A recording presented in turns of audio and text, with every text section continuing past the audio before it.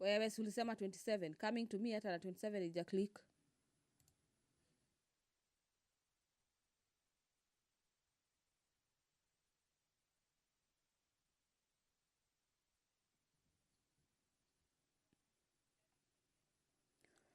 Good afternoon to you and welcome to the live proceedings of the National Assembly. This being an afternoon sitting of the House on the 13th of August, the year being 2024. We are so glad you're watching. And remember, our dear viewers, this live broadcast has been made possible through the collaboration between the Kenya Broadcasting Corporation and the Parliamentary Broadcasting Unit. In the highlights this afternoon, there are a couple of agendas lined up for debate. Among them is a bill that is lined up for the first reading, being the first stage of the bill. This bill is in regards to the Medical Social Workers Bill and is equally a bill originating from the National Assembly, Bill number 22 of the year 2024 by the Chairperson Departmental Committee on Matters Health, Honorable Pukose. And away from the tabling of the Medical Social Workers Bill, the House is set to debate the inspection visit to semi-autonomous institutions of the East African Community in Uganda. This is a motion by the Chairperson Committee on Matters Regional Integration that the House adopts the report of the Committee on Regional Integration on its consideration of the inspection visit to the semi-autonomous institutions of the East African Community in Uganda. And the caucus that represented the Parliament of Kenya in Uganda laid its report on the table of the House on the 29th of November, being a Wednesday, 2023.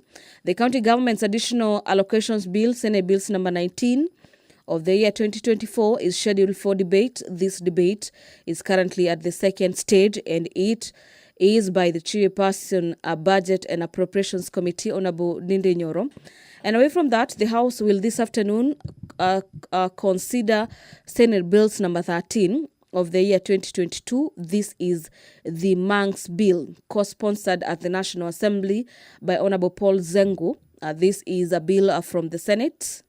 And usually what is happening recently is that a member can seek to have a member in the other side of the House introduce the bill for deliberations and consideration at a particular time when the other House has considered the bill. So the bill, Manx Bill, is a bill by the Senator for Kitui, and at the National Assembly, it's a bill being co-sponsored by Honorable Paul Zengu.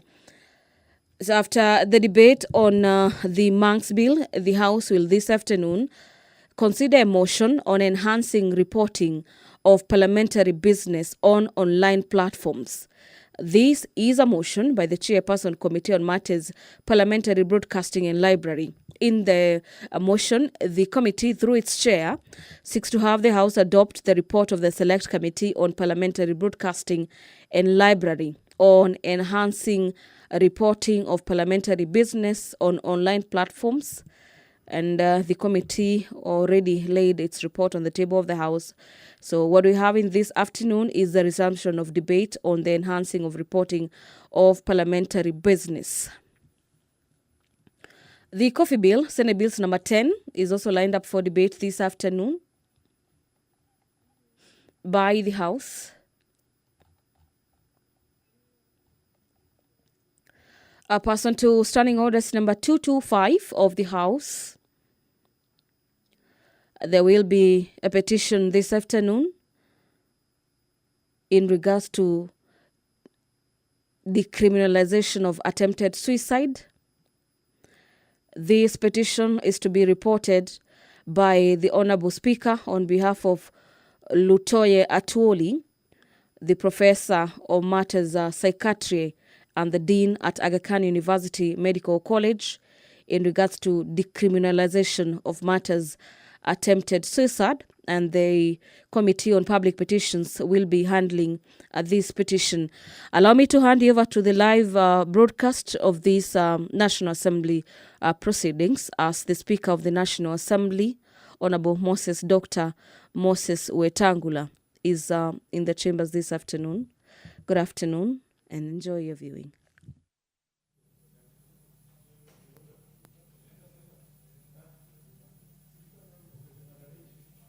Waheshimiwa, tuombe. Ewe Mwenyezi Mungu ambaye kwa hekima na wema wako umetoa nyadhifa za viongozi na mabunge kwa ustawi wa jamii na utawala wa haki wa wanadamu, twakusihi utazame kwa neema nyingi sisi watumishi wako ambao wameridhika kutuita ili tutekeleze shughuli muhimu za jamhuri yetu. Twakuomba uteremshie baraka zako sisi tuliokutanika hapa, na utujalie tuyatende na kufikiria mambo yote yatakayofikishwa mbele yetu kwa njia ya haki na uaminifu, ili utukufu na sifa zako ziendelezwe, na ili kustawisha amani, ufanisi na heri ya nchi yetu na wale ambao haja zao umezikabidhi mikononi mwetu. Amen.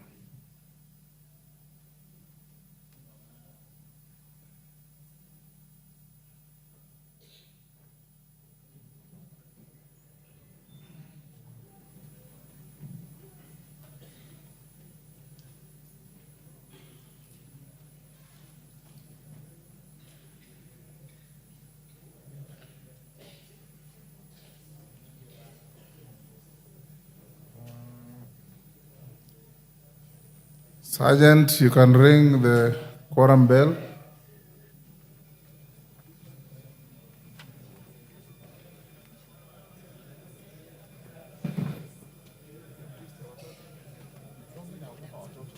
Yes. Jared.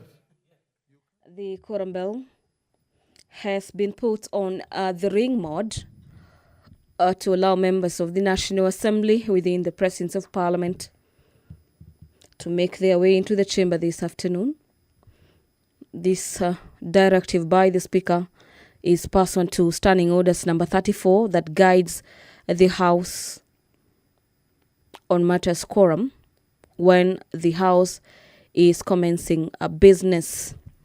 By all indications on your screens, you can see the sergeant-at-arms with a piece of paper are technically trying to get the number of members making their way into the chamber, and immediately we get the signal that we indeed have 50 members. I'll be handing you over back to the matters arising in the chamber. But as we wait for that signal, pursuant to Standing Orders number 4, subsection 2C, that being Standing Orders number 44, subsection 2C, a couple of members of Parliament are set to seek for statements.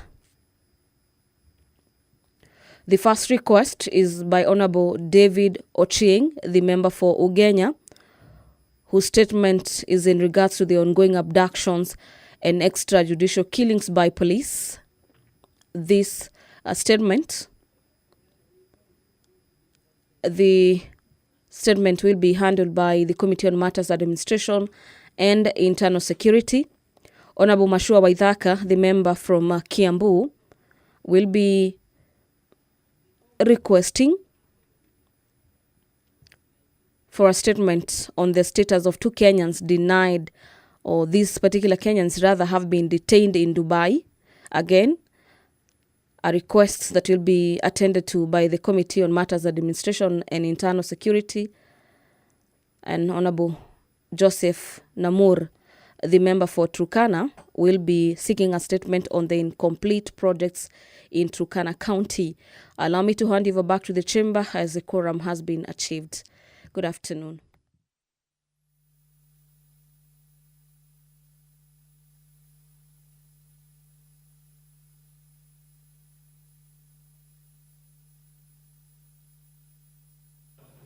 Honorable members, we now have quorum to transact business.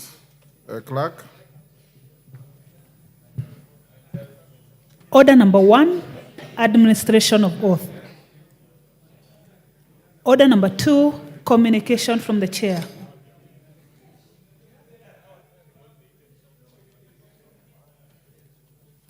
Members on their feet, take your seats.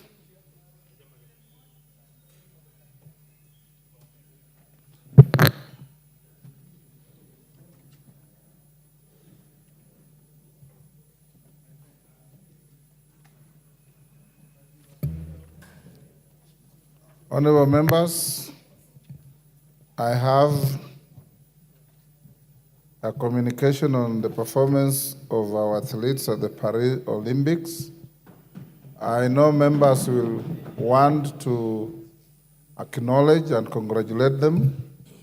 I will give you 30 minutes after questions so that you can pay tribute to our gallant daughters and sons who have conquered the world in Paris. Honorable members, as you are aware, Kenya has been participating in the Olympics Games since 1956 and has sent athletes to compete in various disciplines over the years. Most recently, Kenya took part in the just concluded 2024 Paris Olympics.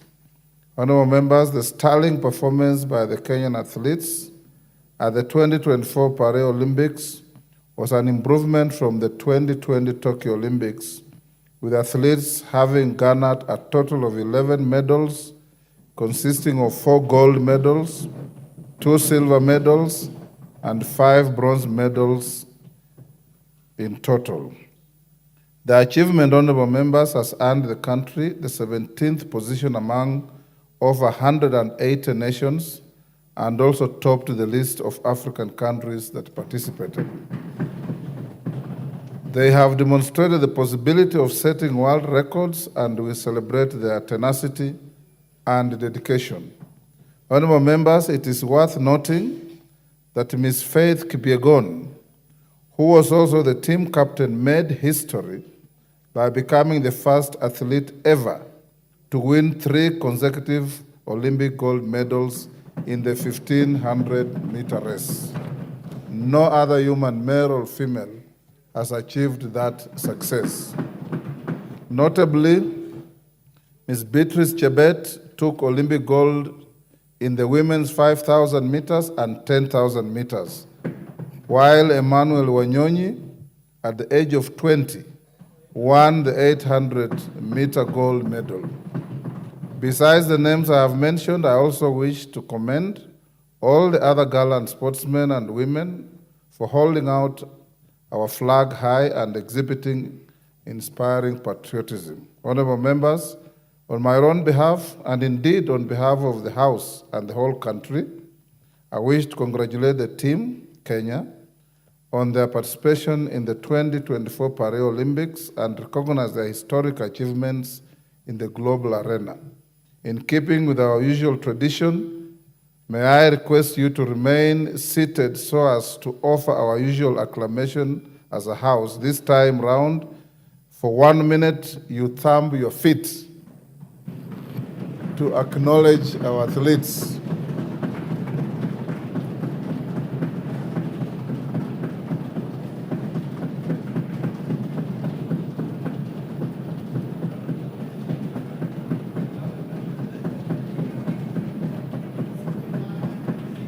Thank you.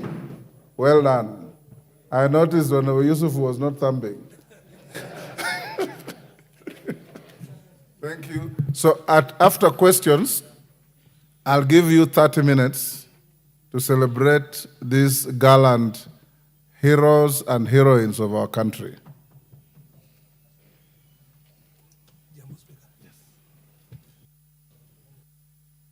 Order number 3, messages.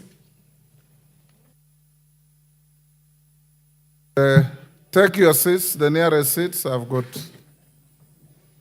2 messages.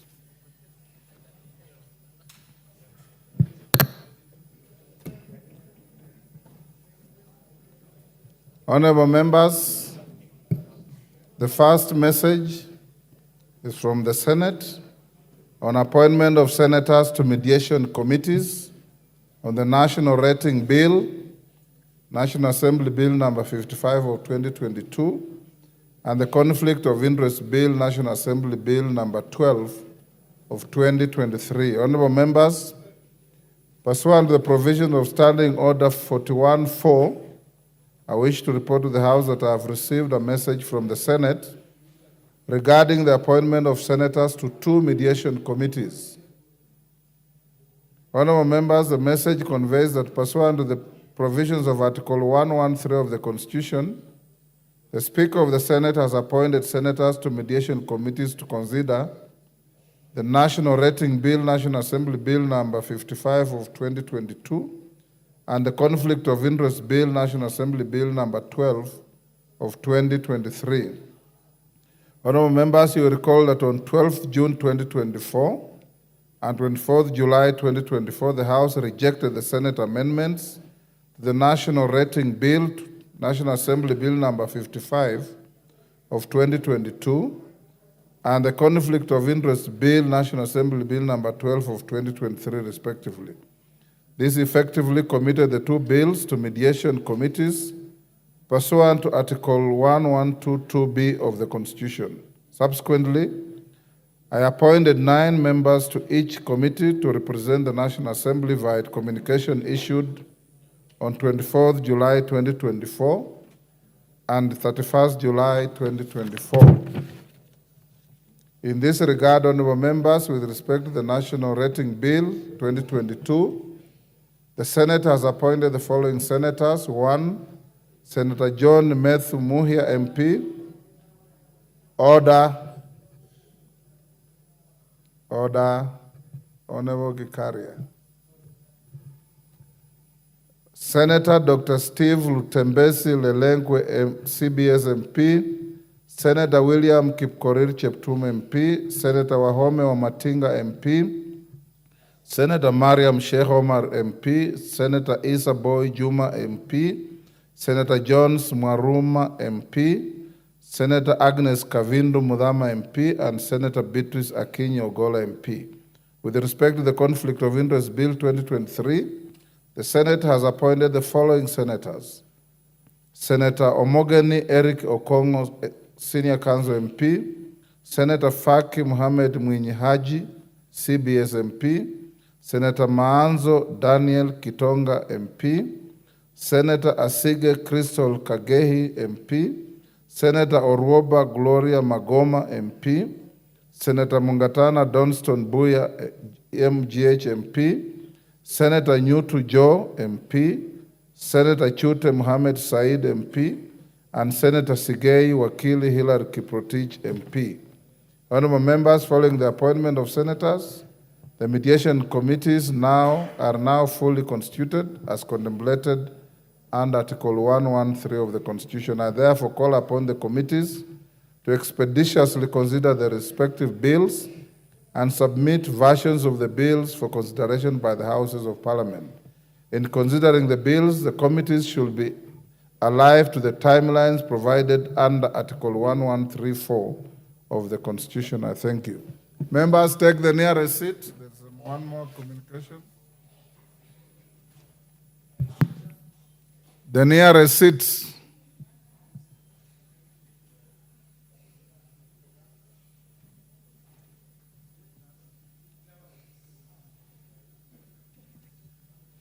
Thank you. Honorable members, and the second message is from the National Executive as nomination of a person for appointment as the Director General of the Competition Authority. Honorable members, pursuant to the provisions of Standing Order 42.2, I wish to report to the House that I have received a message from the then Acting Cabinet Secretary for the National Treasury and Economic Planning dated 6th August 2024 on the nomination of a person for appointment as the Director General of the Competition Authority. Honorable members, in the message, the Acting Cabinet Secretary conveys that in exercise of powers conferred by Section 12 of the Competition Act, Cap 504, he nominates Mr. David Kibet Kemei for appointment as the Director General of the Competition Authority. The Acting Cabinet Secretary therefore seeks the approval of the said nominee by Parliament. Honorable members, you may wish to note that Section 12(1) of the Competition Act prescribes processes of the approval of appointment of a Director General of the Competition Authority by Parliament.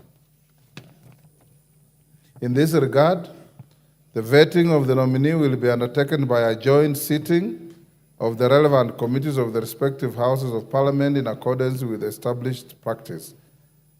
For clarity, honorable members, the vetting exercise shall proceed in the following manner. 1, that the vetting of the nominee for appointment as Director General of the Competition Authority of Kenya shall be conducted by the National Assembly Departmental Committee on Finance and National Planning and the relevant Senate Standing Committee. Order Mutunga. Order Honorable Mutunga. You come in late and you start disrupting the House. That is not right. When you are receiving a communication, you maintain your silence. It's only for a few minutes. That as contemplated under Rule 9(6) of the joint rules, unless a decision is reached by consensus, any vote to be taken in the joint sittings of the committee shall be by separate houses. This will ensure that the numerical difference of the individual members representing the houses in the joint sittings has no effect on the decisions of the joint sittings of the committees. That the joint committees shall, upon conclusion of the approval hearings, submit a joint report to the respective houses in the manner contemplated by paragraph 7 of the joint rule number 9. And that the approval process shall be conducted in accordance with the provisions of the Public Appointments Parliamentary Approval Act, Cap 7F. Honorable members, whereas the Competition Act, Cap 504, does not provide specific timelines within which the House is to consider the nominee, Section 8(1) of the Public Appointments Parliamentary Approval Act, Cap 5F, requires the relevant House to undertake the exercise within 28 days, conscious of the fact that the House is scheduled to proceed on recess this week.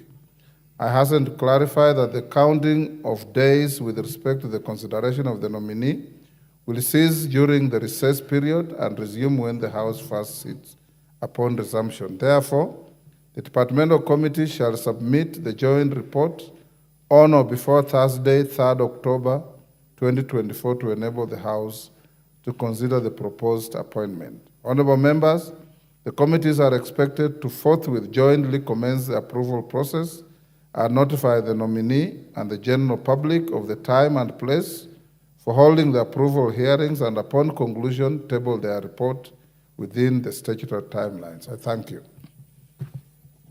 Next. You can go on with your conversation now. Order number 4, petitions.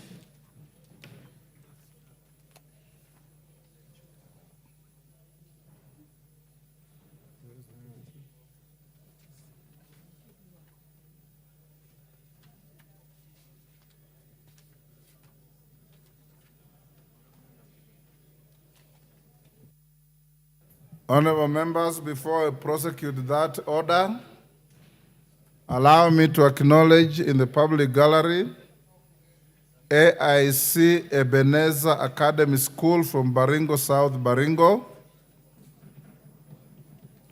Sunrise Academy School from Keio North, Elgeyo Marakwet,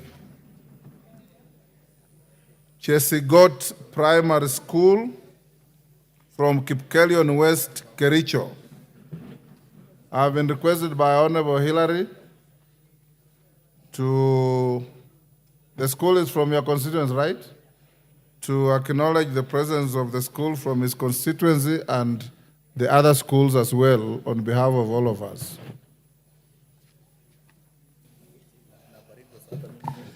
Thank you, Mr. Speaker.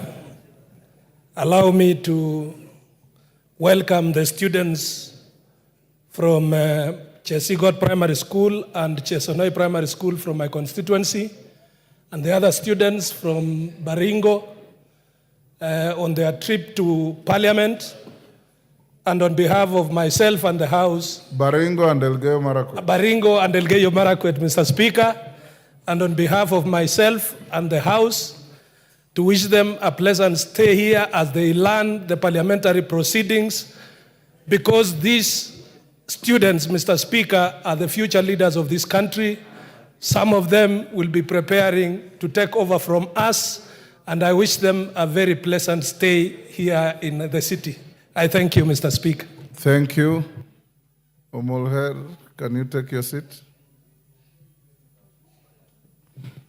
Honorable members, I have a petition to convey to the House, and this is a petition regarding decriminalization of attempted suicide. Honorable members, Article 119 of the Constitution accords any person the right to petition Parliament to consider any matter within its authority. Further, Standing Order 2252B requires the Speaker to report to the House any petition other than those presented by a member. In this regard, honorable members, I wish to report to the House that my office has received a petition from Dr. Lukoye Atwoli of identification card number 1441XXX6, a citizen, a professor of psychiatry, and dean at the Medical School of the East Africa, the Aga Khan University, in calling for a repeal of Section 226 of the Penal Code on attempting suicide. The petitioner states that Section 226 of the Penal Code, Cap 63 of the laws of Kenya states that any person who attempts to kill himself is guilty of a misdemeanor. Further, Section 36 provides for a general punishment for misdemeanors that, and I quote, when in this code no punishment is specifically provided for any misdemeanor, it shall be punishable with imprisonment for a term not exceeding 2 years, or with a fine, or with both. Honorable members, the petitioner holds that criminalizing suicide attempts not only fails to address underlying mental health issues, but also perpetuates stigma and shame surrounding mental illnesses. This is despite the provisions of Section 2 of the Mental Health Act, Cap 248, which defines and includes in its interpretation of a person with mental illness as a person with suicidal ideation or behavior. Moreover, it inhibits accurate data collection and hinders suicide prevention efforts. The petitioner clarifies that Kenya remains one of the few countries with such a legislation criminalizing attempted suicide. He avers that many countries decriminalized attempted suicide, allowing mental ill patients access to the services they require. Honorable members, the petitioner further states that the continued application of the provisions contradicts the provision of Article 43 of the Constitution that, and I quote, every person has the right to the highest attainable standard of health, which includes the right to health care services, including reproductive health care, and a person shall not be denied emergency medical treatment.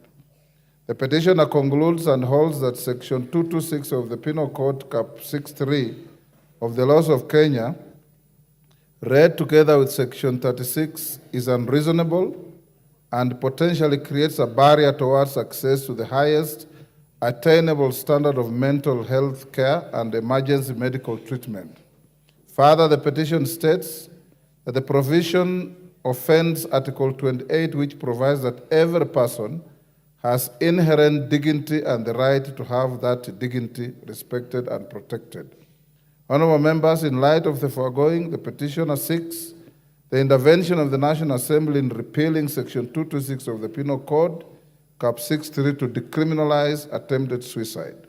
Honorable members, having determined that the matters raised by the petitioner are well within the authority of this House, and further, that the matters raised in this petition are not pending before any court of law, constitutional or legal body, I hereby commit the petition to the Public Petitions Committee for consideration pursuant to Standing Order 208A. The committee is required to consider the petition and report its findings to the House and to the petitioner in accordance with the Standing Orders 2272. Yes, Julius Sunguli, you want to speak to this? Yes. You don't have to stand up. You simply wait and I can invite you to speak. What I don't understand for lawyers like Murugara is whether everybody who attempts suicide is a psychiatric case or a mental patient. Not necessarily. Yes. Not necessarily that way. I think Yes. there may be circumstances away from mental illness that may force one to do this. There needs to be an examination. Sometimes it may also be criminal. To try and avoid the due process, you want to kill yourself quickly because you've committed a more serious and heinous offense. Sunguli. So we will look at this. Yes. Honorable Julius Sunguli. Mr. Speaker, I would like to urge, support this petition and urge the committee to actually consider matters that will lead to legislating on this matter. Mr. Speaker, attempted suicide is one of those, I think, two offenses where when you attempt to do an offense and you don't succeed, then you are punished. Because if you succeed, then you'll not be there to be punished. Mr. Speaker, but in the United Kingdom, as you know, suicide itself used to be punished. That once you commit suicide, your property was taken by the state and your inheritance was destroyed. But in 1961, the United Kingdom decriminalized suicide, and later on they decriminalized attempted suicide. Our society is so complex now, we don't even know why people are killing themselves. But the majority of the people who are killing themselves are not people who really want to die, but they are people just who don't want to live because their lives are becoming so desperate. There is a difference between wanting to die and not wanting to live, because if there was an alternative, they would take it. Mr. Speaker, it is very important that we use the opportunity of psychiatric knowledge to try and cure the ills that are in our society. People are killing themselves. In Kilgoris, for instance, and the rest of the places, and pastoralist places, the way people kill themselves is by taking cattle dip, the acaricide that you use for killing ticks. This is becoming so common. And to get a person who is already in problems and who has just survived death, and then you want to come and imprison that person, I think it is not doable. Let us be a more understanding society and decriminalize attempted suicide, and as indeed the suicide itself has been decriminalized. If suicide is complete, there's no criminal, Julius. I don't know what you're talking Mr. Speaker, you are speaking to the other member, but I'd say that in the United Kingdom, Yes. you are punished if you committed suicide, Yes. because your property would be taken away, Yes. and your inheritance would be vanquished. But now it's no longer an offense in Britain. It's not an offense in Kenya. Attempted suicide shouldn't be an offense punishable at all, but should be a case for doctors to handle and for society to see how to cushion distressed members, because we are all suffering from depression. Chairman Health. Take 2 minutes each. Thank you, Honorable Speaker. Honorable Speaker, I stand to support the petition by Professor Atwoli, the Professor of Psychiatry. Honorable Speaker, attempted suicide is a mental illness. And being a mental illness, I think it should not be criminalized. These are people who require treatment, and they require more so either psychological or psychiatric treatment. Honorable Speaker, as the committee looks into that, we also have cases of judges and magistrates admitting patients to mental hospitals, where you'll find that the judge declares that a patient be admitted to Mathare Mental Hospital, and once they have been admitted to Mathare Mental Hospital, you wonder how that patient, once he's gotten well, is going to be discharged, because we have people who have stayed permanently in Mathare Mental Hospital, and that is a serious case. And even you wonder who should be paying the bill, because I think as the committee looks into it, they need to even go further so that they look at, because it should be the doctor who is admitting to Mathare, and once the patient is fit to stand trial, then the doctor discharges from Mathare to court so that the court can now sentence that person, instead of admitting to the Mathare and the person stays in Mathare forever. So, Honorable Speaker, I think these are many issues that I think the committee will need to look into it. And if possible, they should be able to invite Professor Atwoli, invite also the CEO of Madare Mental Hospital, because there are many issues that deals with mental illness. And I'm also willing to also appear before the committee so that we can shed more light on that. Thank you, Honorable Speaker. Atandi.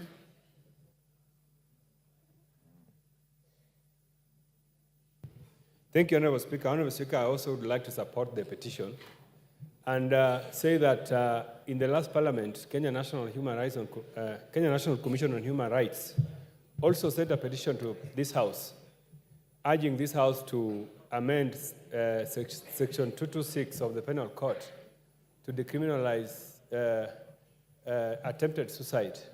Honorable Speaker, science has shown that people who are mentally stable do not end their lives or attempt to end their lives. And therefore, if there's anybody who is attempting to end their lives, they basically, essentially have a mental condition. So what they really require is to be given treatment. So to prosecute such people in courts, Honorable Speaker, is not justifiable. And I want to agree with the petitioners that this House needs to make that consideration and decriminalize the section of the penal code that allows it. Thank you, Honorable Speaker. I support.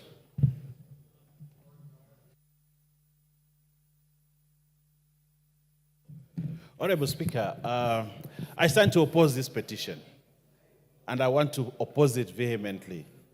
Life in the Constitution is described as sacred. It should be preserved. It is illegal to take the life of another person, same as it is illegal to take your life. You know, why would you want to jail someone for taking another person's life, for attempting to take another person's life? But when one person wants to take his life, you say it is okay. I think God meant people to live, not to be killed or to kill themselves.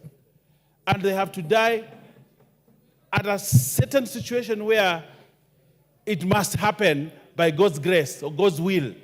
But Honorable Speaker, if we decriminalize attempted suicide in this country, we will be picking people in the streets, so many of them, having killed themselves. We must ensure that every Kenyan looks at life from, why do we oppose abortion then? Why do we say we are pro-life as a country? But here we're saying that we want to decriminalize a situation where someone takes away. Honorable Speaker, as a Christian and as a person that believes that life is sacred and must be preserved, I oppose this petition, and I want to ask this House never to pass a law like that. Yes, we'll stand to be judged. And I think the Christian fraternity needs to come out and tell Atwoli he is wrong to say those things. And I want to stand with all other Christians in the world that believe that we are pro-life, we must preserve life, and let life go because God has willed, but not because man has willed that that person must die. That I will stand, and even when they bring I will oppose it, Honorable Speaker. Yes, the member at the back, is that member for Mwalio? Yes, Honorable Mwalio. Thank you, Mr. Speaker. Mr. Speaker, in one of the 10 commandments, the Bible says, thou shalt not kill. And therefore, even killing yourself is an offense and it is a sin. So we should not set an example, because people will say Parliament has already passed that petition for them to kill themselves, and they will kill themselves very many because we have passed it in this House. So I oppose that petition. Member for Kirinyaga. Thank you, Honorable Speaker. Honorable Speaker, I think we missed the point when we do not understand where the petition is coming from. We passed in the last Parliament a very robust law on mental health. Unfortunately, we have not had the capacity to fully implement the same. There's a joke that goes around, Honorable Speaker, that in heaven there's no beer. I do not think any person of sane mind would want to take their life away. There has been medical data that mental illnesses for a very long time in the African society have not been addressed adequately, because even in the village, we used to say, quote unquote, yule mwenda wazimu. We do not understand that in the 21st century, it is a disease like any other. It is a condition that must be addressed medically. These people undergo clinical testing. They see therapists. Honorable Speaker, I can tell you it is very expensive in this country to see a therapist. A local person in Kirinyaga County, a local resident, cannot afford 3,000 Kenya shillings per session of 1 hour to see a therapist. Mental health must be addressed by this parliament, the 13th parliament, adequately. The Ministry of Health must also fund county governments to address issues of mental health adequately. We are not sanctioning or saying that people should take away their lives. We are saying these people need help. Let us come up with solutions to help them so that they stay here longer with us. And like we all know, we wait for the time when the Lord decides. So let us address the concerns of mental health without bringing in religion or saying that this house or that petition would be sanctioning somebody taking away their life. Thank you, Honorable Speaker. Ochanda. Yes, Mr. Speaker, I know Professor Lukoyo personally, and I know how much he's been into this for a while. Mr. Speaker, committing suicide generally is understood that it's never instant. There is a process before it. There are many things that have happened before one decides to take his life or her life. That is generally understood to be so. But then there are situations where we look at extreme anger. Somebody who is extremely angered by whatever and says, no, can't face this anymore and commits suicide. Oh, my mic is gone.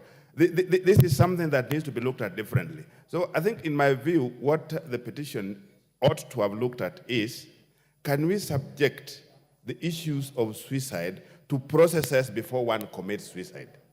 And I think that's when it will make a lot of sense. Otherwise, the whole issue of life is also very important. That it's not good that one takes away their lives on their own, even if it's by somebody else or by their own. But then, the most critical thing is, most situations where we have issues of suicide are followed by many other incidents, many other activities, many other processes that by the end of the day, one concludes that I don't want to face this anymore and I have to commit suicide. So I think we need to have those breaks in between, so that before we end up saying that you attempted to commit suicide and that is looked at in isolation, the petition wants to look at it in terms of a process. What leads you to that kind of a situation where you want to commit suicide? Thank you, Mr. Speaker. Yes. Yes.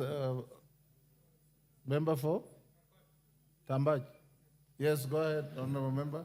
Thank you, Mr. Speaker. You normally don't sit around here. Yes, Yes. I'm always on that other end. Yes. Thank you, Mr. Speaker. Yes. I wish to add my voice to this petition that is presented about people attempting suicide. I believe the petition holds substance and deserves my support, in the sense that when somebody attempts suicide, there are many factors which led him to take that position. So if the person survived if he survived attempting suicide, I think we should sympathize with that person. He should not be punished for that attempt. We really do not know what has led him to that. I think that is someone who should be sympathized with, given a lot of counseling and support, but not punished. Thank you, Mr. Speaker. Martin. Thank you, Mr. Speaker. Mr. Speaker, there is no data, there is no information at all that criminalizing suicidal attempt has improved or reduced suicidal attempt. But what I want to say is that sometimes we use money or funds in wrong interventions. Instead of taking that person to prison and leaving all this entire household in a more abject poverty. It is more improving the suicidal ideation, which can result into attempt, more than if you leave this person in the household and have some measures, which I'm suggesting, my chair is listening, that instead of Madari, we decentralize mental services to the primary health care so that they can be addressed at the household and also dispensaries and health centers. Because, Mr. Speaker, speaking the truth, suicidal ideation and attempts, and some are completed, is an epidemic because people are not really surviving. It's not like Sunkuli says that they don't want to live. I think they can't live. They see that they can't live, that's why they take their life. So I support the petition. I think we should decentralize mental health to primary health care. Lisa Chelule.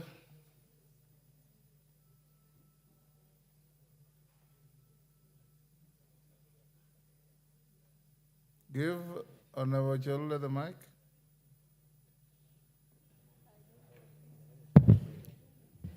Asante sana Bwana Spika kunipatia hii nafasi pia mimi nichangie ombi ambaye imeletwa katika bunge hili na daktari moja katika nchi yetu ya Kenya.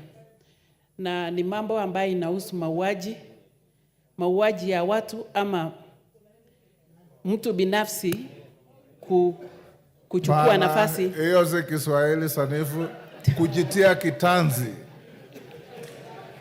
Kujitia kitanzi. Okay, kutisia. Au kujaribu kujitia kitanzi. Okay.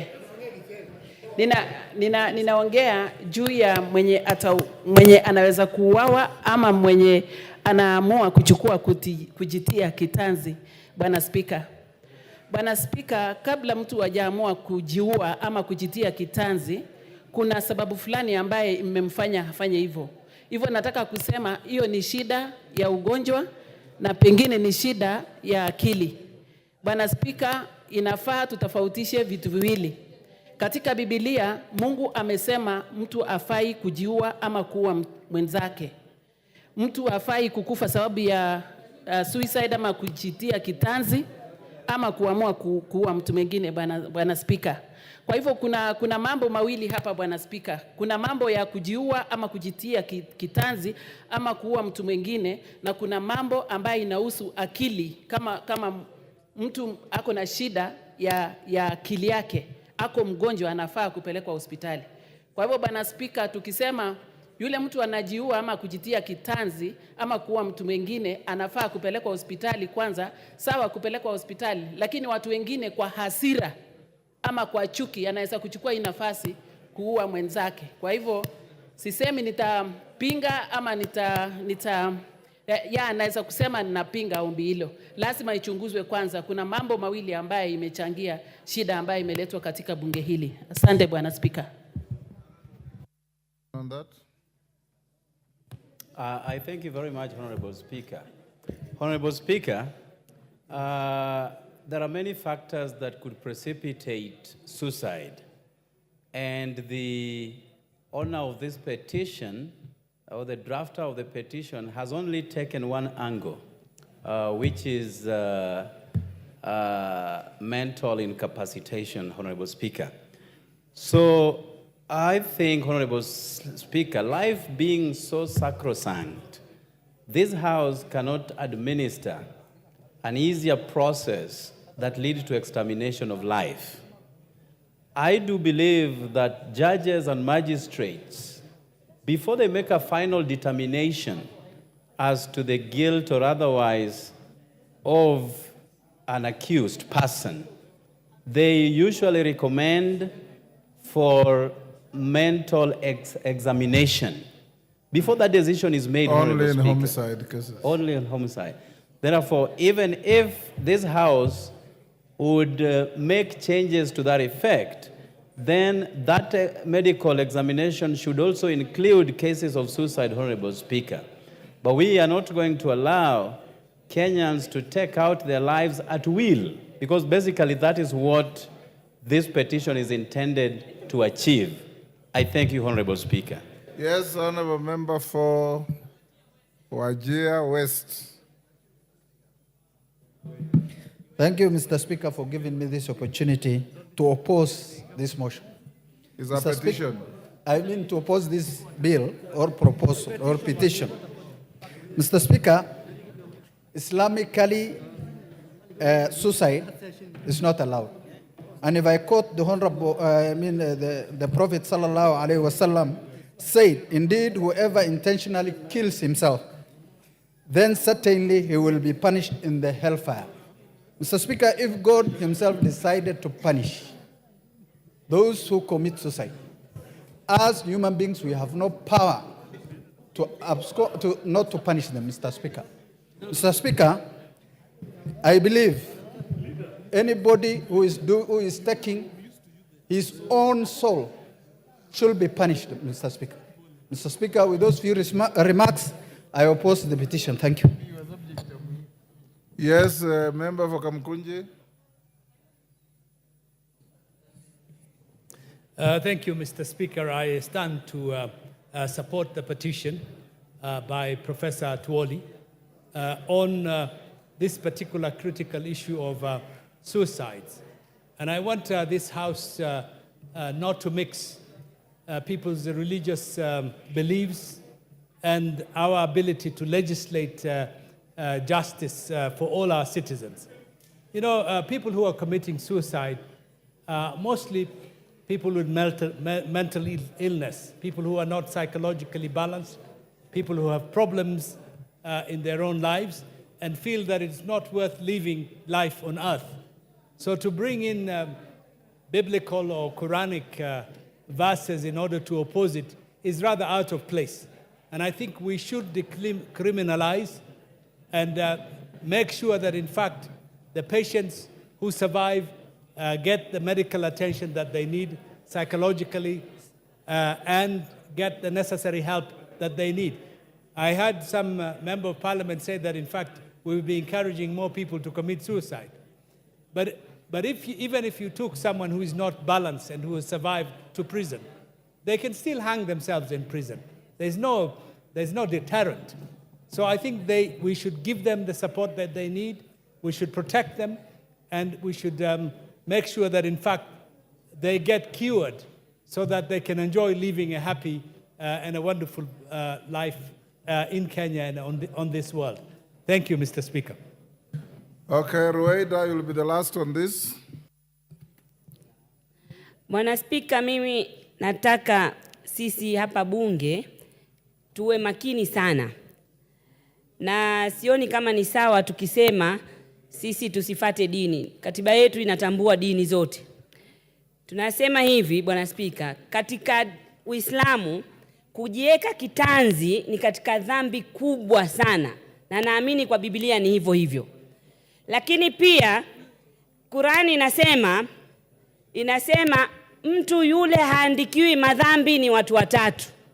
Ni mtu yule ambaye hana akili mpaka wakati wake akili itakapokurudi, na pia mtoto mdogo, na mwingine ni yule amelala mpaka atakapokuamka. So kama kutakuwa na njia hapo ya kuhakikisha kweli hana akili, then hapo tunasema hana dhambi. Lakini kuna watu wanatumia hizi nafasi, hata mtu akikosana na bwanake ameoa bibi mwingine, sisi wengine angalau tunakubali wanne, lakini kuna wengine wakiolewa tu mmoja, anakunywa, anajifanya amekunywa, hataki, ni drama tu anafanya, kumbe hiyo hafaa kuwa punished. So kuna mambo mengine hapo yasiingizwe katikati mtu akatumia hiyo advantage. Asante Bwana Speaker. Okay, the petition is committed to the Committee on Public Petitions. Is Nimrod here? They report back in 60 days. Honorable members, before the next order, honorable members, order. Honorable members, allow me, on my behalf and on your behalf, to welcome back to the House your colleague from Isiolo North, the Honorable Samal, who has been battling with some ailment for several months. and has missed attending this house for close to a year. We thank God that he is now recuperating properly. He still has some challenges, but he's come to see the Speaker and informed the Speaker that he's now able to attend the House at least minimally for 20, 30 minutes to an hour per session. And we all must wish him a quick recovery so that he can continue discharging his duties on behalf of the electorate of Isiolo North. Honorable Samal, welcome back, and we wish you quick recovery.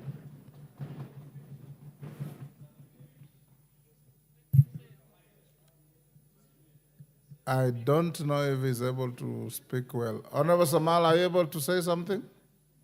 It's difficult from what I noticed. Hello. Welcome.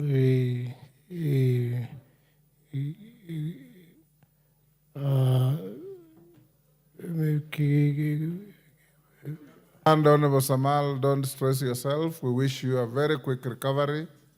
And from the time I saw you at the hospital and now, I can report to the House that there is tremendous progress in the recovery of Honorable Samal.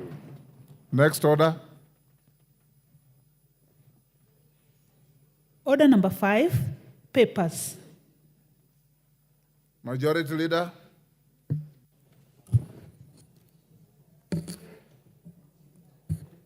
Honorable Speaker, I beg to lay the following papers on the table of the House today, Tuesday, August 13, 2023. Submission of nominee to the National Government Constituency Development Fund Committee for Hamisi constituency by the National Government Constituency Development Fund Board.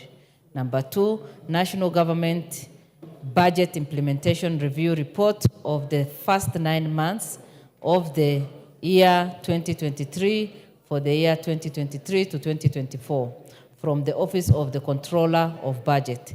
Number 3, County Government's Budget Implementation Review Report of the first 9 months of the year 2023-2024 from the Office of the Controller of Budget.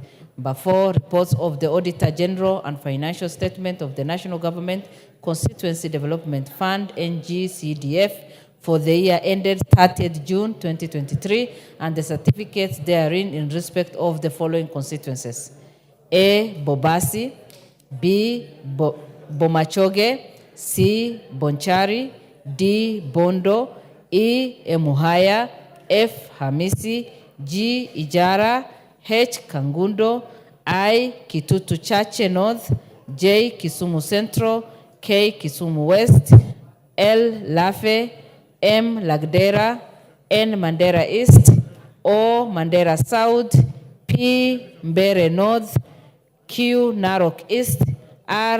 Nyakach, S. Nyando, T. Nyatike, U. Rerienda, V. Sabatia, W. Zeme, X. Suna East, Y. Wajir South, and Z.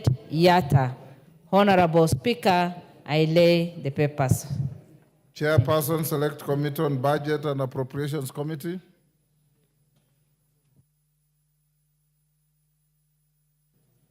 Thank you very much, Honorable Speaker.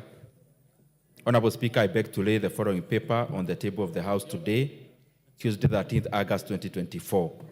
Report of the Select Committee on Budget and Appropriations Committee on its consideration of the County Government's Additional Allocation Bill, that is Senate Bill number 19 of 2024. Thank you very much, Honorable Speaker. Thank you, Chairman. Chairperson, Diaspora and Migrant Workers Committee. Aika. Honorable Speaker, I beg to lay the following papers on the table of the House today, Tuesday, 13th August 2021. The report of Diaspora Affairs and Migrant Workers Committee on the study visit to Philippines from 7th to 12th August 2023. Thank you. Thank you, Aika. Chairperson, Departmental Committee on Administration and Internal Security. Honorable Tongoyo.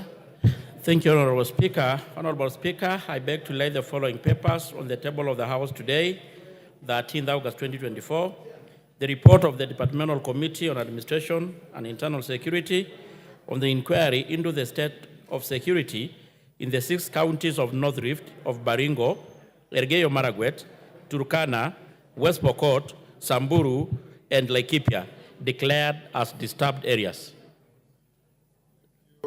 Honorable Tongo, Chairperson, Departmental Committee on Agriculture and Livestock, Dr. Mutunga. Honorable Speaker, I beg to lay the following paper on the table of the House today, that Tuesday, 13th of August 2024, report of the Departmental Committee on Agriculture and Livestock on its consideration of the Mang Bean Bill, Senate Bill number 13 of 2022. Thank you, Honorable Speaker. Thank you, Dr. Mutunga. Next order. Order number 6, notices of motion. Honorable Chairperson, Departmental Committee on Administration and Internal Security, Tongoyo. Honorable Speaker, I beg to give notice of the following motion, that this House adopt the report of the Departmental Committee on Administration and Internal Security on the inquiry into the state of security in the 6 counties of North Rift, of Baringo, Elgeyo Marakwet, Turkana, West Pokot, Samburu, and Laikipia, declared as disturbed areas, laid on the table of the House on Tuesday, 13th August 2024. Thank you, Honorable Tongo. Delayed. Next order. Thank you. Order number 7, questions and statements.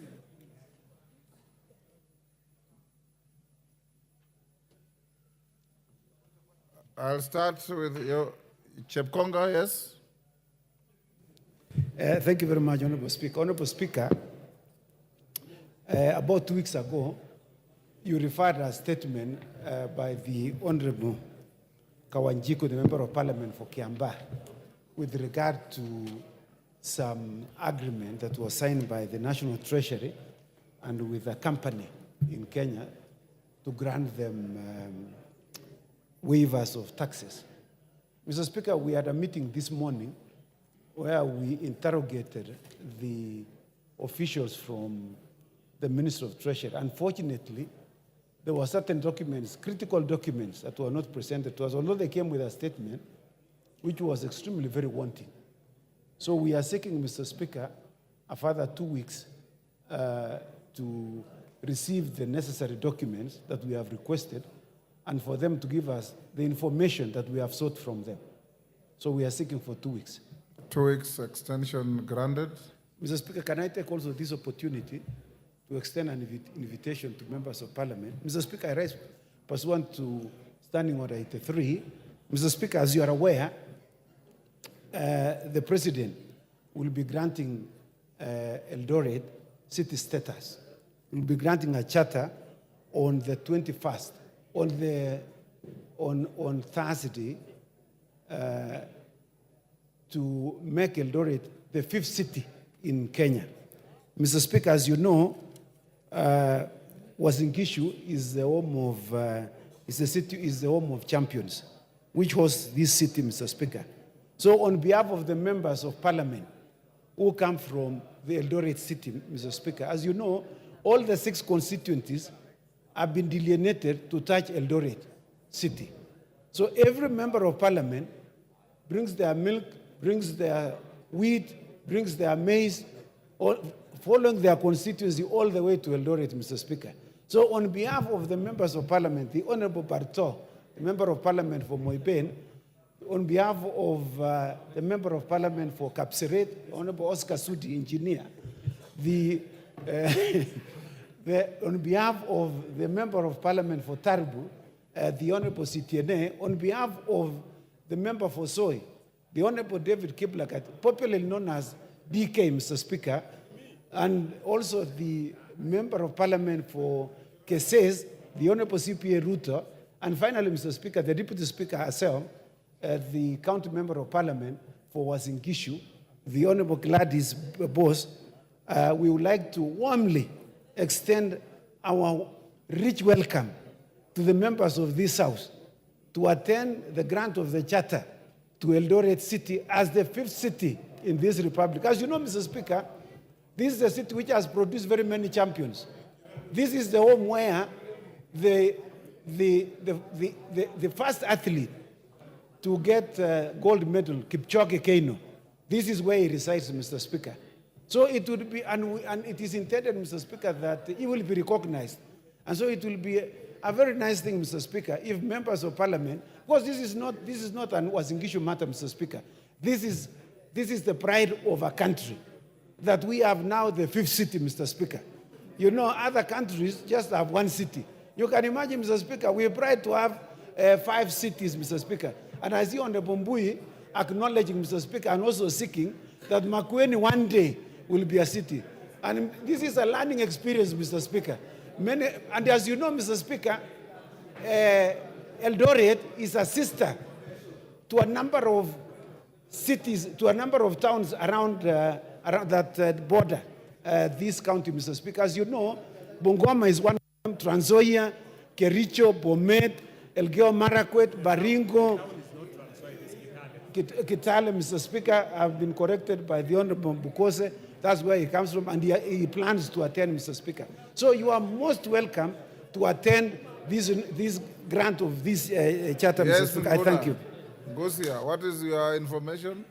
Mr. Speaker, I just want to inform my colleague here, there is no place called Makueni. He should have said Wote. Makueni is just a name, but the town is called Wote, Mr. Speaker. Corrected, Mr. Speaker, by a person who knows. Mr. Speaker, as you know, CNN, popularly known as CNN. You know, he watches CNN, so he has more information than myself. So I agree, Mr. Speaker. Next, we go to the statement by Honorable David Ocheng. The Honorable Ocheng is not in the house. We'll stay to tomorrow. Next is Mashua Waithaka, MP for Kiambu.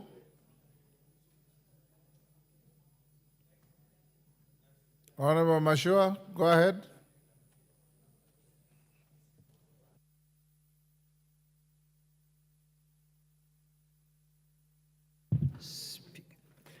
Thank you. Thank you, Honorable Speaker. Honorable Speaker, pursuant to the provisions of Standing Order 44-2C, I wish to request a statement from the chairperson of the Departmental Committee on Defense, Intelligence, and Foreign Relations regarding the arrest and prolonged detention of 2 Kenyan citizens in Dubai, United Arab Emirates. Honorable Speaker, 2 siblings, Mr. Kevin Bogwa of passport number BK3490508, and his sister, Ms. Neneli Wangoi of passport number AK0227614, who hail from Dumberi in Kiambu constituency, were arrested in Dubai in December 2023 under unclear circumstances and are currently being held incognito by Dubai authorities in Ajman jail.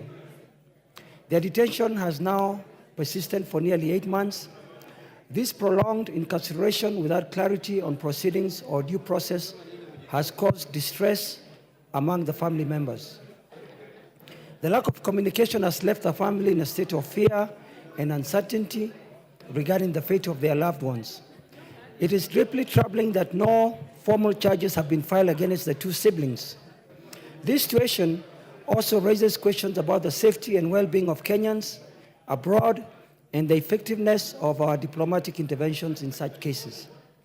Honorable Speaker, it's against this backdrop that I request a statement from the chairperson of the Departmental Committee on Defense, Intelligence, and Foreign Relations on 1, the current status of Mr. Kevin Bogwa and Ms. Nelly Wangoi, who are detained in Dubai. 2, steps to provide consular support and ensure communication between the detained individuals and their family in Kenya.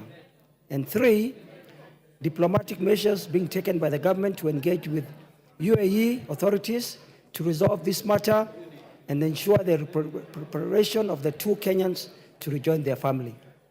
Thank you, Honorable Speaker. Who is the chair for foreign? That is Nelson Koech. Is he here? Any member of the committee? Majority leader, inform them. Yes, Kandie?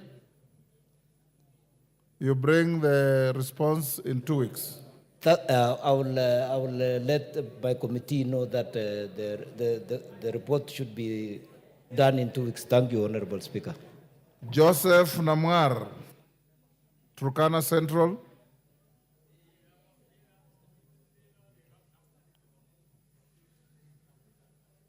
Give, okay. There you are. Honorable Speaker, pursuant to the provisions of Standing Order 42-2C, I wish to request for a statement from the chairperson of the Departmental Committee on Blue Economy. Speak with some energy, we can't hear you. Honorable Speaker, pursuant to the provisions of Standing Order 42-2C, I wish to request for a statement from the chairperson of the Departmental Committee on Blue Economy, Water and Irrigation regarding the incomplete projects in Turkana County by the National Water Harvesting and Storage Authority.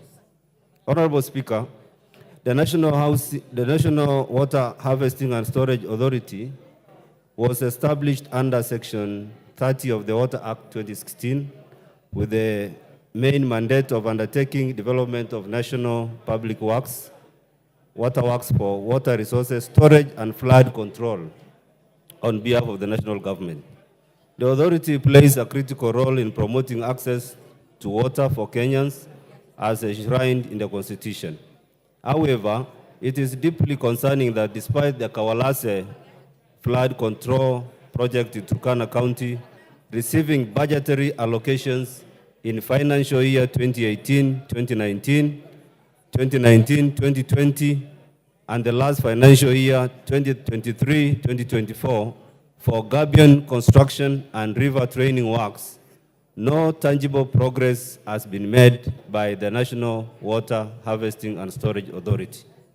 The lack of progress on the project not only denies the people of Turkana access to water, but also leaves them vulnerable during the recurring floods that have caused devastating losses in the region. If this situation continues, more catastrophic losses are expected, including the risk of displacement of Napetet village and the adjacent Lodwar airstrip in Lodwar municipality. Honorable Speaker, it is against this background that I request for a statement from the chairperson of the Departmental Committee on Blue Economy, Water and Irrigation on the following.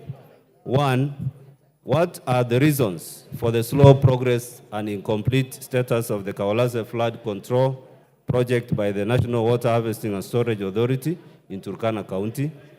Number 2, could the ministry provide a report on the utilization of funds allocated to the project from financial year 2018-2019 to financial year 2023-2024? Number 3, what measures is the ministry putting in place to ensure timely completion of these stalled projects? And number 4, what steps is the ministry taking to enhance project oversight, management, and accountability to prevent similar occurrences of incomplete projects in future in Turkana County? Thank you, Honorable Speaker. Yes, Bowen, Chairman. Thank you, Mr. Speaker. Mr. Speaker, the weeks. National Water Harvesting has had serious challenges and is among the institutions listed as 47 to be winded up. Mr. Speaker, I will take up with the ministry and I should bring a report in 2 weeks. Thank you. Catherine Omanyo, Honorable Member for Busia. Thank you, Mr. Speaker. Request for statement regarding the status of fishermen in Budalangi, Kenya-Uganda border area.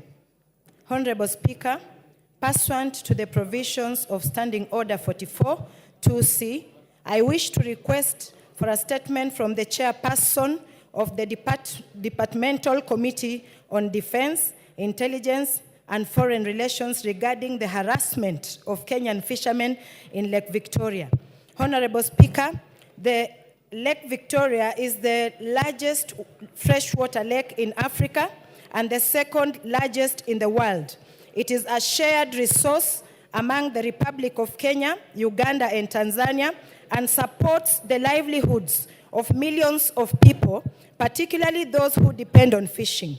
It is regrettable that Kenyan fishermen continue to face many challenges arising from transboundary conflicts with Ugandan authorities. One of these conflicts is the frequent arrest and detention of Kenyan fishermen by Ugandan security forces, who accuse them of trespassing into Ugandan waters or operating without valid licenses. According to reports, Ugandan police officers often confiscate the boats and equipment of Kenyan fishermen and demand hefty bribes from their release. Some of these bribes can be as high as Uganda shillings 700,000, which is equivalent to Kenya shillings 30,000 per person. In some cases, Ugandan security forces have also used violence against Kenyan fishermen, resulting in injuries or even deaths. Honorable Speaker, these incidences violate the rights and dignity of Kenyan fishermen who are entitled to fish in the lake as per the agreements and protocols signed by the East Africa Community, EAC member states. These agreements and protocols include the Lake Victoria Fisheries Organization, LVFO, which was established in 1994 to promote sustainable management and development of the fisheries resources in the lake. The LVFO also aims to foster cooperation and coordination among the riparian states on issues such as fishing licenses, regulations, enforcement, monitoring, and research. These incidences undermine the spirit of friendship and integration between Kenya and Uganda, which have a long history of bilateral relations and cooperation. The two countries share not only common border, but also a common culture, language, heritage, and destiny. Honorable Speaker, it is again this backdrop that I seek a statement from the Departmental Committee of Defense, Intelligence, and Foreign Relations on the following. 1, steps being taken by the ministry to engage with the government of Uganda to ensure that Kenya fishermen in Lake Victoria are treated with respect and dignity, and that any disputes over fishing rights are resolved amicably and peacefully. 2, strategies put in place by the ministry to work with LVFO and other stakeholders to harmonize the fishing policies and procedures in the lake and to provide adequate support and protection to Kenyan fishermen. And lastly, measures put in place to enhance security and surveillance in the lake and to collaborate with Ugandan authorities to prevent and punish any acts of harassment or extortion against the Kenyan fishermen. Thank you, Honorable Speaker. Tongoyo. Yes, Wanjala. What do you... That is her statement. You want to be a joyrider? To add some additional information we have just gotten now to support her. Mr. Speaker, on 11th July, they arrested 8 people from Budalang in the lake, from Bunyala South location, Bunyala South Ward. 1, Joseph Ouma Kudira, ID number 1727955. Number 2, Joseph Ouma Kudira, Moses Kudira, ID 22968364. Stephen Okoch, 16 years old. Preston Sanya, ID 27492504. Patrick Namuonja, 33478402, Zedekiah Oguta 2575476, John Oboloti, and lastly Michael Wafula. And Mr. Speaker, we want to tell the Ugandans that all the rivers that flow into Lake Victoria, that feeds Lake Victoria, are from Kenya. And fish is bred in Kenya but goes into deeper waters. That's why our people go there, and it's a shared resource. Thank you, Mr. Speaker. Waundo.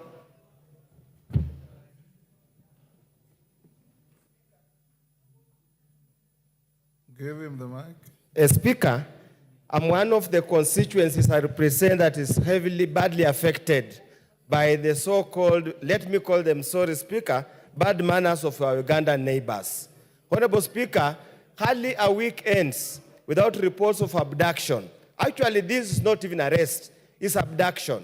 Honorable Speaker, they come all the way to the shores of Lake Victoria on the Kenyan side and abduct our fishermen forcibly so that they can give them the 30,000 they always crave for every single day.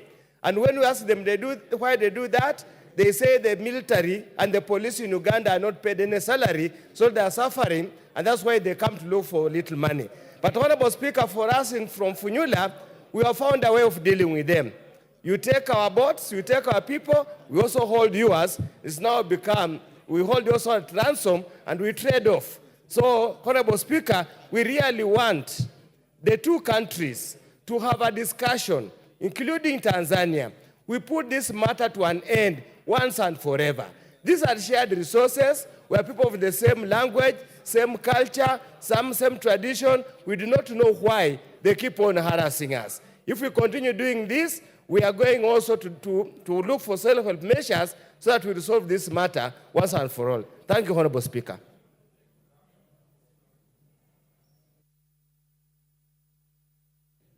Thank you, Honorable Speaker. This is a matter, Mr. Speaker, that needs to be addressed seriously by the East African community leadership, because it has happened over and over again. And most of the time, the Kenyan fishermen are always arrested in Uganda. They are punished, like it has been said. Some are kept in cells for so long, and then it goes just like that. So, Mr. Speaker, we really need our government to take this matter very seriously, because when they come to Kenya, the Ugandans, Kenyans do not hold them the way they are. So our apparatuses also need to be very seriously on the ground to protect the Kenyans, and not only about fishermen, about even all other traders across the borders between Kenya and Uganda. Mr. Speaker, I also would like to probably suggest that the Committee on Regional Integration also, hello, Mr. Speaker. No, he's not hearing. Mr. Speaker, I also would like to suggest that the Committee on Regional Integration probably be involved in this petition. Thank you, Mr. Speaker, in this statement. Bondo, member for Bondo. Mr. Speaker, this is a serious menace. Mr. Speaker, the whole issue of the conflict between Kenya and Uganda, particularly our fishermen, is a menace. And the time that this will be addressed, I think there's going to be a lot of peace in that region. If at all we are completely unable to determine our boundaries, let's use the simplest way, even if it's a string. Can we have it on the lake? For anybody else, if you are crossing from Ugandan side, you get to know you are at the boundary. Or if you are crossing from the Kenyan side, you get to know that you are at the boundary. Because it is difficult. Nobody can know exactly where that boundary is. And what we are conflicting on is fish. Even when you had a boundary over the water, fish will never respect that boundary. They will cross left and right. So the most important thing is that we must get a harmonious way of coexisting, particularly between Kenyans and the Ugandan side, but more so the people who are using the resources on the lake, Mr. Speaker. It's something that has been there for long, it's been persistent, and we must get a solution to it. Thank you, Mr. Speaker. Yes, Semen. Thank you, Mr. Speaker. Mr. Speaker, this is a big problem for all people around the lake. But Mr. Speaker, I just want to draw attention that there was actually 2 years ago, we passed and established the Coast Guard as a unit which function was to actually guard the coast and actually protect the fishermen. And this, it was expected that by the time the Uganda forces come in, they would probably meet our coast guards and therefore resolve this issue without affecting the fishermen. So, Mr. Speaker, I think what we should look at, what does the Coast Guard do, particularly in Lake Victoria? It was actually expected that a base would be established somewhere around Busia. So, Mr. Speaker, this is something we really must address as a country. Yes, lastly, Bukose. Mutunga, you want to speak to this? Thank you, Honorable Speaker. Honorable Speaker, the issue raised by Honorable Anjala, the member for Putalangi, is a very serious issue, and I think it needs attention because all of us, especially who live along the border, these resources must be shared equally and without discrimination. We are all signatories to the East African Federation, and as East Africans, we should not have police arresting the people of Putalangi, the people of Endebess, the people of Funyula, or the people of Matayos. They should be freely moving, whether they are fishermen or they are hunters and gatherers, so that they get whatever resources they need to get. So I think this is something that should be addressed by the head of state of Kenya, President Ruto, together with his brother, President Museveni, so that this issue can be solved once and for all. Thank you, Honorable Speaker. Let's end here on this. Mutunga, take a minute. You'll be the last. Thank you, Honorable Speaker. Honorable Speaker, the issue of skirmishes in Lake Victoria, especially aggression by the Ugandan people, and especially by the Ugandan government officials, is quite disturbing. Honorable Speaker, we wonder why we do not hear of such instances by the Kenyan security forces. The last time we had issues with Migingo Highland, and there was so much of aggression from Ugandan government. Honorable Speaker, this matter seems to be fizzling out. Whenever it comes up, we just discuss it here, and it doesn't take effect.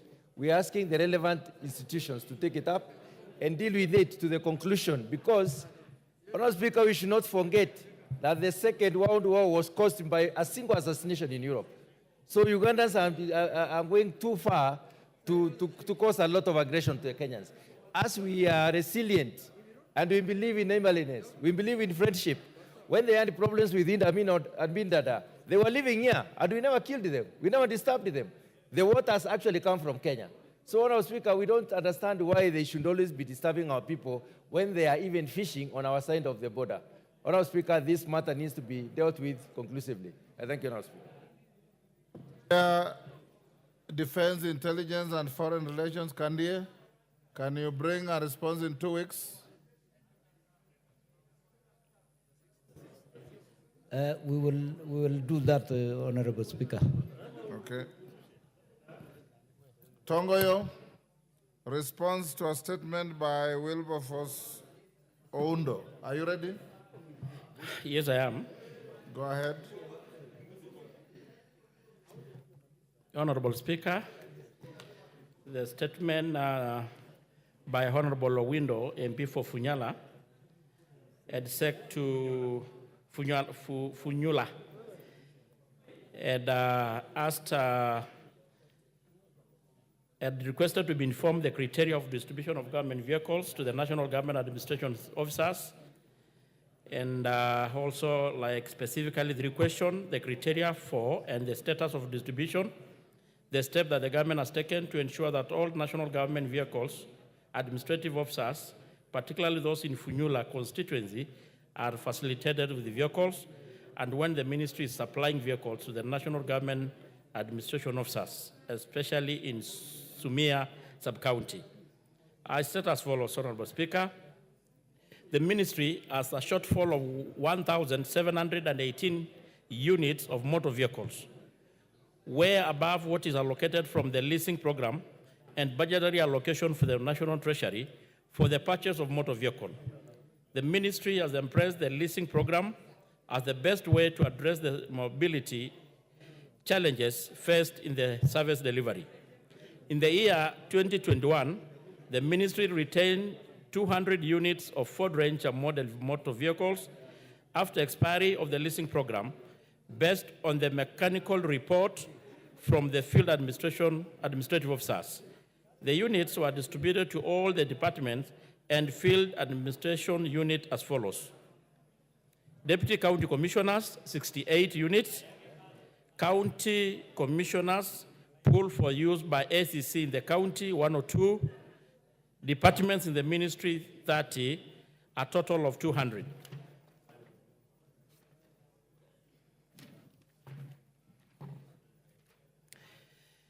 The question on regards to question number 2, the ministry has submitted requests to the National Treasury for allocation of motor vehicles units under the leasing program, and the ministry is yet to get the allocation of motor vehicles.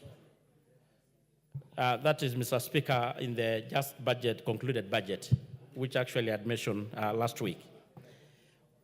In regards to question number 2, Honorable Speaker, Samia sub-county was among 68 sub-counties that retained Ford Ranger model unit whose lease had expired.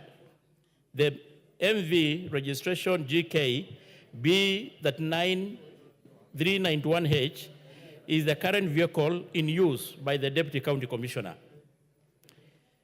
The pool vehicles at the County Commissioner, Busia County, are GK B369J and GK B745H.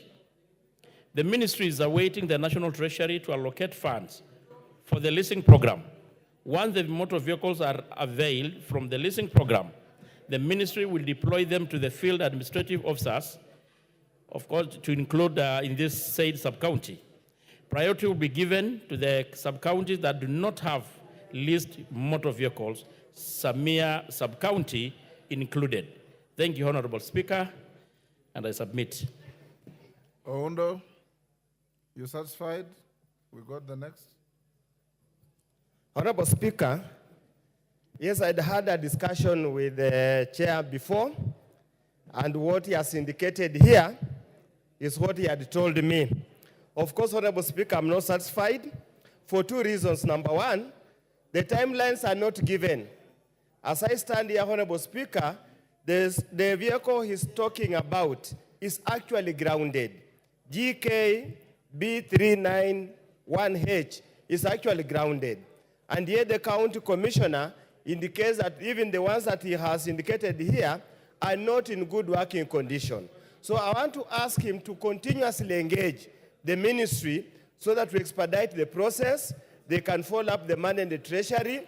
And as they proceed with the leasing, please do not forget the various police stations in Funyula constituency that have got no vehicles at all.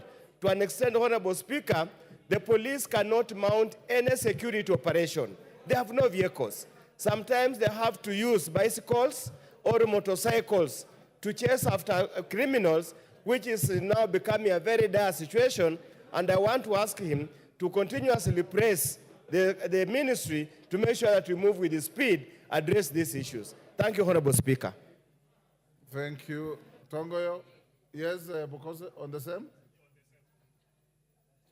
Thank you, Honorable Speaker. Honorable Speaker, when you listen to Honorable Tongoyo, he is saying that county commissioners have been given 102 vehicles for use by ACCs. And I don't know how that distribution is done, because many of the ACCs, including ACCs in Endebess, in Jepchoina, and other places, they have no vehicle to use. And I don't think they are able to even access those pool vehicles. Secondly, you have, out of the vehicles that are bought, 68 are given to the DCCs. Then 30 are given for departmental heads. This means those vehicles are remaining in Nairobi within the departments, and yet we are starving those who are far away who could be able to utilize those vehicles. I think Honorable Tongoyo will need to go back to discuss further and give us even a breakdown on how the 1 or 2 vehicles to the county commissioners have been distributed. And if possible, get those 30 that have been given to departmental heads to be distributed to the various counties so that ACCs, DCCs can be facilitated to be able to perform their duties.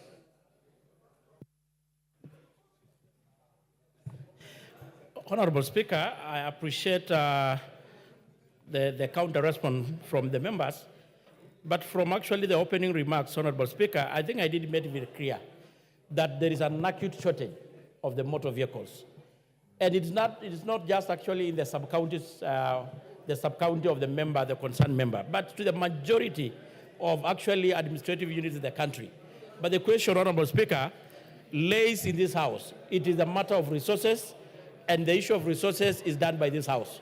So I will call upon all members, if we want to address the acute shortage of the motor vehicles among administrative units and officers, we allocate sufficient resources to the ministry so that they can able to list more. Go to the next. Is Joseph Namwar in the House? Okay, go ahead and respond to his statement. Thank you so much, Honorable Speaker. The statement regarding the incident involving the Kenya Wildlife Service personnel in Marsabit County by the Honorable Member Turkana Central. Honorable Speaker, the Member of Parliament for Turkana Central, Honorable Joseph Namur, had requested a statement regarding an incident involving Kenya Wildlife Service personnel in Marsabit County. The Honorable Member particularly requested to be informed detailed account of the incidents, including circumstances that led to the extensive force by the KWS, the specific action that has been initiated to ensure thorough investigation and to ensure that the ministry has put in place to ensure that the family of one Mr. Esinyeni is compensated, and the step being taken to de-escalate tension between the KWS and the local communities, including collaboration with the Ministry of Tourism, Wildlife to prevent such tragic instances. Honorable Speaker, I want to state as follows. On 12th June 2024, at around 18:30, KWS officers based at Sibiloi Game Reserve were conducting a patrol along the shores of the Lake Turkana when they encountered an ambush and contact with armed illegal fishermen, whereby 2 KWS officers were fatally injured as follows. One, number 6099, Samuel Longalon, the assistant game warden, shot on the right part of the chest. Number 8249, CPL Michael Oreng, shot on the right part of the chest. The incident was reported to the North Hor Police Station. The bodies were later removed for the scene after processing by the OCS North Hor for KWS camp.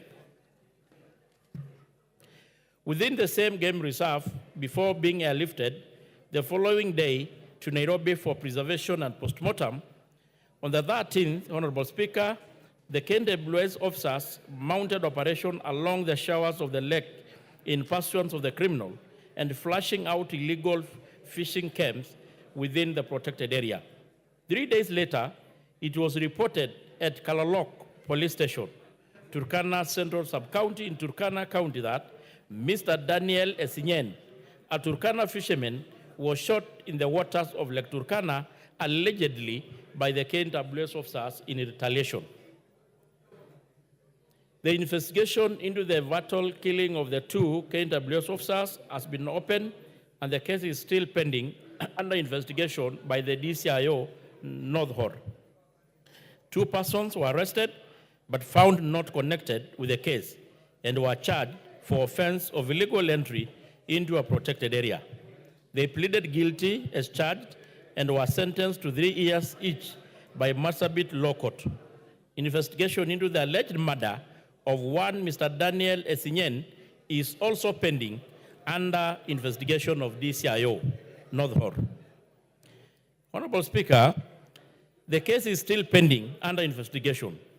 Once investigations are concluded, the necessary action will be taken against whoever found culpable. On the last question, Mr. Speaker, the multi-agency patrols are being mounted along the neighboring villages like Mwite, Kambi Turkana, and Kokai. In addition, sensitization of the members of the public on the importance of keeping law and order, like avoiding fishing in protected area and coexistence within the law enforcers is ongoing. The Coast Guard officers based at Lower Rengag are closely monitoring against illegal fishermen. Thank you, Honorable Speaker. Signed by Kidhuri Kindiki. Kidhure.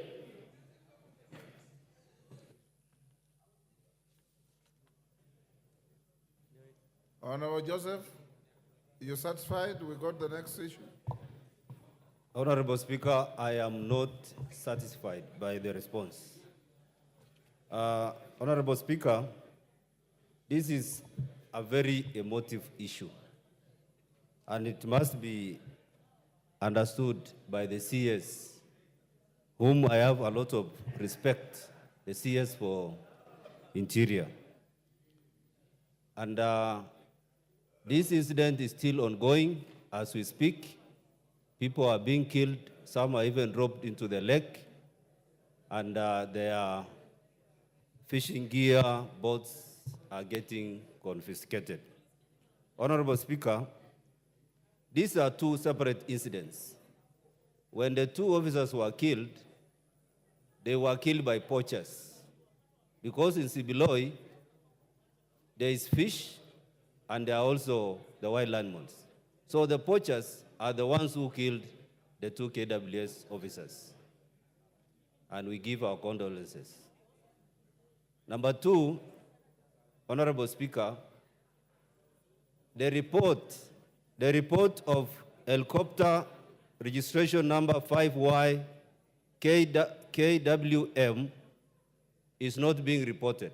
And this is the helicopter that was used to kill Daniel Esekon inside the water. Honorable Speaker, as much as I agree that there is still a lot of investigation that needs to be done, there is need for a recommendation to have a manner in which the fishermen, the wild animals, can coexist with the community. Because, Honorable Speaker, there are two communities or tribes there.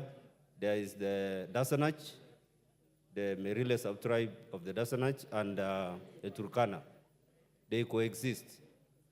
But in their coexistence with the KWS, there is no demarcation to understand the extent at which the park, the lake in the lake, extends to.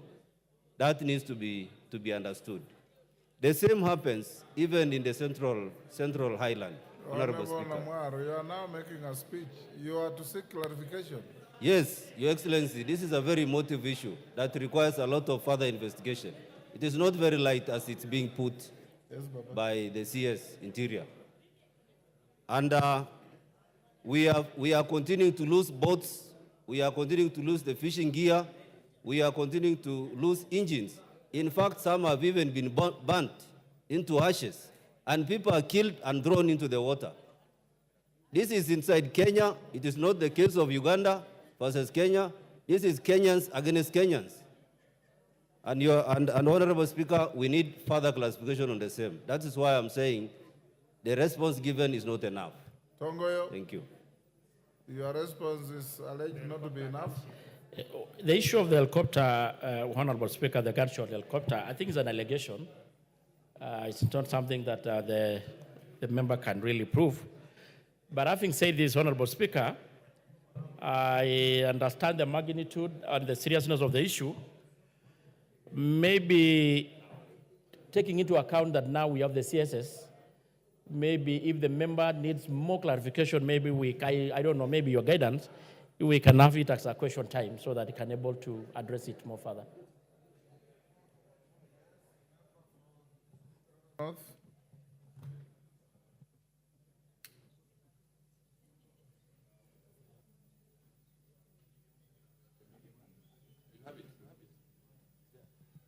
Thank you, Mr. Speaker.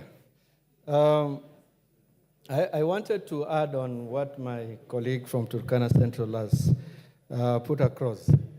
Mr. Speaker, this issue of KWS and fishermen in Lake Turkana is getting to a different level. The incident that happened, it is true, Mr. Speaker, sir, a number of fishermen from the Turkana side were killed by the helicopter, not even by the KWS. And we want to know, which helicopter was that? Was it a government helicopter or a private helicopter? Mr. Speaker, sir, up to 2 weeks ago, we've still been getting dead bodies on the shores of Lake Turkana in Nachukui. A number of them were picked up by the community along Lake Turkana shores. So, Mr. Speaker, sir, the response that has been given is not satisfactory to us because this issue as the community in Turkana at some point might have to, I mean, if it is not put, if not handled well, they might have to, even fight the KWS because it is even said, Mr. Speaker, the people who killed officers and which we sympathize with the family, those who are Dasanaj from Ethiopia, not the Turkanas. But when KWS was responding, it responded to fishermen who are not even around the highland. So there's a problem, and we need to sit with the DG, the Director General of KWS, so that this thing is sorted out. Because the killing is continuing. Our people are not even fishing, and that is their mainstay. So what is supposed to happen, Mr. Speaker? Thank you. Honorable Tongoyo, I suggest or direct that you have a meeting with the two members of parliament and indeed members from Turkana County so that you can further discuss this. Next order. Yes, Naisula. Hold on. Mr. Speaker, on 24th of last month, I did request a statement regarding challenges facing the new higher education funding model, and you did direct the chairperson of the Committee of Education to respond in 2 weeks, Mr. Speaker, and 2 weeks ended last week. And this is a very important statement. As we know, many students will be reporting to higher education institutions next month, and guardians and parents have anxiety over the new higher education funding model. Where is the chair for education, Honorable Meli? Vice Chair, Malulu Injendi. Professor, you are a member? Yes. Yes, Honorable Speaker. You have the statement? I can attempt to give. No, I don't want an attempt. Either you have the statement or you don't. I have the statement. Are you able to respond now? Yes, I can. Go ahead. Honorable Speaker, I am here to stand in for the chair to present to give a response to the statement by Honorable Naisula on the funding model. The university new funding model, Chair, on May 3rd. Which chair? You are addressing the speaker. Sorry, Honorable Speaker, on 3rd May 2023, His Excellency the President of the Republic of Kenya announced the introduction of a new funding model in higher education effective from the financial year 2023-2024. It is a student-centered funding model, and it represents a shift from the previous model of the higher education funding board. This model, Honorable Speaker, aims to ensure equitable access to higher education by directly supporting students based on their financial needs rather than allocating funds to institutions.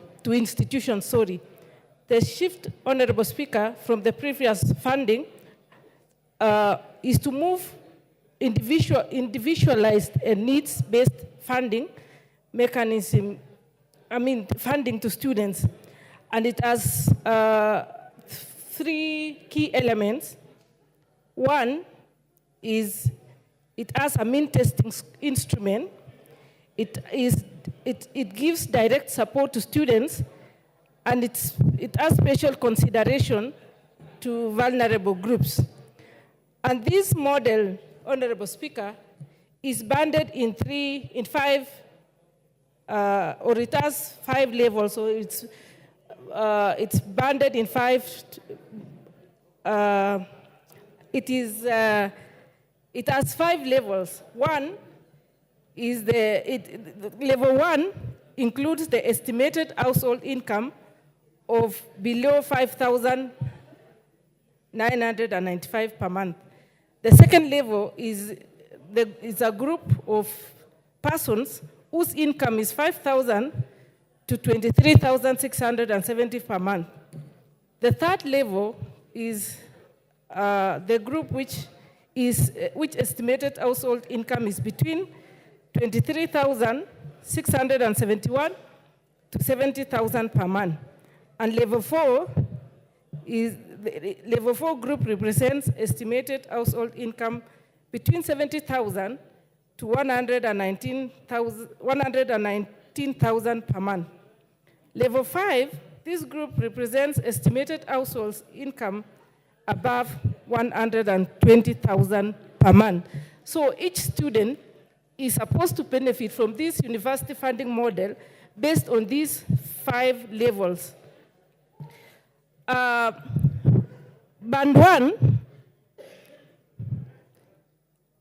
I want to give an example of Band 1. If a student is supposed to be banded as Band 1, this student will get a scholarship, a loan, a percentage of scholarship, a percentage of loan, and a percentage of household. Level 1, or referred to as Band 1, this is a group, these are students drawn from extremely needy and vulnerable backgrounds in the society. Their survival is heavily dependent on government interventions. These include needy orphans, applicants sponsored in the Ministry of Education Elimu Fund, applicants in social protection, safety nets, and applicants with disabilities who are included under affirmative action. Students classified in this band should be coming from households earning below 5,995. And these students will get 70% scholarship, they will get 25% loan, and they will get 5% household. Those students who are in level 2... Order, member for Kitui. Sorry. Order, Robert Mbui. Is that Robert Mbui? Yes, you are now constituting a Kamkunji, disrupting the proceedings of the House. Go on, Professor. Thank you, Speaker. Band 2 are those students who are in level 2. These are the socio-economic gap between Band 1 and 2 is so blurred that it is no clear distinction. That is, but those students who are in Band 1 and Band 2, the difference is very marginal. However, compared to the Band 1, Band 2 have some income but cannot sustain their basic needs like clothing, food, and shelter. This Band 2 cannot survive without government support. Ideally, they deserve an equivalent government intervention like Band 1, but with variable loans and scholarship. This group includes estimated household income between 5,000 to 23,670 per month. So this category of students will get a scholarship of 60%, they'll get a loan of 30%, and they will have household of 10%. The third band, Honorable Speaker, which is categorized as level 3.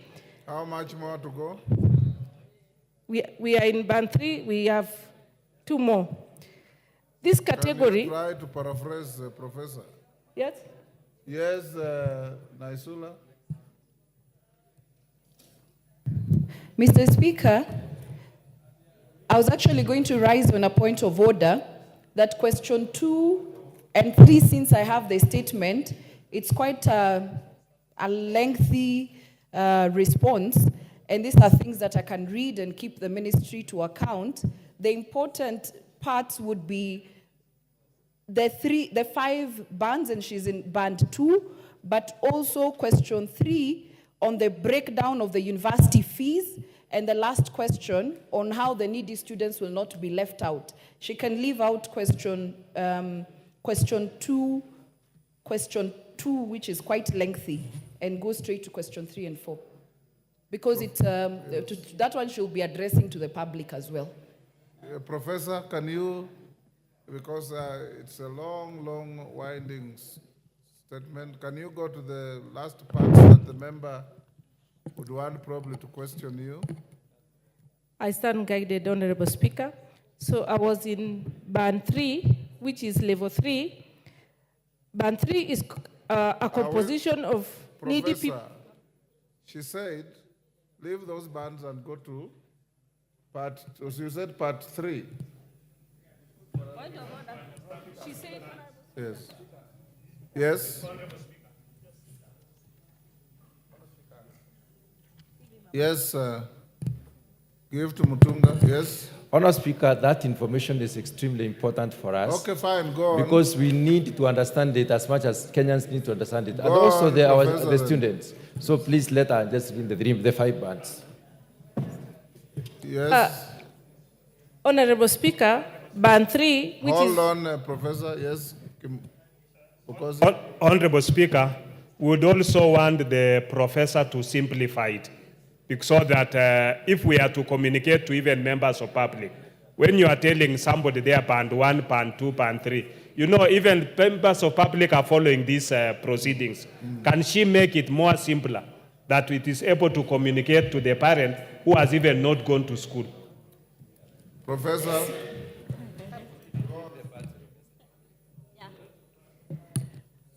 Honorable Speaker, in response to the statement which has been made by Honorable Mutunga, and band okay, 3. Let me continue.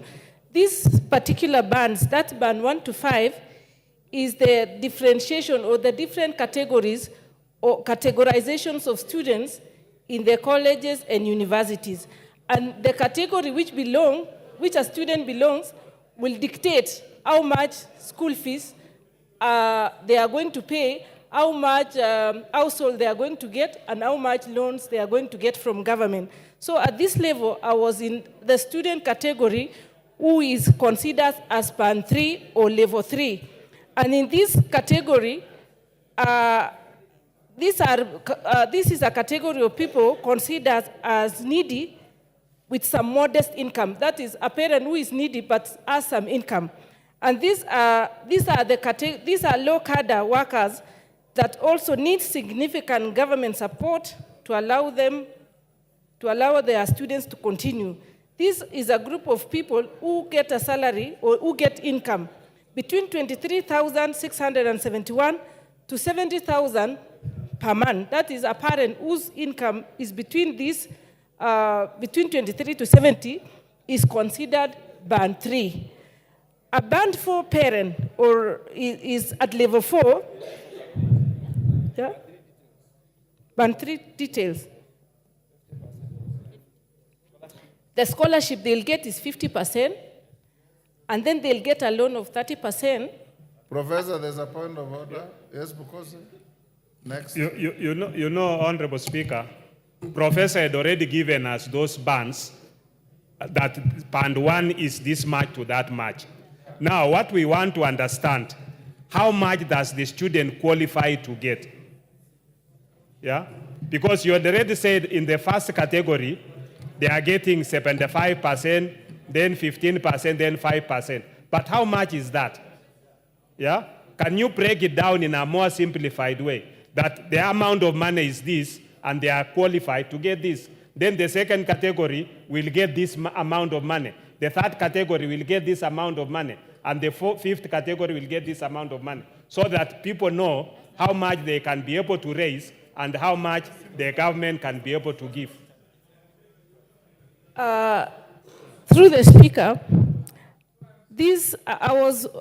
when I am done with the different bands, I'll give an example of each, an example of how much a student is going to get in each band. Okay, I can give only one. This is because I must give, allow me to finish the characteristics of every band, and then I'll now give an example of how much. For instance, if we pick a student who is going to take medicine in a university, how much are they going to get? No, and I still believe what you are saying would have been said in my place. Band 4, level 3, these are middle income earners under differentiated unit cost. This applicant could survive without funding, but the actual program cost created a justification for government funding.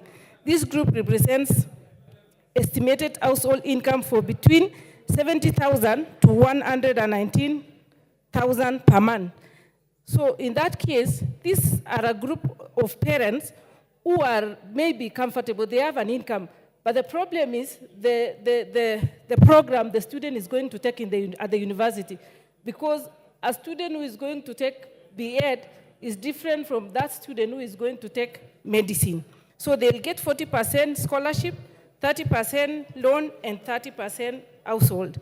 And then finally, we have the level band 5, which is level 5.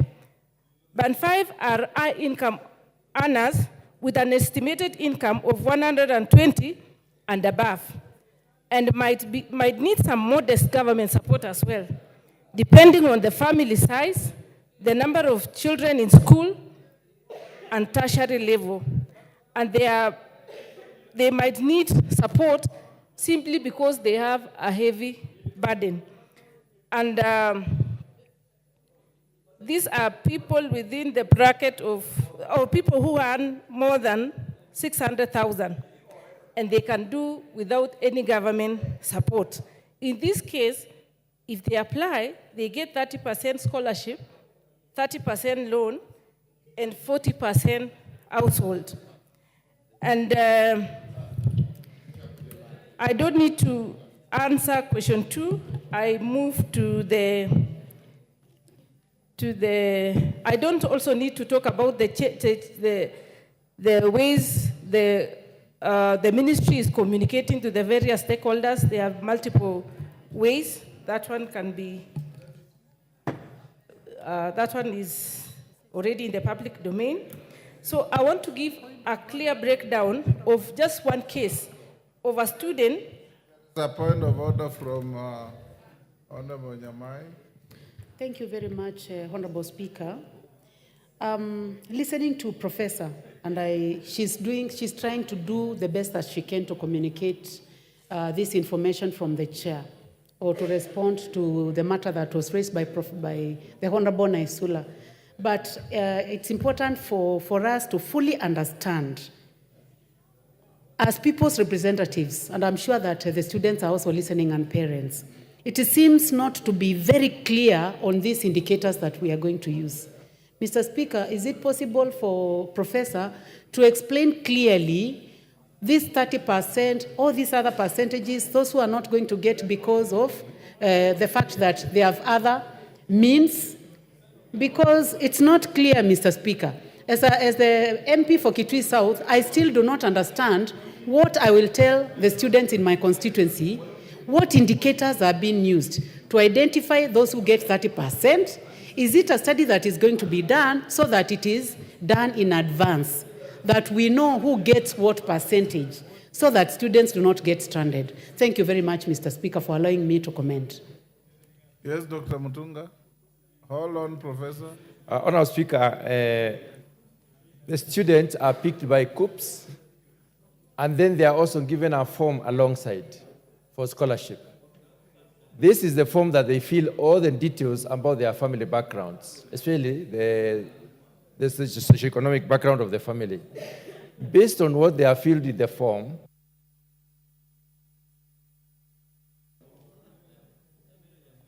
that criteria, the criteria the professor is discussing, is used to assess into which band they will be placed. When you are given 70% scholarship, it means if the fee is 150,000 a year, then you pay 30% of that fee. And then you also qualify for 20% as loan now. 30% is scholarship, and then 20% you are given as loan, which you can pay after you are employed, and then 10% is also given for the household, for the upkeep of the students. That's how this is interpreted. And the students need to know that. What is important is for them to fill the forms comprehensively and give the correct information so that they can be considered fairly. Thank you, Honourable Speaker. Honourable Speaker, thank you very much. This is a very, very, very important discussion we are having, because a lot of students have actually despaired. They are not even going to fill these forms. They are not working on it because the initial forms that they received scared them off university places. I know there was a circular by the secretary, the principal secretary, that they withdraw those forms. But you see, Honourable Speaker, those forms have not been withdrawn. And parents are really struggling to try to raise. I know parents in my constituency who are selling land and all that because this information has not been unpackaged to them. I have had an opportunity to organize for a fora where I brought all students and I brought help and I brought COOPs to talk to them. But you see, I couldn't reach to everybody. And yet, the deadline is on the 15th, which is, I think, Thursday, for filling those forms. And I would like to request the Minister of Education to extend this deadline so that we have more students apply. Actually, there are more students who have not applied than those who have applied because the information is not getting to the student. So, Honourable Speaker, probably you need to give a direction to the new Cabinet Secretary that has taken office to fast-track this issue. One, to extend the deadline, and two, to ensure that officers from HELP, officers from COOPs go up to the sub-county levels, get the students and the parents to be educated and they are assisted in filling the forms so that we do not have any student disenfranchised because he didn't or did not get information. Honourable Speaker, this is important and I think your direction is needed. Why don't we let... thank you, Honourable Speaker. All these are very valid points. Hold on, Isula. Professor, how much time do you require to finish reading the statement? Honourable Speaker, just 5 minutes. Pardon? 5 minutes. 5 minutes. Let her finish, then you can... Honourable Speaker, Honourable Mutunga has aptly put it that the data generated in this, for these percentages emanates from the student himself or herself. And more so, the ministry already has a lot of data from students because when they are joining secondary schools, they have their birth certificates, they have the details of their parents, and even from the NHIF card, which was still underused the other time, there is a lot of data. The ministry can access a lot of data in order to determine exactly how much an individual or a student can get. However, in situations where a student's data is not ably captured, they can always appeal. They also have appellate processes in this, in case you don't get the money.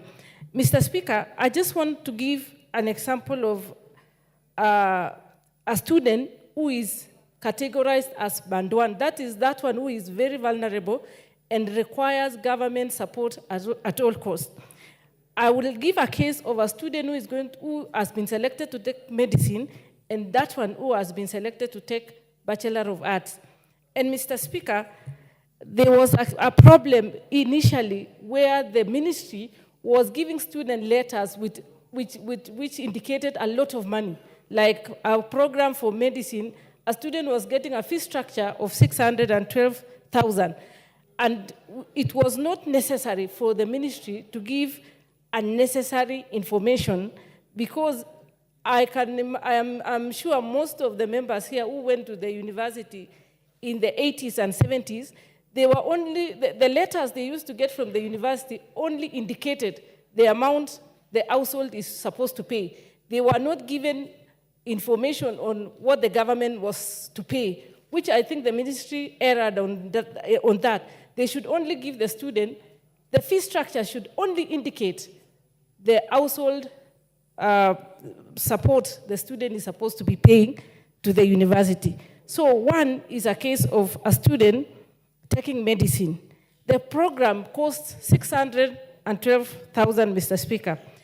In this case, the student gets 70% scholarship, 20 and 25, that is 25% tuition.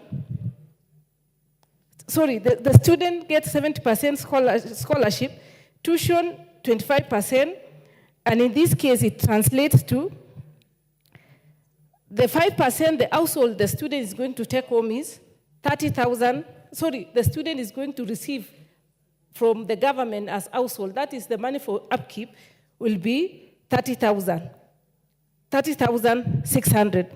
But a student who is going to do Bachelor of Arts, let's take for BA. This student, the fee structure is supposed to indicate 122,400.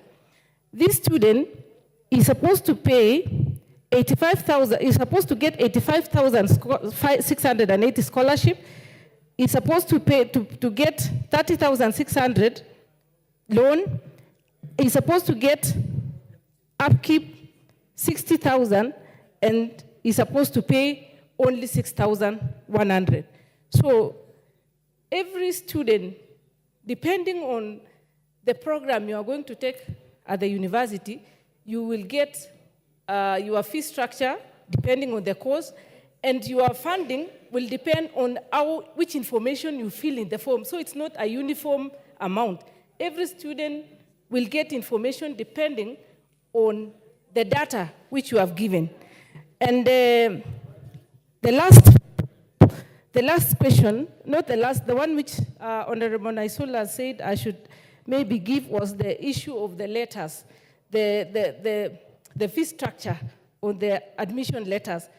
I think as a committee, we had communicated that to the ministry, and we had given them instructions that they withdraw the letters which they had been given prior, and issue them with new letters with indicating the fee structure which the student is supposed to be paying, not the entire amount where the government is supposed to be supporting the student. And Mr. Speaker, that is the end of my presentation. Naisola? Thank you, Mr. Speaker. I don't think Kenyans are in a position to still understand what is really going on with this higher education model. Having looked at the response, it's a good one, if it works or if it is implemented correctly. It happens also with anything new that is being introduced. But we have to be careful. And I want to ask my questions as such, because we can't joke with the education of our children. Many children will not report to school, to TVETs, universities, and colleges if this information is not clear. So my first question is this. It is clear that this is a generated information. You key in and it comes out. I'm asking, has the ministry tested that? Has it been fed? And what has come out of it? Has it been piloted? Yeah, in so many words. Has it been, I was trying to get the word. I wanted to ask, has this been piloted, and what has been the response so far from the pilot? The second thing is this: how will a child in the remote areas of Nyiro, in Samburu, Uko, remote, ensure that they apply and they get the information that they need using the online process? Lastly, the issue of the loan. What are the terms? Is it the normal help, or are there new terms with the loan? Because, you know, the government is giving a lot of money, including the upkeep and all that. So is that really, is it a loan, and what are the terms of it? And are children in private universities benefiting not the COOPS-taken children, but if I want to take my child to a private university, do I benefit from this? So I think if first you could answer those questions, and then we'll see. And lastly, we don't want confusion. The deadline, as Honorable Mbaya has said, is on 15th. It's being closed. So have all our children applied sufficiently to ensure that they get the information? I've also seen that you've said children without national identity cards, they can use, you've said students without national IDs, provisional application processes allow them to apply using alternative identification such as KCSE index number. That is a very important information because there are students who don't have IDs and they're wondering how they're going to apply for this. Professor, you can take a few, then you respond. Nikal. Mr. Speaker, a beautiful proposal that is not going on well because of just logistics and management. At this point, Mr. Speaker, what we need for every student is you are in band 1, you are going to pay this much. Loan this much, loan this much. And household this. You are in band 2, you are going to pay this much. And this, then, because right now, Mr. Speaker, I spend the whole of Sunday explaining to parents. They don't know the letter they have is the letter that went earlier, which just says what the cost of the course is. So now then the letter says, but if you want government help, apply through this. So that all these details at this point, if the deadline is as it is, give parents a simple thing. Band A, band 1, you pay this much. Loan this. That's what they want. The details, then we will go into further communication. Number 2, say extend the time, because there's no time to do it, for application.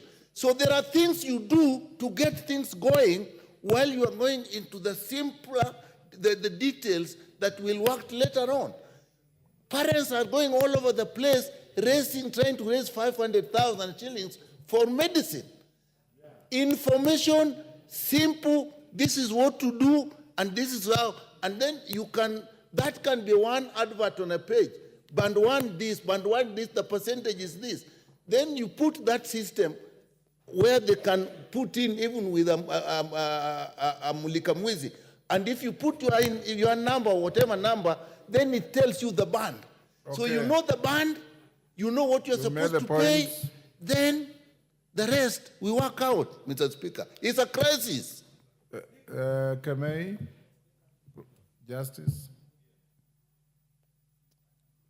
Thank you, Mr. Speaker, for the opportunity you've given me. I have tried to listen to Professor, Mr. Speaker. Even with my understanding of models, with my understanding of loan arrangements, with my understanding of bursary, I am more confused.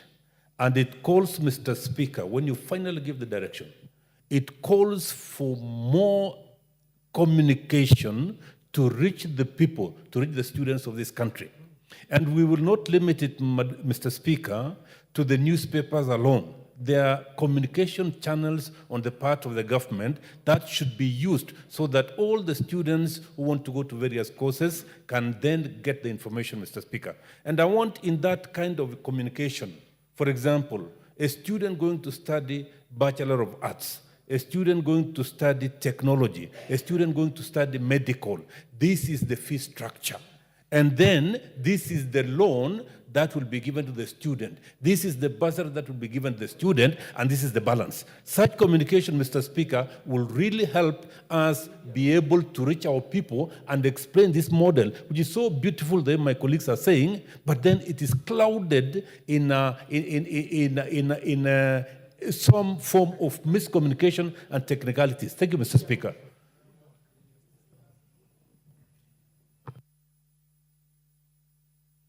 Thank you, Honorable Speaker. In your own area of a lot of mastery, the book is Enemy of the People. A brilliant man by the name Dr. Stockman has a good idea, but the local man does not know. He loses it and he loses it all. What we are dealing with is a situation where the ministry has info, seems to have a procedure, but the people don't know. Therefore, I'll be asking you, Honorable Speaker, I rushed in specifically for this. You can save this country and the students and the education of the new students who are going to the university by possibly helping the House resolve and make a ruling to the extent that the deadline be extended, because that will really help as the new minister, whom we can now invite, comes down to write a proper memo that will indicate how the fee structures are. I don't want to repeat what the other members have said, because what came out has already discouraged some learners from going to the university. Number two, if the House, if you could make a ruling that again these students who are supposed to go to university, all of them go. Because last time when you were in such a situation, that was the resolve that was done, and it saved the situation. And then the rest of those issues will be done when they're already there, so that the ministry can have time to actually explain all these processes. When explained here, looks very good, but outside there, it's not communicated and it's not working. Parliament would have helped the entire education system for now. Thank you, Honorable Speaker. Can you take your seat? This is your baby. And your member has tried her best. From what she has given to the House, even an above average member is not following clearly. And this requires some different approach. Honorable Meli, I'll give you time to tomorrow to come and inform the House at 2:30. One, whether there is a possibility of extending time beyond 15th, which is day after tomorrow. Two, whether you can employ a better mechanism of communicating to the students, including but not limited to having education officers that are deployed up to division levels to be the centers of communication and filling of the forms by the students with guidance from those officers. Number three, you can also find out from the ministry if they can delegate the universities of admission as agents for assisting the students when they go to the university to fill the forms, so that no student loses out because of either inadequate communication, poor communication, or miscommunication. Because from what Professor Barto has read to the House, the statement is begging more questions than giving answers. And as the chair of the committee, I would advise you and direct you, get to the ministry this afternoon, and I'll give you an opportunity tomorrow at 2:30 to make a proper communication. I'm sure our concerns are the same. Let the chairman go and get information and come and give to the House, because listening to Naisula, the questioner, to Dr. Nyikal, to Justice Kemei, to Mboko Milemba, to Mutunga, to Nyamai, to Owen, the concern is simple. A good idea, inadequate communication. A good idea, poor communication. A good idea, there is no clear implementation process. That is how I am understanding this issue. So if we agree to that, let's not belabor the point. Let the chairman, and those with issues, I'll give you time tomorrow, because we're already getting to 5. Yes.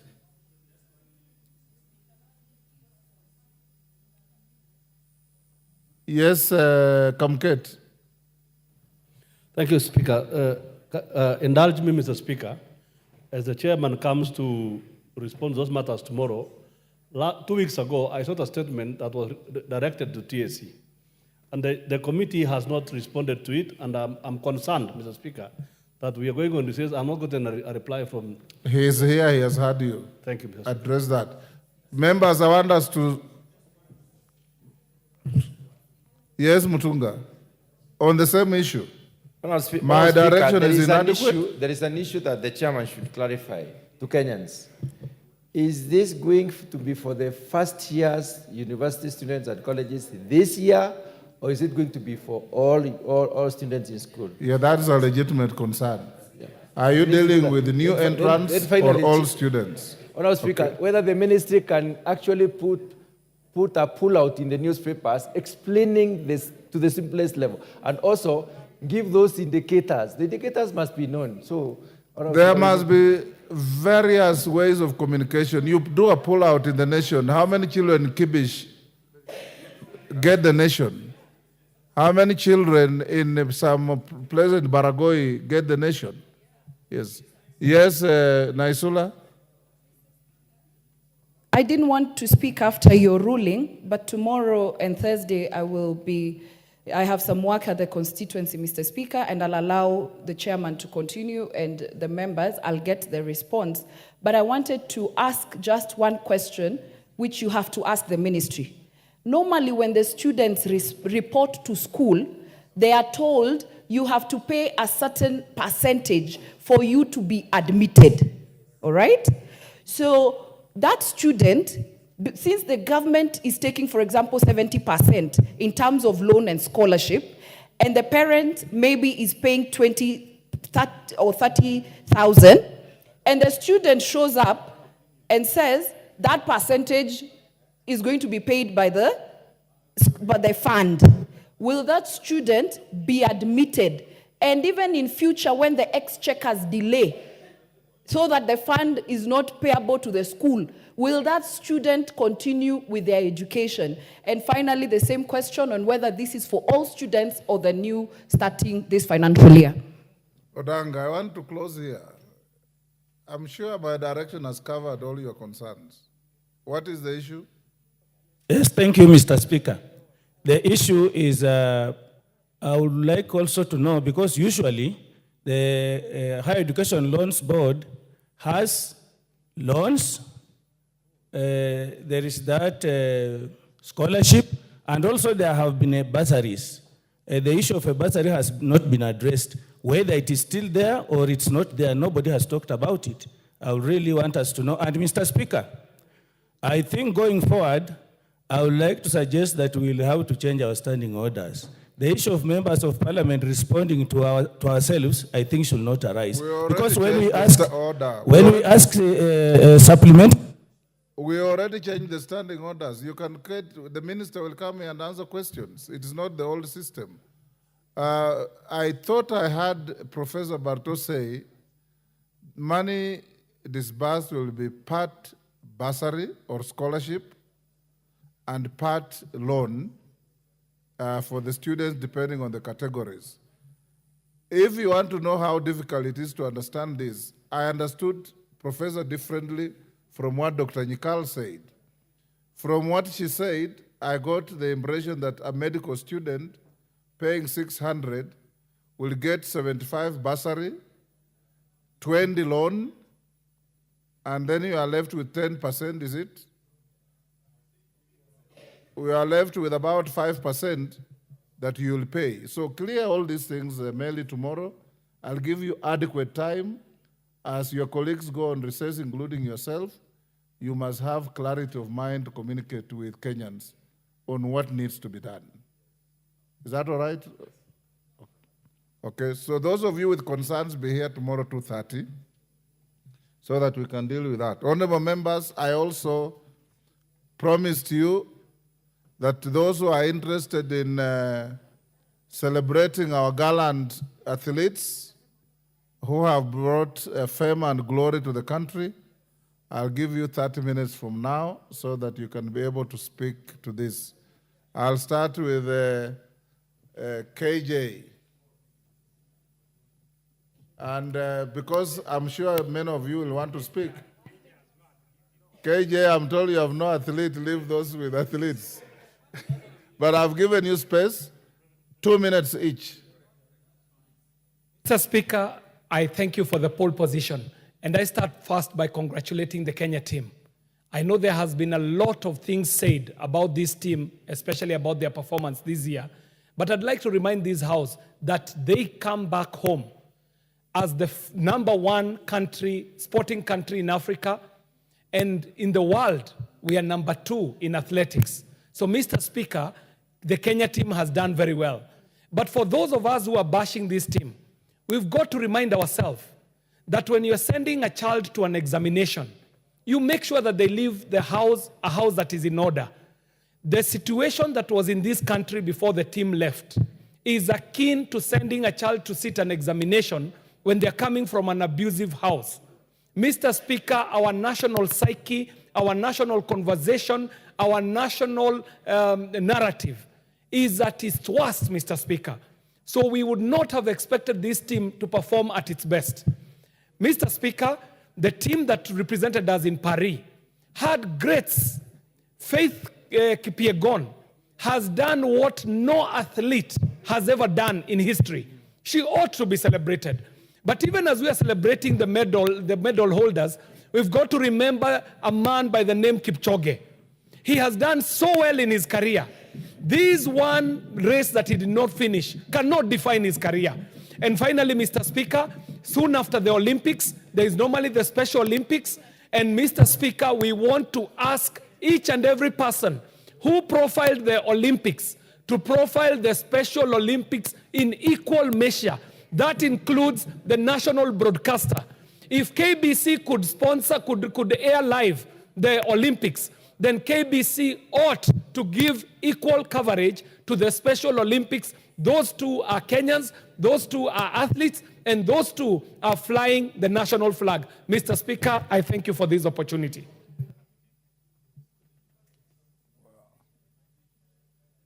Member at the back, that's member 4.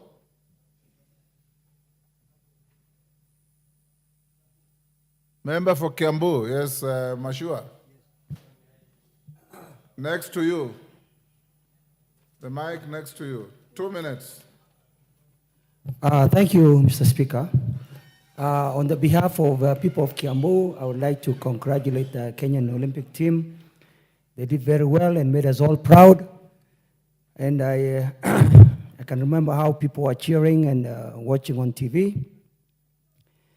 But Mr. Speaker, I have a concern about the athletes who have left Kenya because of greener pastures elsewhere. Today, in today's paper, we read about how the people who are leading the delegation, maybe not this year, but prior years, had taken advantage of the athletes. Mr. Speaker, you remember the lady who won the 3,000 steeplechase, called Wilfred Yavi, said that she was asked for a bribe of 200,000 so that she can represent Kenya. I think this is a great concern, and this should be arrested so that our athletes are not able to offer bribes so that they can represent our country. The other issue, Mr. Speaker, is we should ask ourselves why so many athletes leaving Kenya and representing other countries like Bahrain, even the United States. And this is because, Mr. Speaker, is because in those countries, these athletes are better looked after, they are honored, and they are respected. So, Mr. Speaker, the government should take care and make sure that our athletes are looked after properly. Mr. Speaker, it's very sad to note that athletes who have represented Kenya in the past are now living in abject poverty.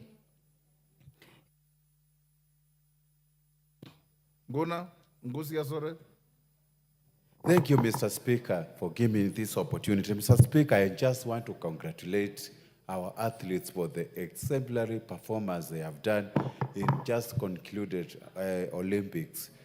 And notably, Mr. Speaker, Faith Kipyegon, who actually broke the Olympic record and at the same time did what no human being actually has ever done, men and women. Congratulations to that wonderful lady, Mr. Speaker. The issue of Chebet, of course, winning 2 gold medals, 5,000 meters and 10,000, has never been actually done in the whole of the country. And Mr. Speaker, I just want to congratulate them for that performance. On the other issue, Mr. Speaker, I would like to thank my second home, Greece, which gave the World Olympics. Everybody knows Olympics started in Greece. And I would like to take this opportunity to appreciate them for giving the world these Olympics. The other issue, Mr. Speaker, we noted, Kenya participated only in athletics, and all the mentors, 11 of them, are coming from athletics disciplines. We need to widen our sports coverage, Mr. Speaker, in terms of the participation. We need to increase more games so that we can earn more mentors. Of course, we emerged top in Africa, but we still need to do a lot so that we can actually start competing with countries like United States, who banked over 100 medals, and compete with even countries like China. Mr. Speaker, I can say we don't have time actually to talk, but let me take this opportunity on behalf of my family and people of Mwingi West to say congratulations to Kenyans for bringing us this victory. 11 men. Chematia.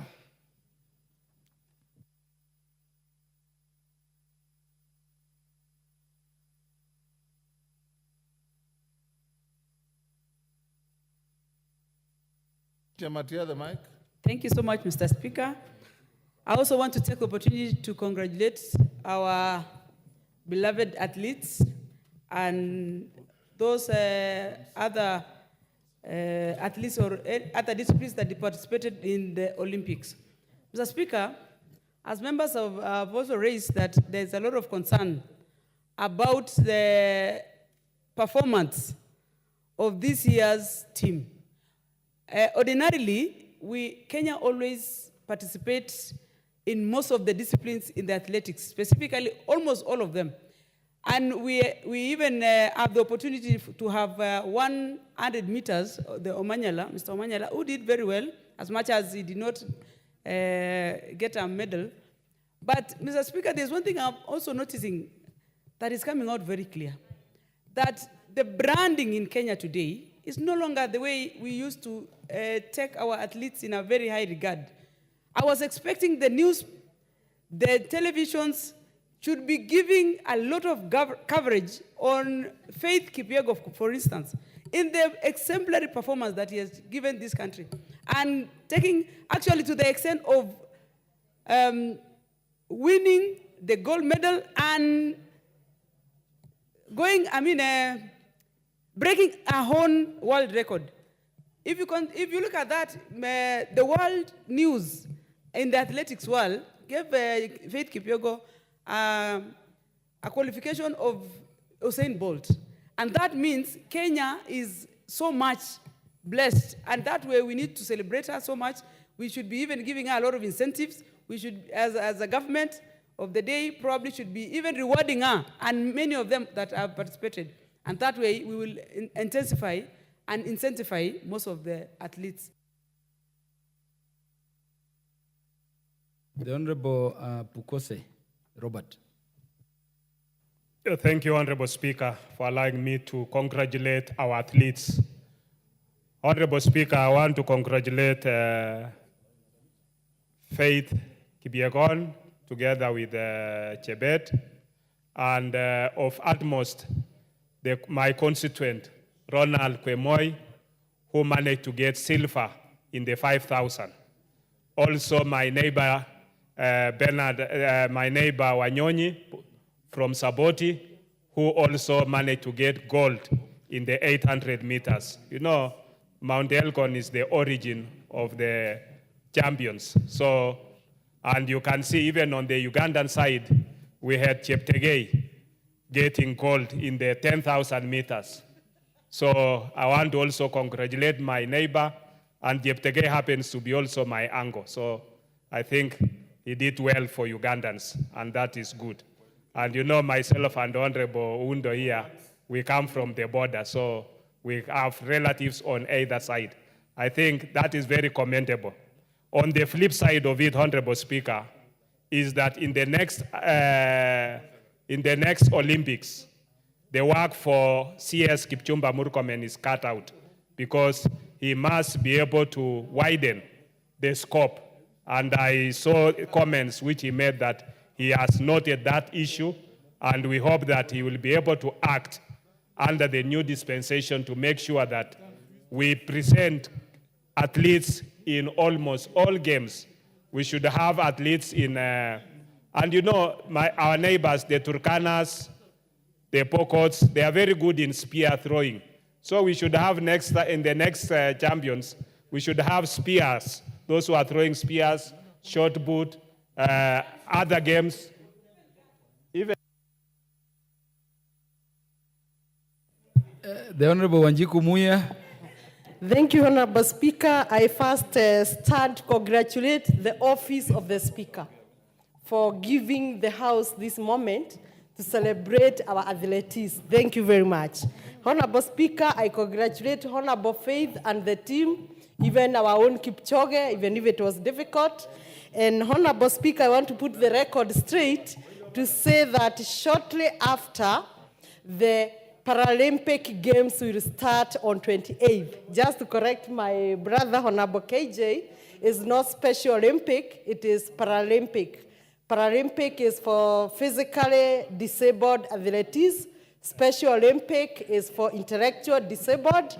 And Deaf Olympia is for the deaf category. Honorable Speaker, we want to tell the KBC to buy enough rights to show the athletes of Paralympic with equal measure, just like they did for the others. To Honorable Murkomen, this is your first assignment. We want you to show, just like you stood with the others. We do not want to repeat the Ababunamwamba scenario of last year, where he was not able to support the Special Olympic. Support the Paralympic athletes, be with them. Let KBC show the Kenyans the talents that we have in those other categories. To all our athletes, thank you and congratulations. Thank you. The Honorable Dr. Phyllis Bato. Thank you, Mr. Speaker, for giving me this opportunity. I would want to join my colleagues and on behalf of my people of Moibin to congratulate our athletes for their sterling performance in Paris. They were number 7. They took us to be position 17 in the world and to be the top in Africa. That is not a mean achievement. Mr. Speaker, particularly I want to congratulate Beatrice Chebet and Wanyonyi for the medals. And I also want to say that it was good that the decision to deny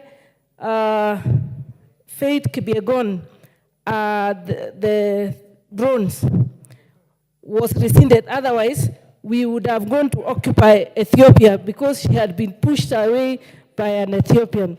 Mr. Speaker, every gold they received, or every medal they received, sparked a lot of excitement. They kept us glued on our TVs for 19 good days, and we were very excited, and every opportunity gave us a chance to see what was happening in Paris.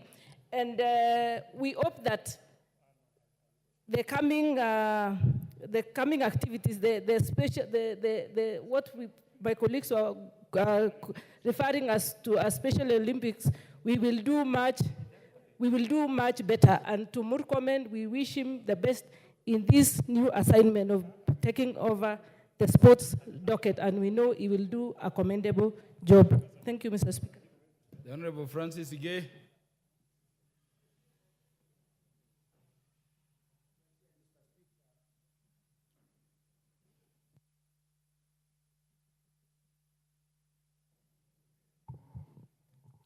Mr. Speaker, thank you very much for giving me this opportunity.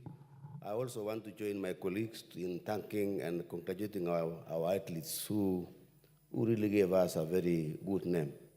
We were very proud to see our athletes excelling in Paris. I want especially to mention Faith Kipyegon and Chebet, who did a very sterling performance. And our people were glued to the TV. Myself, I watched throughout, and I saw our athletes were doing extremely well. Mr. Speaker, I think it's high time. I know we can do better than this. This I know. And I think we need to prepare our athletes better than we did last time. And I want to thank Honorable Murkomen for making a very strong statement in Paris, because he said it is time we diversify, that we can do better in other games which are available, because we cannot continue. You remember now, Mr. Speaker, the 10,000 meters, which we have always been doing, and the steeplechase is now gone to other people. So it's high time we change, we diversify, so that we can be able to have more medals in these areas. Mr. Speaker, I want to thank Wamanyala. Wamanyala was trying 100 meters. I know he can do it better next year. Wanyonyi did extremely well, and we thank them. Mr. Speaker, we need to award and reward these athletes who have made this country proud. And I know we must give them a national. The Honorable Justice Kemei. Thank you, Mr. Speaker, for giving me the opportunity to also congratulate our athletes. Mr. Speaker, the performance I in thought Paris... this side is for footballers, not athletes. Mr. Speaker... But we are coming this way. Mr. Speaker, the performance in Paris was splendid. And I want to join you, Mr. Speaker, and members of Parliament and the entire country in congratulating our sportsmen and sportswomen. We must not forget, Mr. Speaker, the people behind, the coaches, the people who spend so much time in the training camp to prepare these athletes. Part of that training team, Mr. Speaker, includes my own brother, Japhet Kemei. And I want to give him congratulations for what he has done, not only for the people of Kericho, but also for this country. And finally, Mr. Speaker, Beatrice Chebet, for winning us 2 gold medals. We, the people of Kericho, are so proud of you. For Faith Kipyegon, for achieving what no human being has ever achieved, we congratulate you. For Wanyonyi, who is 20 years old and managed to beat a rope of Canada, we congratulate you. We congratulate all of them. And finally, Mr. Speaker, Mr. Murkomen, the minister, there are areas in which we've done extremely well in the past. But there is now a challenge from America, there's a challenge from Ethiopia, there's a challenge from other countries. Please focus on steeplechase, please focus on middle distances like 1,500, and as you have said yourself, go to other areas in which this nation has not been doing well. Congratulations, Kenya, and congratulations, my elder brother, Japhet Kemei. Thank you. Honorable Julius Meli.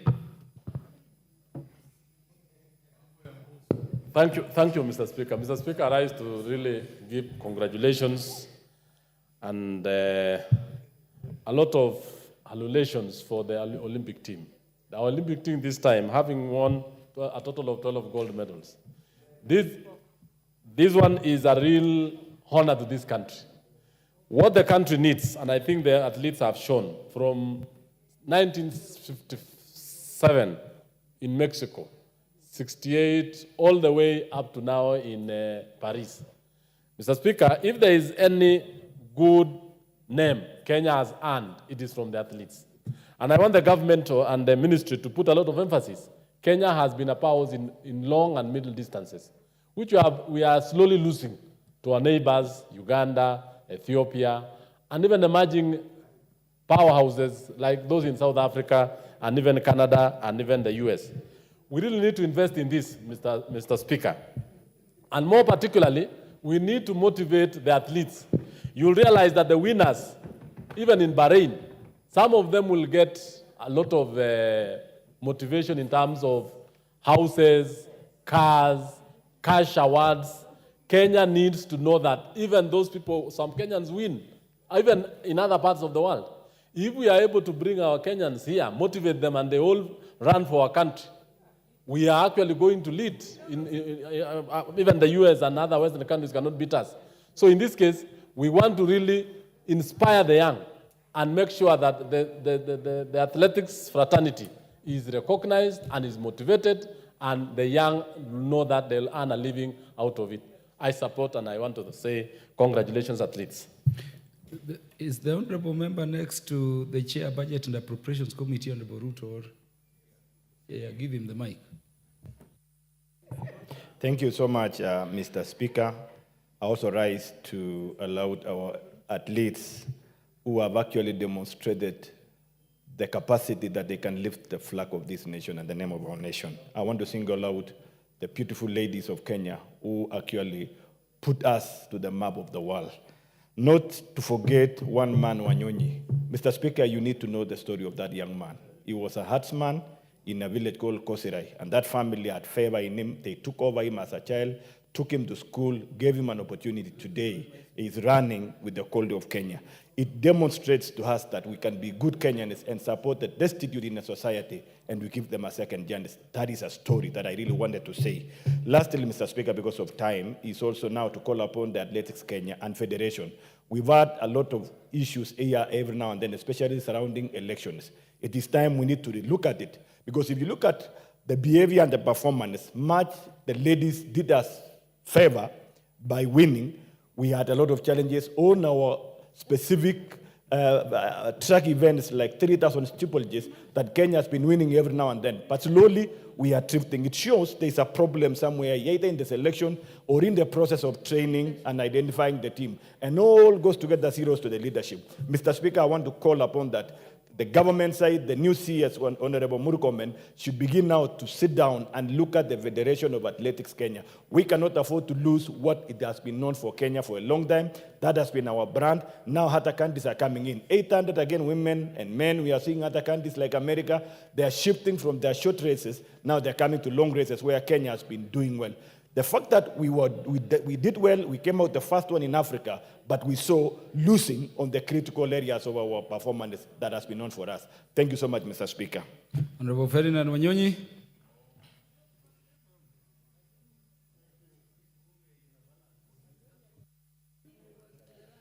I was Northern Run, but I can assure you, Mr. Speaker, the boy actually comes from a village called Matisi, from what I'm told. I didn't know the boy, in KO Ward, and therefore I want to take this opportunity to congratulate the whole team. They actually brought us, I was just traveling in from the world, and people are saying, now look, are you from Kenya? I said, yes, you've done wonders. So we want to take this opportunity to say congratulations to our team, and I particularly want to take this opportunity to assure members here, the boy called Emmanuel Wanyonyi comes from my ward, from my constituency, and I will make a homecoming. I've already told my people on the ground to welcome the boy, and if there's anything, I think we want us to motivate these boys and girls to make us even more proud, because we're the top in the world. 14th in the world, and the top in Africa is not a walk in the park. I want to take this opportunity to thank the athletes, and particularly Kijana called Emmanuel Wanyonyi, my namesake. Please, I'll welcome him. You will see it on your TV, you will see it, whatever it is, because the boy has made us proud as Kenyans. Thank you so much. You'll be invited as well to come and witness that. Oh, Catherine Omanyo. Thank you. Thank you, Mr. Speaker. I stand as one of the most proud to be Kenyan at this moment, looking into how our Olympians participated. In the face of adversity, they still showed unparalleled strength, because we had changes just before they went to participate. We had GNZ's issues that had come up, and we thought maybe they would be stressed naturally because they are also patriotic. So I watched the whole time, and there was a moment where looking into the Olympics Games as a whole, the boxing game, I witnessed something that was a little bit unfair, and it's good to mention because I know in Kenya in future we will be participating. Let the transgender fight transgender. Let the male athletes run with the male athletes, and let the female athletes also compete with the female athletes. Let's not confuse a man who almost has features of a woman fighting a real woman. It was a little bit unfair, but our Wanyonyi, who my friend CNN... Are you saying some man pretended to be a woman and was allowed to fight women? Yes, we have human rights that acknowledge if a transgender is there and wants to be seen as a woman, they have been given that. But let the transgender fight transgender and not... Yes, Honorable KJ, what is out of order?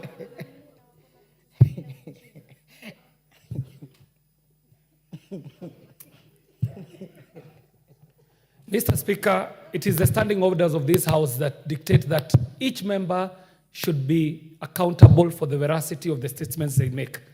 And Mr. Speaker, the honorable member being a first-time member, you might also want to tell them what the rules dictate about when another member stands on a point of order, because she doesn't seem to be understanding, to be knowing what happens. Just sit a bit, the Honorable Manyo.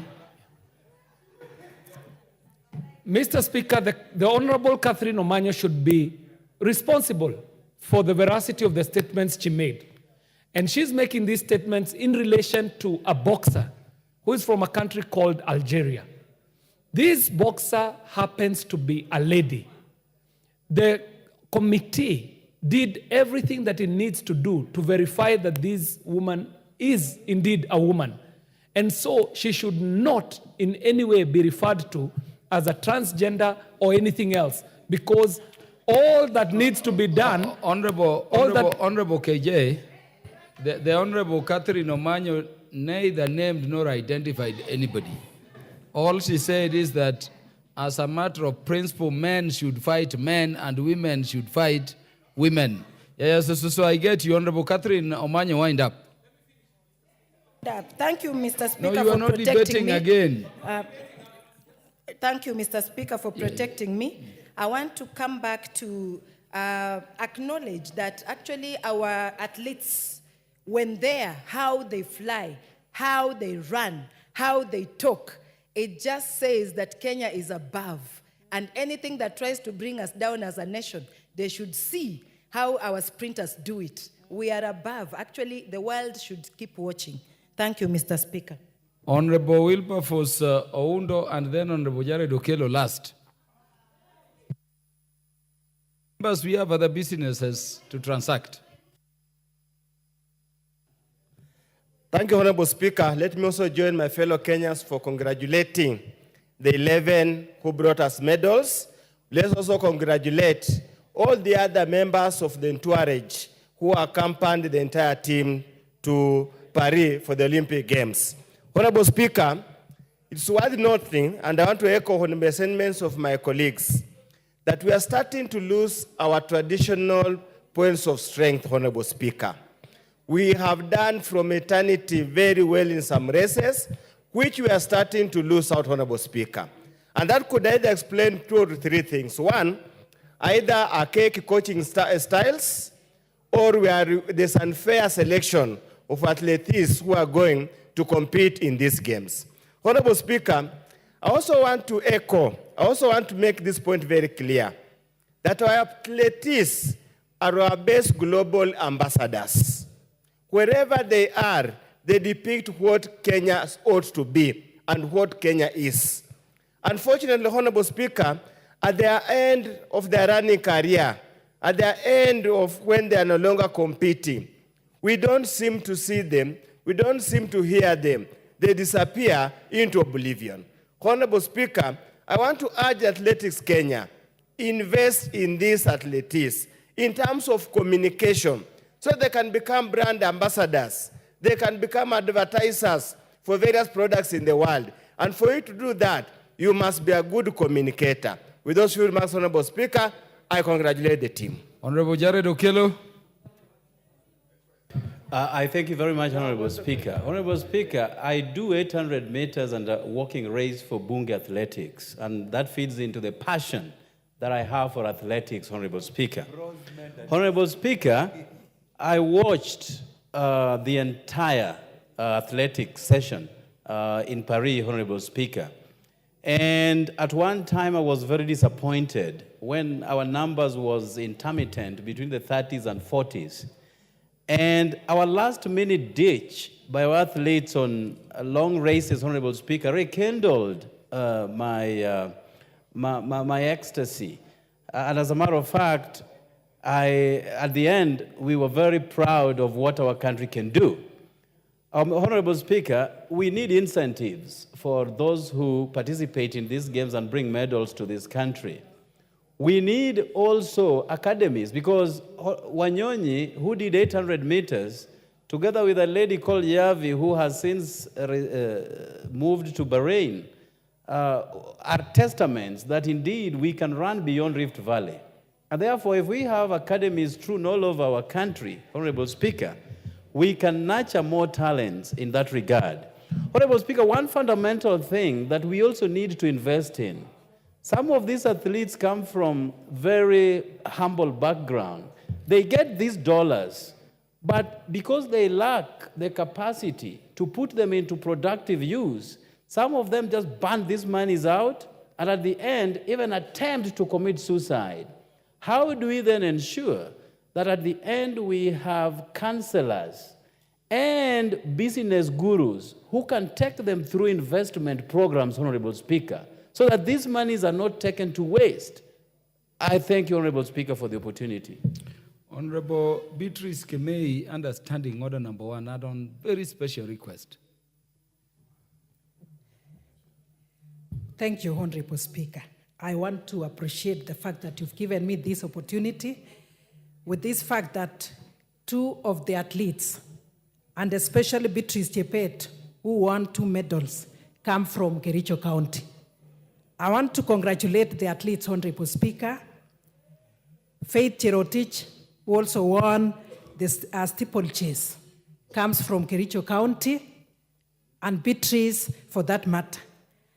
Honorable Speaker, and all the other athletes, Honorable Speaker, I want to congratulate them very sincerely and to let us encourage the athletes, Honorable Speaker.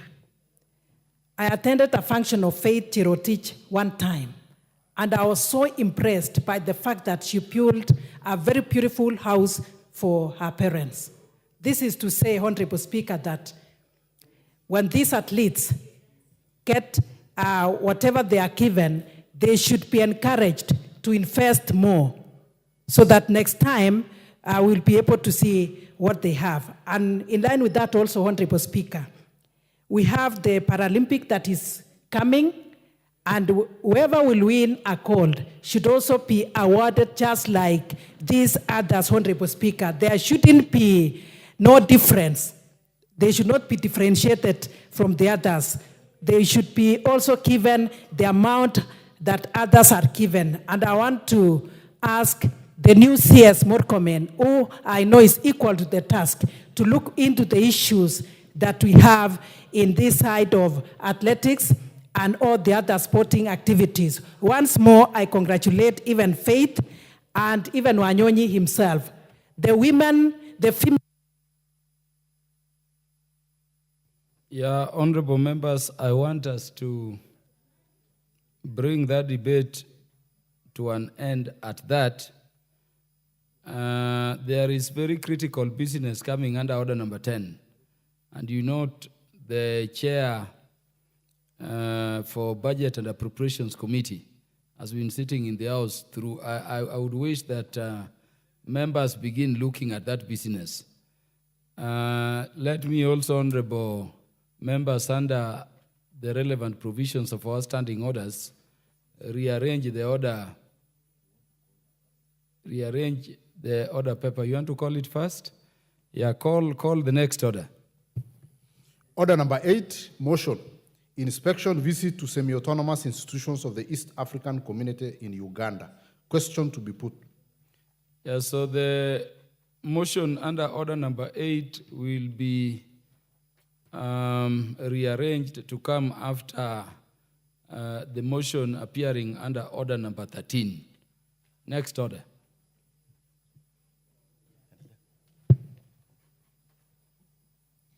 Order number 9, the Medical Social Workers Bill, National Assembly Bill number 22 of 2024, first reading.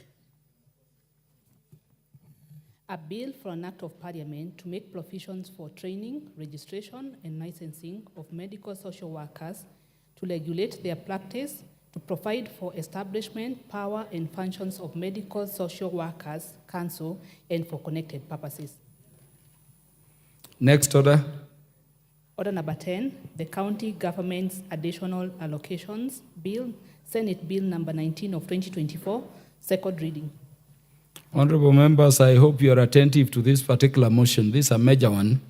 Could the chairperson, Budget and Appropriations Committee, FP Ndidi Nyoro, now move? Thank you. Thank you. Thank you very much, Honorable Speaker. And I thank you very much for giving us a chance to move this motion. Honorable Speaker, I wish to move that the County Government Additional Allocations Bill, that is Senate Bill number 19 of 2024, be now read for the second time. Honorable Speaker, I just wish to bring forth to members is in line with what we've been doing for the last few weeks. After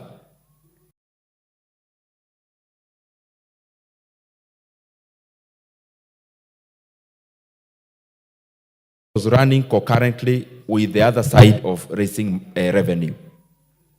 And Honorable Speaker, when therefore we went ahead to pass the appropriations bill, which became an act, the hope was that money would be available through the revenue-raising measures that were then in place. Unfortunately, that was not possible due to what we all understand.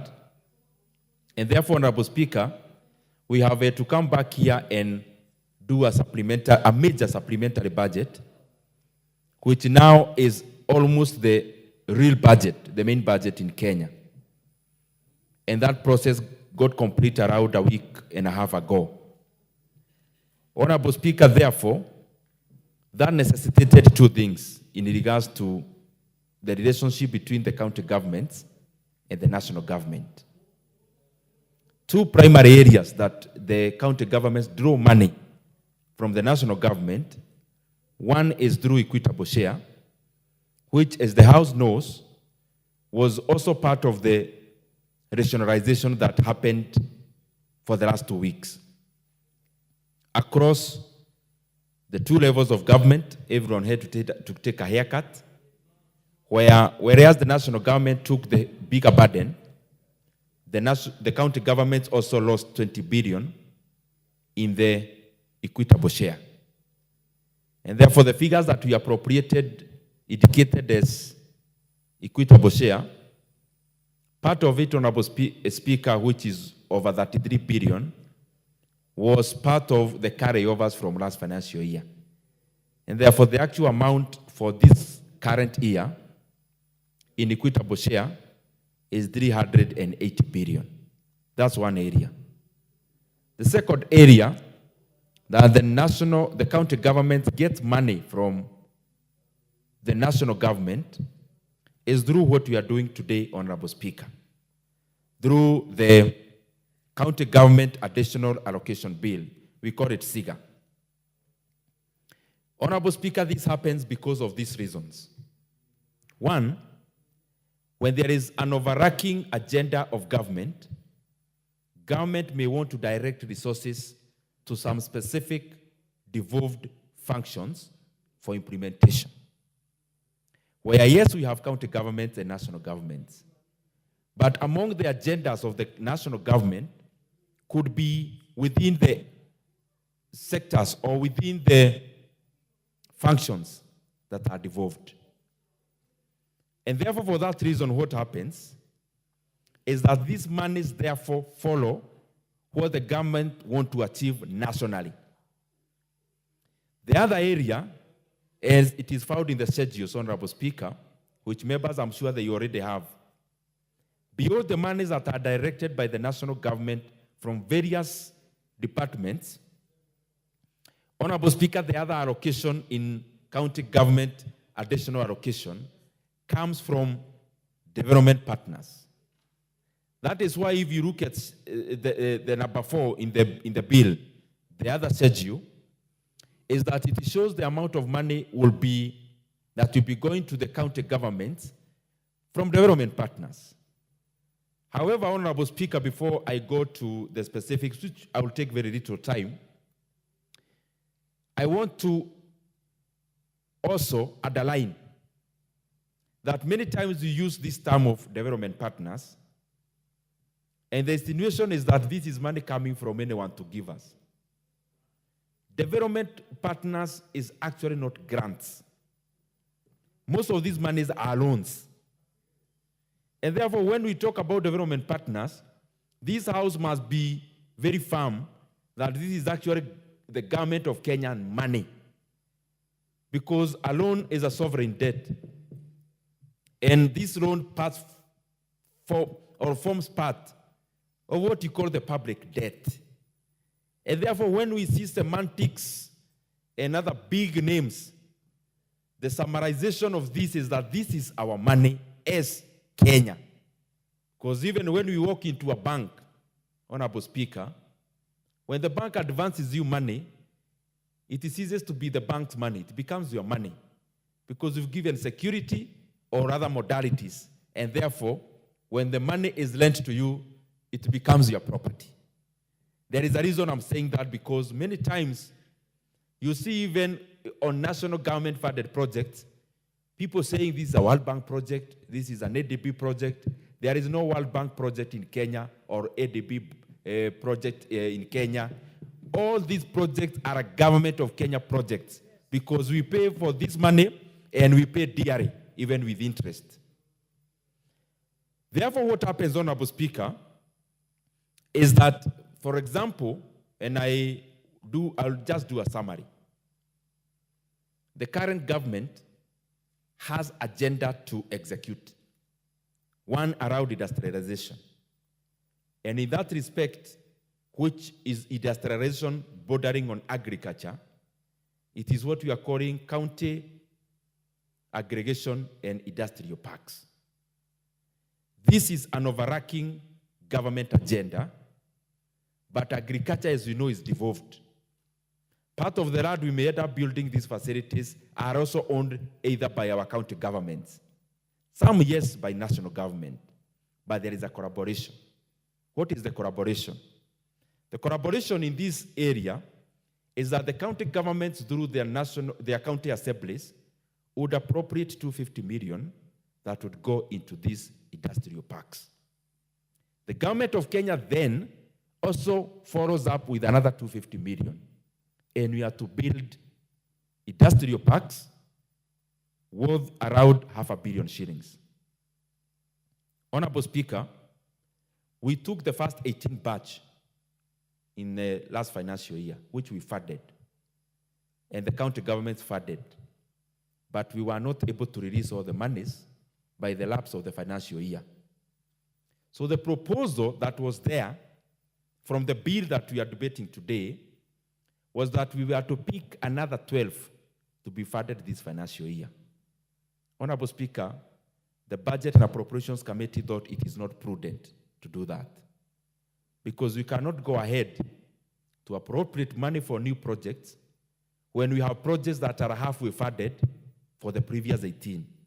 So the wisdom of the committee, as it is in the report, was that we first finish the 18 so that Kenyans can get utility out of them.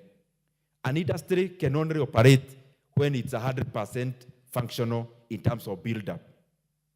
And therefore, it would be imprudent for us to jump in to start new ones just for political correctness that is happening everywhere, and then we end up not enjoying utility for a very long time. So our recommendation is that the money is available, we fast forward the 18. However, you will see, and the members can see, that the money is still not enough. Why do I say so?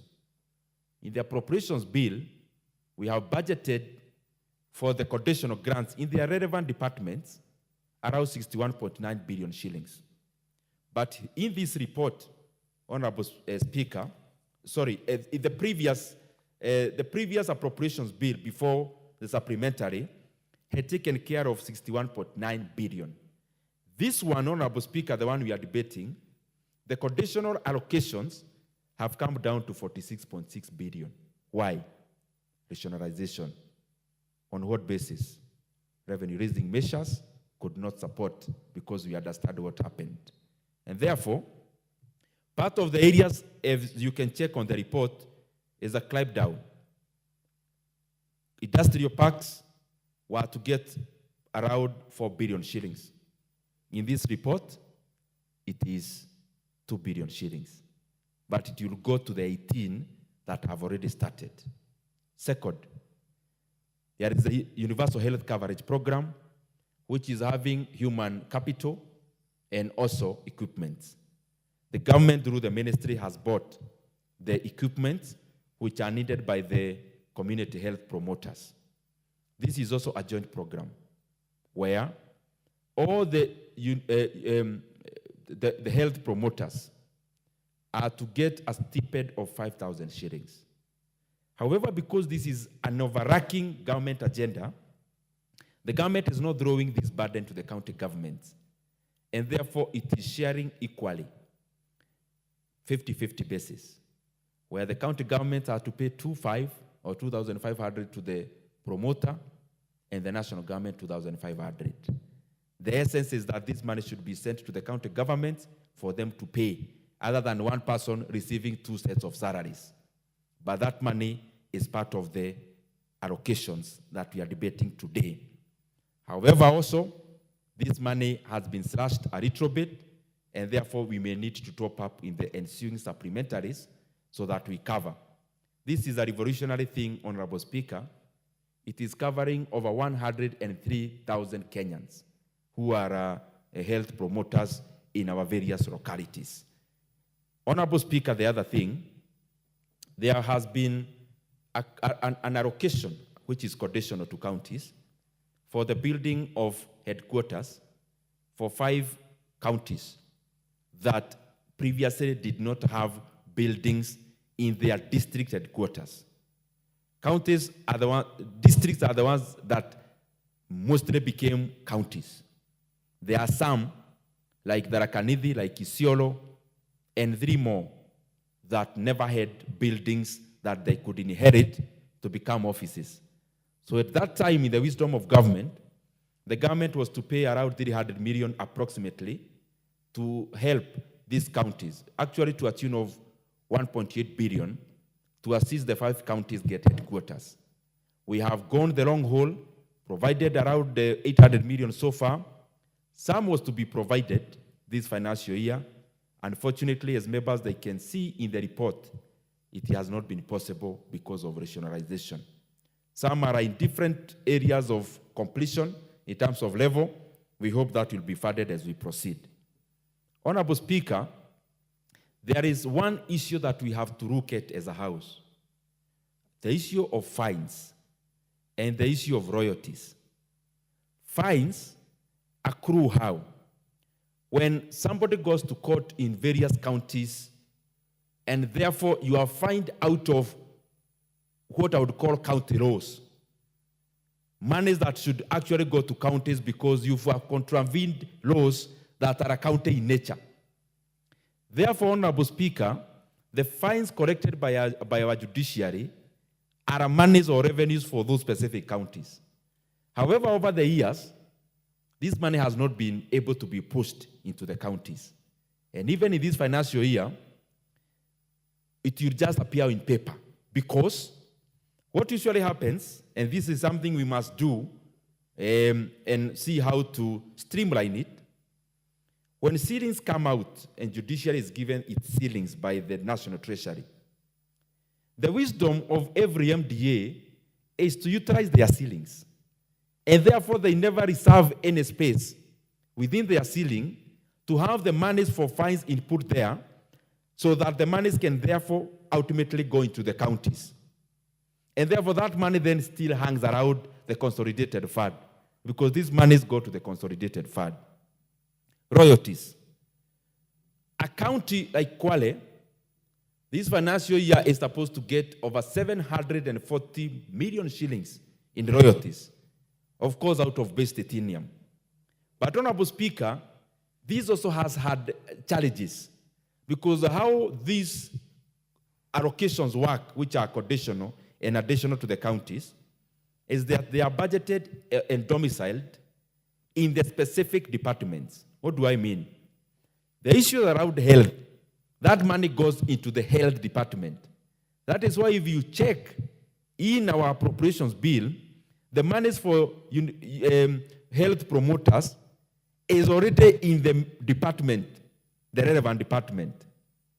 Therefore, when it comes to royalties, the wisdom would have been that then this money should be domiciled within mining. But that money is not provided because of what I'm saying again. When departments are given ceilings, they first look inwards in terms of their needs. There is scarcely any other room to accommodate this kind of additional resources for our counties. That's something we have to look at, because there is a gap in there. So those monies, again, they are there on paper, but judging by the previous years, it only appears on paper. No money touches the counties. Lastly, Honorable Speaker, is the monies from development partners. Development partners, and the schedule is available for members to see, are also specific. They try to achieve a certain aid. That is why even if you look at the name in the schedules, they are usually very specific. Whether it is about settlements like KISIP, whether it's about health, whether it's about like FROCA. FROCA is around climate issues and support and interventions to the projects. When development partners are advancing these monies, they are also looking at a certain aid. And even if you are borrowing, much of it is concessionally and therefore cheap. They have conditions that yes, you are giving you this money, but this money is to achieve this and this and this. And therefore, Honorable Speaker, that forms part of the additional resources that will be appropriating through this bill today. These monies had also included one more figure, which members are aware of. The last 3 years, the CGAA, County Government Additional Allocation, had included 10 billion for RMLF. The wisdom of this House, as we are doing the appropriation bill, is that the maintenance of roads through Kera should be a preserve of the Constituency Roads Committee. And that is what we have affirmed in the committee. That money has remained in the Constituency Roads Committees. We have had a chat with the Council of Governors. They also seem to align that it will be impossible to do otherwise, especially in this House, and members are aware of what that means. Honorable Speaker, therefore, I would just call upon members to look at the report. There is a clear information there. If you want to know how much money your county is getting from whichever source, it is in there, and it is important for us to peruse even as we give our contributions. Otherwise, I want to thank all the members of this House and also the members of the Budget and Appropriations Committee. We've been meeting over this, deliberated to reach where we are today. And Honorable Speaker, I wish to move and request the Chairman of the ICT and Innovation, the Honorable KJ Carey, member for Dagoretti South, to second this motion. The Honorable John Kiaria. Mr. Speaker, I thank you. And allow me to also thank and really congratulate the chair of the Budget and Appropriations Committee, and also thank and congratulate the committee that he chairs. Mr. Speaker, the prevailing situation in the country has made this committee work very hard. And it might be lost to some members, but the truth is that because of what is happening in this country, this committee has been forced to burn the midnight oil, and for no extra commendation or extra glory, they have burnt that midnight oil and have represented report after report, even as we continue to manage our budgets and find on how we shall be able to resource projects in this coming year. Mr. Speaker, it's not lost to any of us how we got here. We know the situation of the finance bill and where it ended up and how we got to reviewing some of these reports. Mr. Speaker, as I second, I'd like to say that I stand to support that this bill be approved by Parliament with the requisite amendments. Mr. Speaker, if we do as the committee has recommended, we shall be doing a number of things. One, we shall be very well starting our country towards the journey of industrialization. This investment in county parks is very well informed by the bottom-up economic transformation agenda that seeks to move this country into a middle-income country. And the efforts that are being put are deliberate efforts. Mr. Speaker, we know of countries like Singapore, countries that stopped at some point and said that they have to change the way they do things. This is exactly what the bottom-up economic transformation agenda has done. Drawn up value chains intentionally, and agriculture happens to be one of those value chains. That we as a country are no longer taking agriculture just as farming. We want our people to go and farm, yes. But after farming, we do not want our products to go to market raw. We do not want to sell our milk raw. We don't want to sell our horticultural products raw. We are finding a way where we can add value to these products. And in so doing, we shall be, one, providing employment for the young people, but two, and most importantly, we shall be walking the path towards industrialization. So this bill, Mr. Speaker, if approved, on that one count of moving us towards industrialization, you see that it provides for the funding of these county aggregation industrial parks in 8 counties, Mr. Speaker, and I do want to buy the rationale of the chair and the committee in saying that rather than stretching the shilling too thin, we can go with the 8 counties and make sure that these ones are complete so that we start earning from it. Mr. Speaker, secondly, there is a big theme on universal health care. As we develop the capital projects, the infrastructure-heavy projects, we are reminded that our biggest investment should be in people. And the health of our people is critical, Mr. Speaker.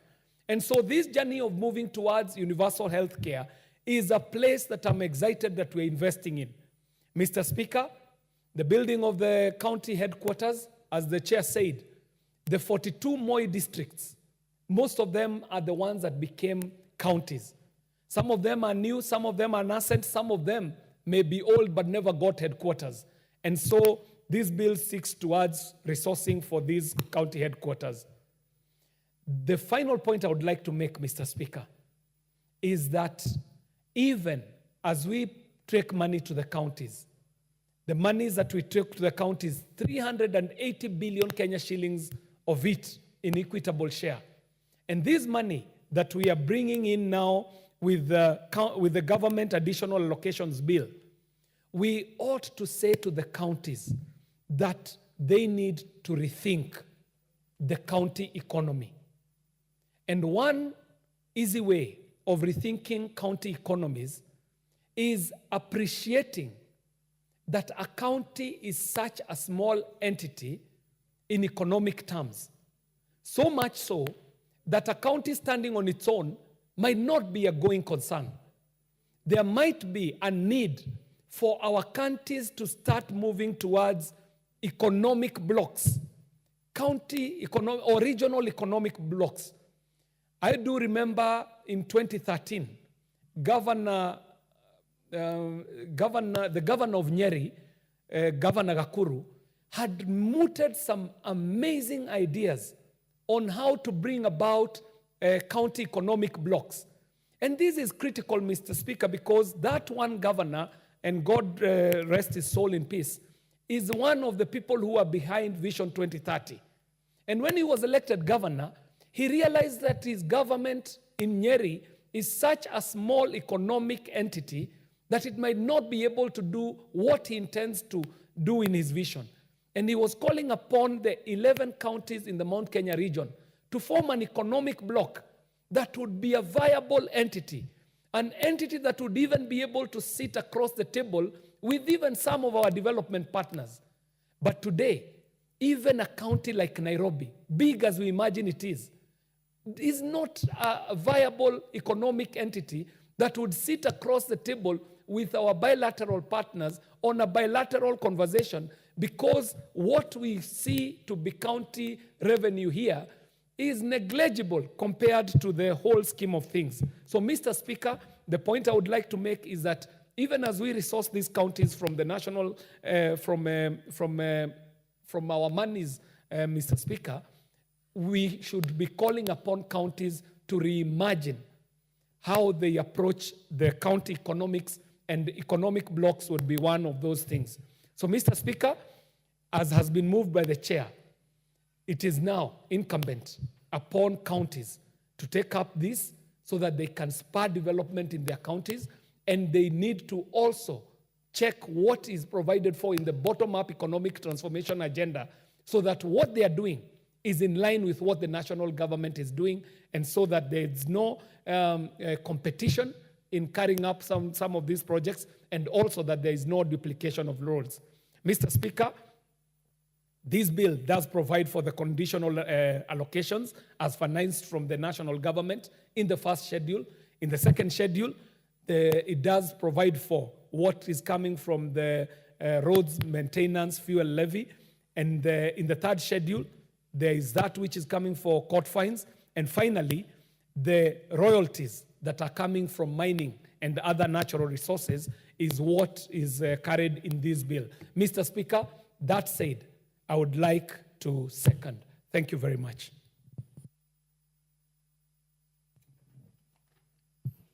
Honorable members, I now propose the question.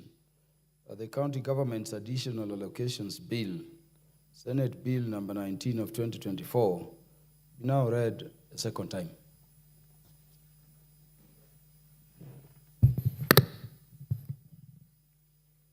The Honorable Gideon Ochanda, the MP for Bondo, you want to speak to this? Yes. Thanks, Mr. Speaker. Mr. Speaker, I think this is a good effort in terms of showing Kenyans that really counties get much more money, regardless of whether their functions are done by themselves or are funded by themselves or are funded from different sources. It's a very good indication that we are not only talking about the 380 billion shillings, and if the chair went further to put all these additionals together, would have seen that really county governments are getting a lot much more than many times what is indicated. However, Mr. Speaker, and if the chair will listen to this, I think the cleanup is not complete in terms of these other sources that are coming, particularly from the national government. If you look at fertilizer, for example, the amount of money that we are using on fertilizer is to agriculture, and agriculture is devolved. What amount of money is in that? I think this is not yet here. You look at these other things that we are talking about in terms of the many other regional or the sagas that are doing functions that are funded by the national government and are doing functions that are really county functions. Like the Lake Development Authority, many of these regional development authorities are basically doing functions that are supposed to be county functions, and they are funded from the national government. Look at if we put all those together, you'll be seeing that definitely there's a lot much more money that goes into the county governments. The other thing that maybe the chair may need to hear more is in terms of where we are like co-matching. The national government is matching with the county governments. Particularly is mentioned health. We need to ask ourselves, for how long is the national government going to support the community health promoters? Is it going to be an annual ritual event that we must give money, the national government must give money to support the community health promoters? Chair, I don't know whether you want me to repeat that. Your secondary is keeping you busy. Chair, what I was trying to talk about is there are these things that we are co-funding, national government and county government. We have talked about the industrial parks. We have talked about the community health promoters. Industrial parks, sure enough, you have said that, no, we are going back to making sure that the ones that were started are complete. That's fine. But look at the community health workers. We are taking half. If you take half, we need to indicate to ourselves initially, for how long do we want to do this? Is it going to be a ritual, national, annual thing that will be supporting the community health workers when we know very clearly that this is something supposed to be done by the county government? So, Mr. Speaker, I think that's another critical area in terms of cleaning the amount of monies that get to the county governments. Now, the other thing is the sustainability of these health promoters. If we pull out, if the national government pulls out its bit, what happens to them? Yeah, it's going to be a very critical question that we must answer ourselves, and we must know that. And what happens, like in the industrial parks, when you put the 250 million Kenya shillings, let's say for the 18, and the other side, the county government doesn't place their 250 million, or it is not a priority to them at that particular time, what happens? What happens to counties that this is a priority to them, yet they are not in the 18, yeah, that we started with? So I think these are areas where we may need to really check. Then we by the end of it, can we do some analysis in terms of where do these monies go to? You are in the 18, for example, a county may be in the 18 for purposes of the industrial parks. Then the same county is in for some grants. The same county is in for another kind of money from a different source. So where are we? Are we able to check in terms of, because I'm seeing that certain counties may be left behind and others may be getting much more in the end. We'll be bringing in some level of inequalities. Look at the grants. Grants for the last 5 years, Mr. Speaker, if you check it clearly, the grants that we have had have been going to particular counties over the years, whether it is for urban development, these things that are supported by grants. They are basically going to the same areas. So if those areas also get fertilizer, that same area is in the industrial park, the same area is in another one. What happens then to the other areas? I think that's a very critical thing that needs to be looked at. The other one is the issue of royalties. Of course, the chair has mentioned that this has not been really very clear. But there are areas where many things are happening in the name of mining, whether they are artisanal or not.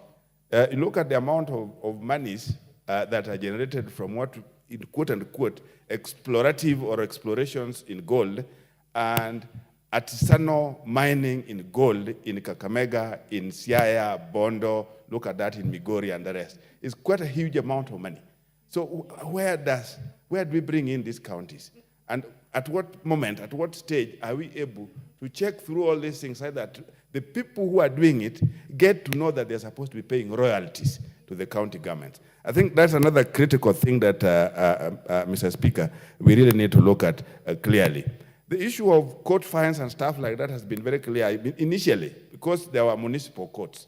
But then there are areas where there are non-municipal courts, definitely their money is swallowed, goes as part of the judiciary and to the consolidated fund. I think this really needs to be streamlined so that counties get to have this as own sources of revenue moving forward. So, Mr. Speaker, I support this, but I want to think that there are quite a bit of effort that needs to be looked at as we move forward. The other proposal maybe is, instead of talking about this as an additional or an additional bill, can we have these things as a tandem of the artificial revenue placement, where we are placing the 380, which is clear cut, Then below it, say that one doesn't struggle from one bill to the other to look for in terms of how much again is added. I think that may help us a great deal moving forward. Thank you, Mr. Speaker.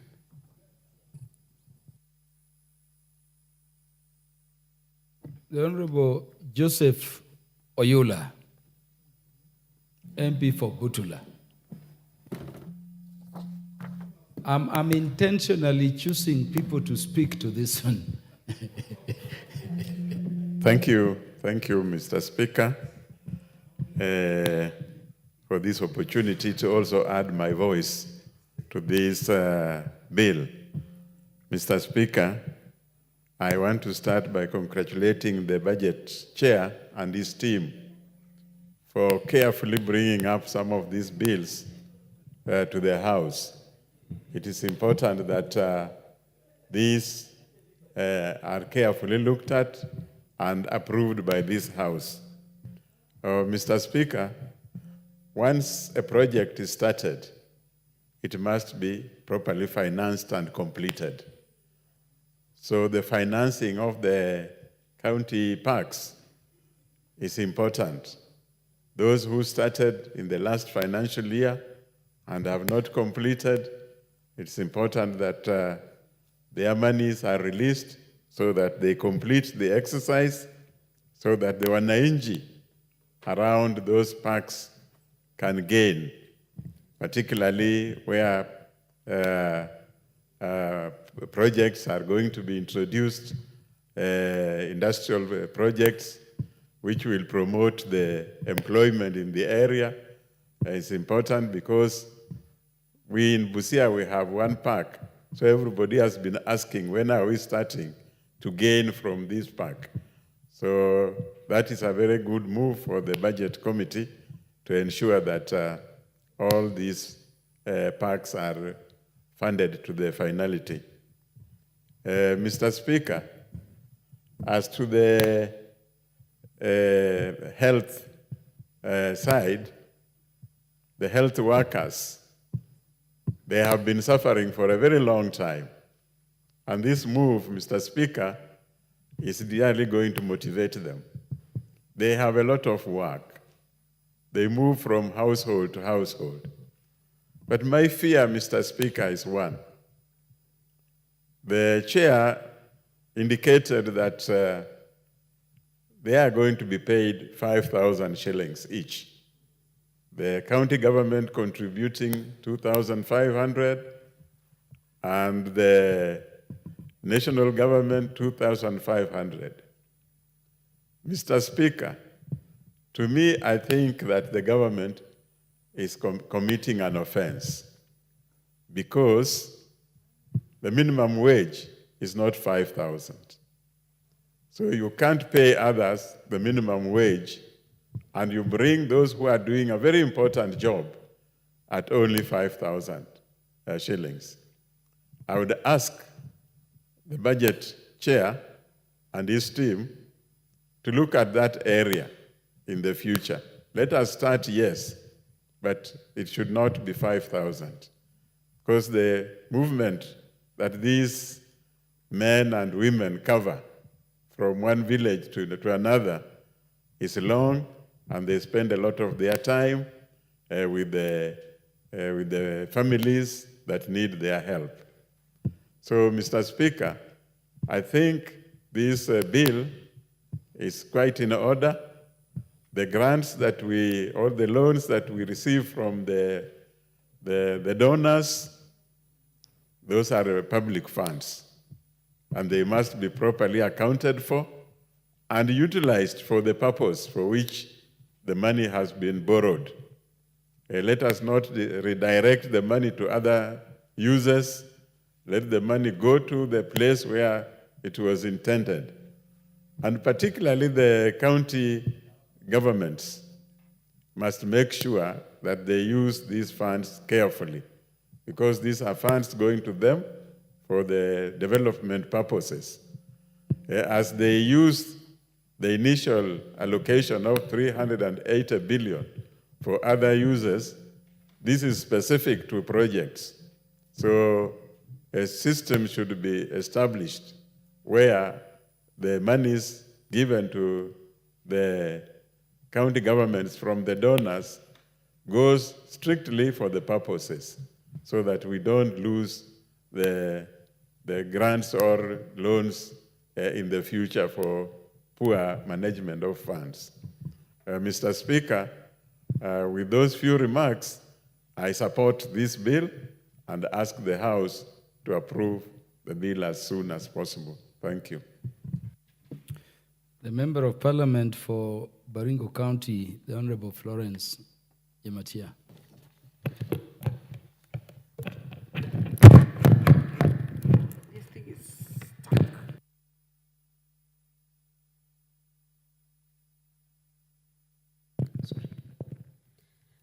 Thank you so much, Mr. Speaker. I'm sorry for the microphone. I think it was just bent down here. First of all, I want to declare that I'm a member of this committee. And this is a bill that I think as a country today, we are living in a very precedented times.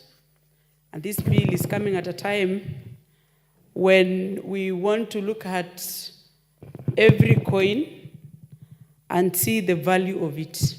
Even as we discuss this allocation, Mr. Speaker, I also want to speak to the issues that is stipulated in this bill. And I want to talk about the community health promoters. This is one of the noble ideas that this government of Kenya Kwanza is implementing. And if you look at it, Mr. Speaker, it is through these community health promoters that the community is going to be taken care of specifically on matters health. Initially, people would feel sick first, very sick, and to the extent that when they arrive at the hospital, they just get admitted because their health was not, there was no diagnosis or there were any interaction of any community health worker before they arrive at the hospital. But then these community health workers plays a very crucial role, and I want to say that it is one of the very noble agendas that this government has put before Kenyans. And as we do this through all the 47 counties, you can see the allocation of the money that is there. The stipend of 5,000 is very minimal. That I also want to agree with the member on the floor that who speak before me that this money should be considered in the future. And I want to believe it is just as a beginning, because if you look at the numbers of these community health promoters in every county, it varies. It's because of the population in number, as much as the ratio is between the population of the county vis-a-vis the number of the promoters, the health promoters, which is a very good idea. But again, money is very scarce. Also considering the challenges that we've gone through, I also realized, Mr. Speaker, there's 18 counties that has been earmarked for the starting of the industrial parks, which is an idea that Kenya has been, if you ask me, it is actually it has been taken by time. Because at 70 million people, we want to ask ourselves every day, what do people or Kenyans do? Because after churning most of our graduates from school and all the skills, these are the areas that we should be exposing them, specifically on skill-based students or our young people who have just finished schools or people who have interacted with TVETs, so that this industrial parks is going to give us the opportunity to employ most of our youth and most of the skilled members of the society. For instance, if you ask me, in this paper we don't have Baringo, which I come from, But in Baringo, we had earmarked areas to do with livestock production, specifically on hide and skin, meat production, creating an abattoirs. We also have areas of horticulture. But until and when this idea is generated right from the bottom, the people should own the process so that we are able to implement these industrial parks. Otherwise, this, if we don't take care of it, Mr. Speaker, might end up being one of the biggest challenges in terms of white elephants. Because if you realize, we are building these industrial parks.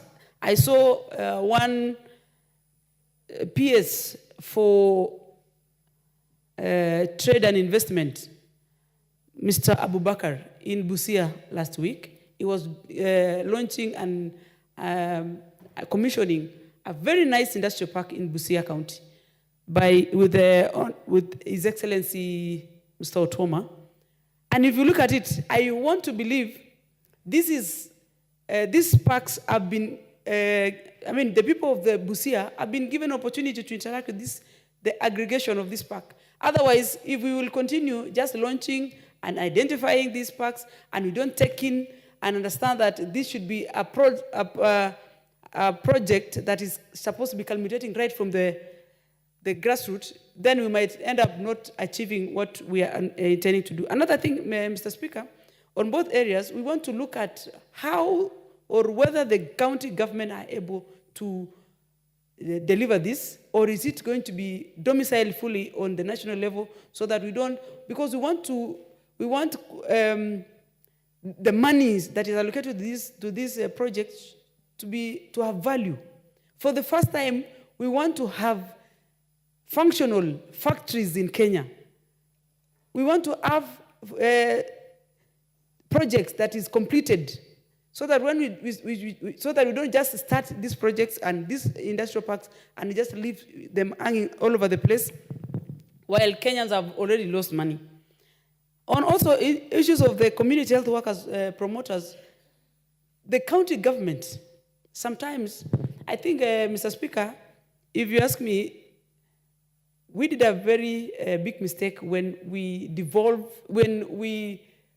created devolved governments through the Constitution of 2010, and more so allowing governors to be elected. There should be a provision that we should have allowed governors in this country not to be an elective seat, and probably given it as a appointment, so that we have governors who have experience to lead these counties. If you look at it today, we have a lot of challenges because the governors that have been elected, most of them, specifically first and second county governments, and even now, most of them have no capacity to manage resources of the counties. To the extent that even the amenities of the counties that was there before is no longer there, is no longer functioning. And another problem I think we did through the Constitution is even to devolve sectors like health sectors. If devolving health sector in this country has caused problems. The Honorable Omboko Mulemba, it's on a point of order. Thank you. Oh, Honorable Speaker, not really to interrupt the Speaker who has been on the floor, but I don't want it to go unnoticed that the statements we do place in this House can really influence the populace of Kenya. The history of counties and even county deputies all over the world since the time of the French Revolution and creation of counties has been through elections. Is it in order for a member to imagine that any person who is elected cannot be a performing governor? Yet, even in America. Thank you, Honorable Speaker. Yeah, the Honorable Florence Jematia. Thank you so much, Mr. Speaker. As much as I would like... Honorable Florence Jematia, do you want information? Information from Honorable Lilian Kogo. Yeah, proceed. Thank you so much, Thank you, Honorable Speaker, for allowing me and the Honorable Jamatian to give extra information. And I want to appreciate your brilliance. And the extra information I want to give you is that what you are saying is the truth and nothing but the truth. Honorable Florence Jamatia, your truthfulness has been appreciated and given back to you as information. Proceed. Thank you so much. And probably I will ask for at least 2 minutes, Mr. Speaker. Why I am saying that is because we have interacted with most of the problems in the counties. And if you look at it keenly, it is not about that Kenyans are not able to, not lack resources, but it's through the mismanagement of the resources. For instance, Ministry of Health or health sector in the counties, it is dead. And today, a whole mother can walk, a pregnant mother going to deliver in a hospital, walks into that place and he cannot even find a painkiller. If it is, unless we empower community health workers or promoters so that they are able to even take care of most of the populace. In this scenario, Mr. Speaker, we will have a real conversation as a country through the county management, because even if you have the best leader in the national level and you have the mismanagement going on in the counties, Mr. Speaker, there's nothing this country is going to achieve in the future. And most likely we might lose this country in terms of poverty levels, in terms of disparity in the society, because the poverty levels in this country is because, in the country today, is because as much as we are channeling a lot of money to the counties, unless you have a good manager to manage those resources. Look at the money that we are giving to the counties today. And every time you look at it, even the Senate have a role to give us as they oversight the counties, to give us reasons why the counties are always deteriorating. We have overstretching and a lot of pending bills that is accrued in the counties. We sometimes don't know who is going to pay this money. And we cannot just bury our heads as members of parliament. This is a house that is a representation, and it is our duty to convert.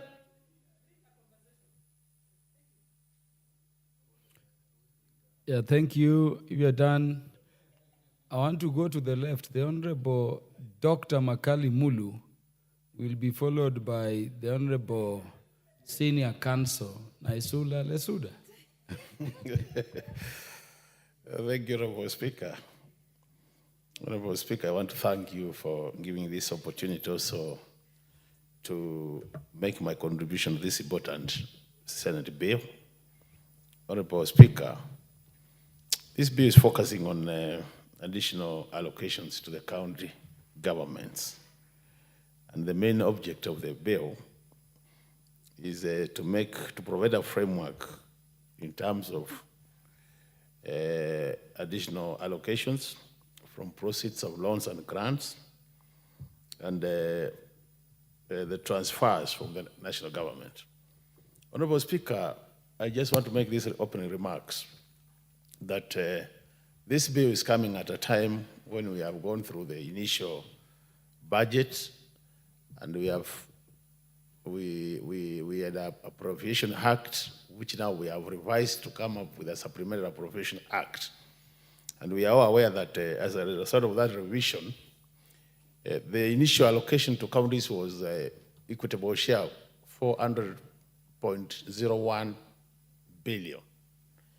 And as a result of the revision, or the downscaling, as a result of this finance bill 2024 being not approved, we've come down to 380 billion equitable share. So, having said that, Honorable Speaker, you realize even the issue of additional resources, there has been a bit of also scaling down for some areas. And since we have approved the Supplementary Appropriation Act 2024, Honorable Speaker, automatically you realize some of the proposals in this bill will have also to be amended downwards. What am I saying? I'm saying the bill as it is what we are debating, but Honorable Speaker will have no choice but to also amend some of the sections and more so the schedules so that we get the figures aligned to the already approved Supplementary Appropriation Act 2024. Honorable Speaker, let me just give a number of examples.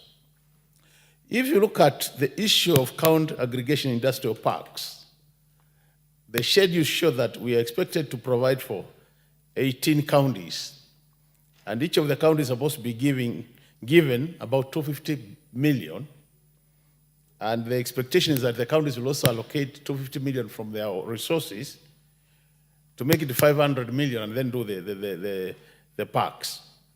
But if you look at the budget which has been approved through the Supplementary Act, Honorable Speaker, it is obvious that the money allocated there will not be able to finance that particular item to 18 counties. So it means there will be, to some extent, Honorable Speaker, scaling down of those figures. We might scale the number or we might scale the figures, the amounts. And I don't think we have a way out because the Supplementary Act is already out. The other matter, Honorable Speaker, is the issue of the construction of county headquarters. You realize, Honorable Speaker, from the schedules, there was a provision for 5 counties to get some money. And this is Isiolo, Lamu, Isiolo, Lamu. Then you also have Tana River, Tharaka Nithi, and there was also, those 4 had been given allocations. You realize, Honorable Speaker, in the Supplementary Act 2024, that figure has been reduced to 0.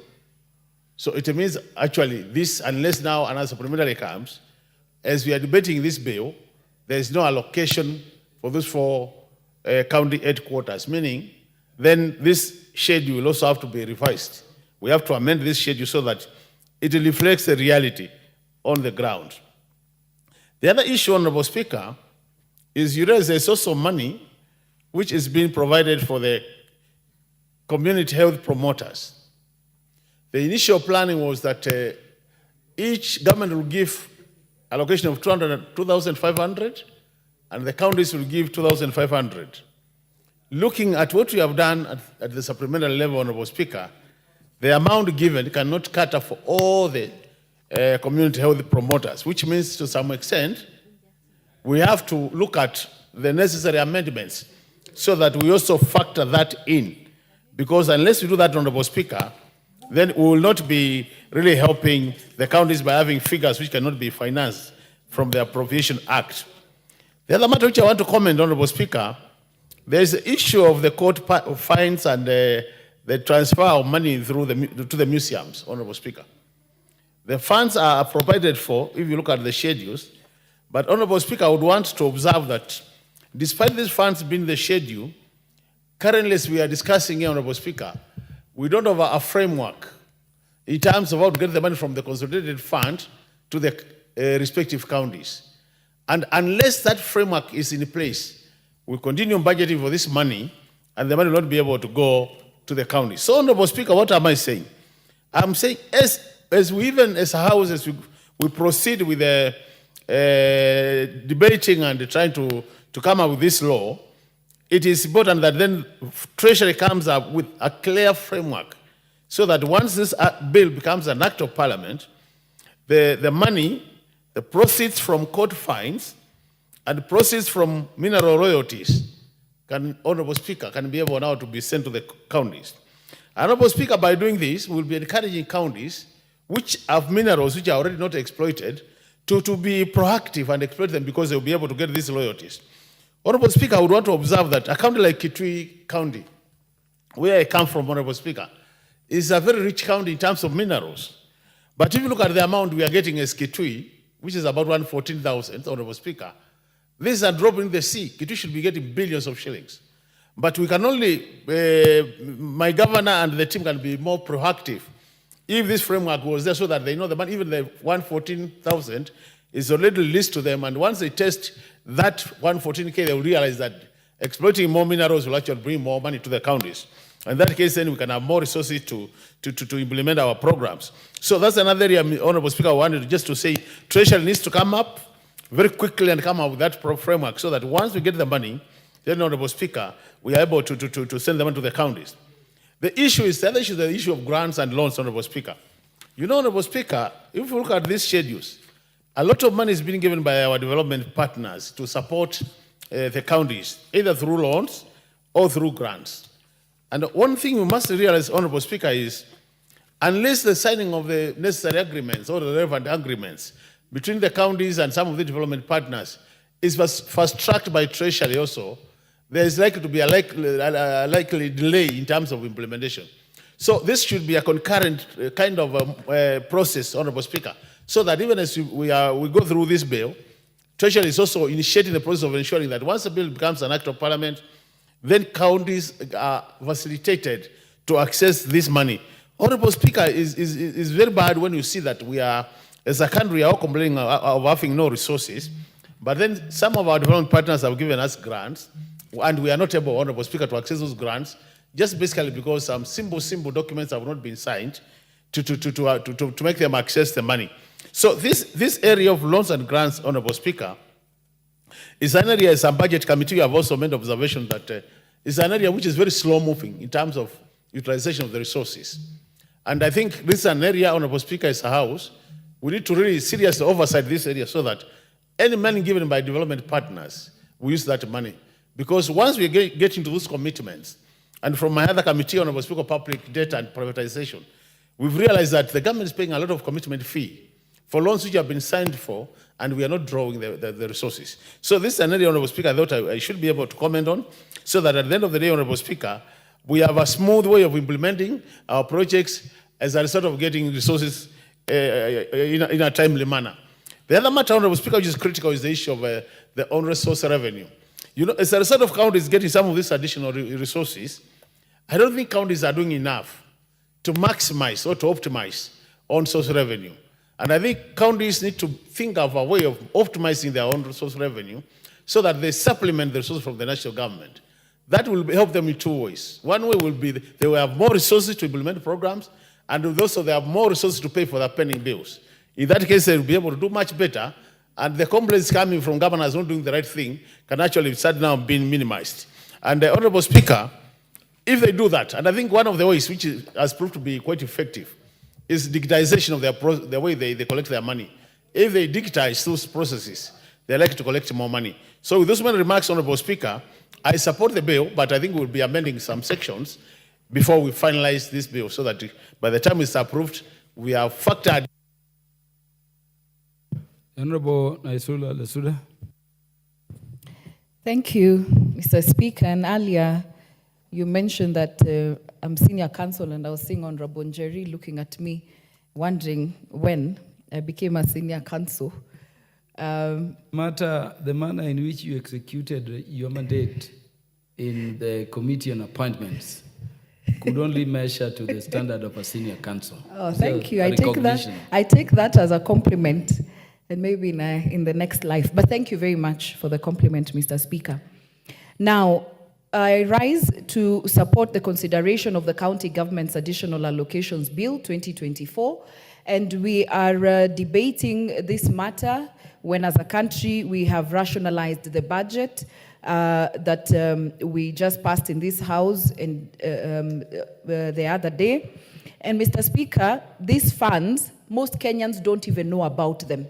They only know about the shareable revenue that goes to the counties. Most Kenyans don't know that these additional funds that go to the counties from the national government and also from the donors. And so it is important that this conversation is going on in this House so that Kenyans know that there is actually extra money beyond the shareable revenue that goes to our counties, Mr. Speaker. It is also evident that when most Kenyans are not enlightened on these matters, this becomes the governor's kitty, their money, because no one knows about it. Many people just know about the shareable revenue. And so the governors then just know about these funds, and nobody really questions or looks on how the implementation of these projects are done, Mr. Speaker. It is important that as Kenyans, we know, for example, I'll pick a county like mine, Samburu County. Samburu County is receiving a total of about 500 million additional funds beyond, over and above the shareable revenue, Mr. Speaker. And this ranges from the CHPs the matching fund that the national government is giving, shilling by shilling. And then there's also the mineral royalties. I am so certain there are so many people in Samburu County who do not know that in the financial year 2023-2024, Samburu County received 900,000. Was it 900,000? That was just 900,000. But this financial year, and that is what was raised here, we're not clear of the royalties. Why in the financial year 2024-2025, Samburu County is receiving royalties of a paltry 17,000? I mean, of all the minerals in our county, why would Samburu County be receiving 17,000? Actually, it's like a joke. What will Samburu County do with 17,000 as royalties, Mr. Speaker? There is also additional now donor funding, which ranges from locusts money. And we need to know this locusts money, what it does, Mr. Speaker. You know, locusts left the country. They left the building. So we need to know what the money for locusts in Samburu County is actually doing, because we don't want any money to become someone's kitty in our counties, Mr. Speaker. There is also money to do with food resilient, devolution support, Kenya Urban Support Program. All these things, Mr. Speaker, are additional revenues to our counties. Having said that, it is important, Mr. Speaker, as a country, we have a serious conversation and we bite the bullet. If we embraced devolution, we need to look and review whether we actually devolved all the functions and whether funds followed the functions, Mr. Speaker. We cannot also have the national government deciding to be giving counties money when and when they feel like. If a function is devolved, let us devolve the funds fully from the national government, Mr. Speaker, because we cannot also live with this fallacy that it is only county governments where the governors are doing corruption, Mr. Speaker. It is happening also at the national government, Mr. Speaker. And so we cannot say we cannot follow the funds cannot follow the functions because the money will be eaten at the county. It is also being eaten at the national level, Mr. Speaker. And that is why you hear sometimes people saying, let us then devolve corruption. If it is being eaten here, the money, it is better when it is at the county, Mr. Speaker. And so as a country, we must have a conversation on whether if a function has been devolved, let us devolve all the funds. Maybe why health is not really working is because we are not giving enough resources of the functions that we have devolved, Mr. Speaker. So let us make sure that the funds follow the functions that have been devolved in our country, Mr. Speaker. The second thing that this bill takes care of is ensuring projects are completed. I like it that we have reduced the industrial parks, even though Samburu wants the industrial park, but I would rather we have 18 fully complete functional industrial parks in this country rather than small, incomplete industrial parks across the country, because we will not have value for money, Mr. Speaker. Let us finish a project and it be in use so that we can get value for money, Mr. Speaker. The other thing which is important, and we must have a conversation as a country, these issues of us killing public facilities. Mr. Speaker, what happened with the health in the health sector is that the issue of NHIF, we made sure that we have killed our public facilities so that Kenyans then can go to private facilities, and then public funds in NHIF go or find themselves in private hospitals. And so our public facilities continue to die. Our public health is dead. What I am afraid of, and that is why I was raising the issue of the higher education funding model.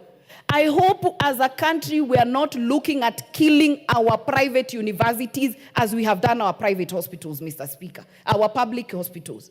So that we kill the public institutions, so that children then go to private universities, and then this funding model follows the money in private universities, Mr. Speaker. We have to be serious as a country that our public institutions work so that they can serve Kenyans, because not everybody will afford the private universities. Lastly, Mr. Speaker, on this issue, because I've had debates on whether governors should be executives, should they be elected. I think that one, we have crossed that bridge and we decided we want them elected. But having said that, Mr. Speaker, the issue of governors, immediate governors running for Senate, Mr. Speaker, I find that we have a challenge in that. How do you have a governor who has just left office running and being elected to become a senator, and probably will find he or herself chairing PAC in the Senate, where your audited accounts will be brought before you as the chair of that county, Mr. Speaker? How logical will that be, Mr. Speaker? And you know, laws are made, and as we implement, we become progressive so that we see what works, what doesn't work, Mr. Speaker. And I will be looking at that act, Mr. Speaker, we amend it. If you want to run for Senate, at least you wait for 5 or 10 years after you have become a governor, Mr. Speaker, so that the Senate looks at all your audited accounts. EACC can also look at you. DCI can also look at you if you misappropriated the funds of that county before you find yourself in the Senate and then start coming to audit yourself as the chair PAC, Mr. Speaker. As a country, I think that was a big... it was something that really was not thought through when we were coming up with our constitution. But as I have said, as we implement the constitution, we look at what needs to be corrected, or our acts. Actually, it's an act. It is not the constitution, because we will find many governors running to the Senate to go and protect themselves there, Mr. Speaker. And so, with those very many remarks, I support. Thank you. The Honorable Jared Okello, you want to speak to this? I know in 5 minutes. I thank you very much, Honorable Speaker. I also want to add my voice to the county government's additional allocation bill. Honorable Speaker, we are where we are as a result of the happenings 2 months ago. Honorable Speaker, those happenings, whereas people would be castigating those people who are involved, commonly known as Gen Zs, but for me, I would look at it positively, that they then created a separate path for oversight of our country's governance, Honorable Speaker. We would not be here, and there would not have been changes occasioned at the cabinet had it not been for Gen Zs coming out to shine bright light on the dark corners of our governance, Honorable Speaker. Honorable Speaker, our counties have done a great job so far, but there are also pitfalls that need to be looked into. Whereas the idea of having county governments emanated from discrimination of certain areas before, so the county governments or devolution was brought forth to try to create a level of equity and correct certain ills that had been perpetuated in the past. Honorable Speaker, our counties grapple with this idea of pending bills. I do not know where we lost the mark, because if you were to use a model as adopted by the NGCDF, Honorable Speaker, this is one of the devolved funds that attract no pending bills at all, because no one is put to engagement until money is available. You cannot have a supplier, you cannot have a contractor on site under the NGCDF until money is brought into the constituency, Honorable Speaker. How we lost this, that governors together with their cabinet would just sit down and allocate contracts based on monies that they don't have. At the end of the day, they have lumped up bills piling after piling. Now, what stops an outgoing governor from engaging contractors and suppliers, getting his kickbacks, and retiring? Nothing can stop. And if you visit all our counties, Honorable Speaker, you will be confronted by pending bills amounting and running into billions. Yet, there is nothing done on the ground. So, how do we then correct these ills moving forward? Now, the governors, some of them have also become lazy because there is an exchequer releases. And today we are also talking about additional funding to the counties. And we are looking at sources from court fines. We are looking at sources from, the minerals. Yes, minerals available within counties, Honorable Speaker, so that they get royalties. Now, what stops a governor from just sitting pretty and waiting for these monies? Not becoming innovative to add additional revenue streams into their systems, Honorable Speaker. So I think governors also need to wake up to the reality and expand their revenue streams so that they can fund their projects without necessarily waiting for the exchequer, which is also confronted by IFMIS and all the other obstacles on the way. Honorable Speaker, it has been said enough times that the little money that goes into constituencies in terms of projects implementation is what can be seen on the ground. Now, counties attract billions, both from own revenue and from the exchequer.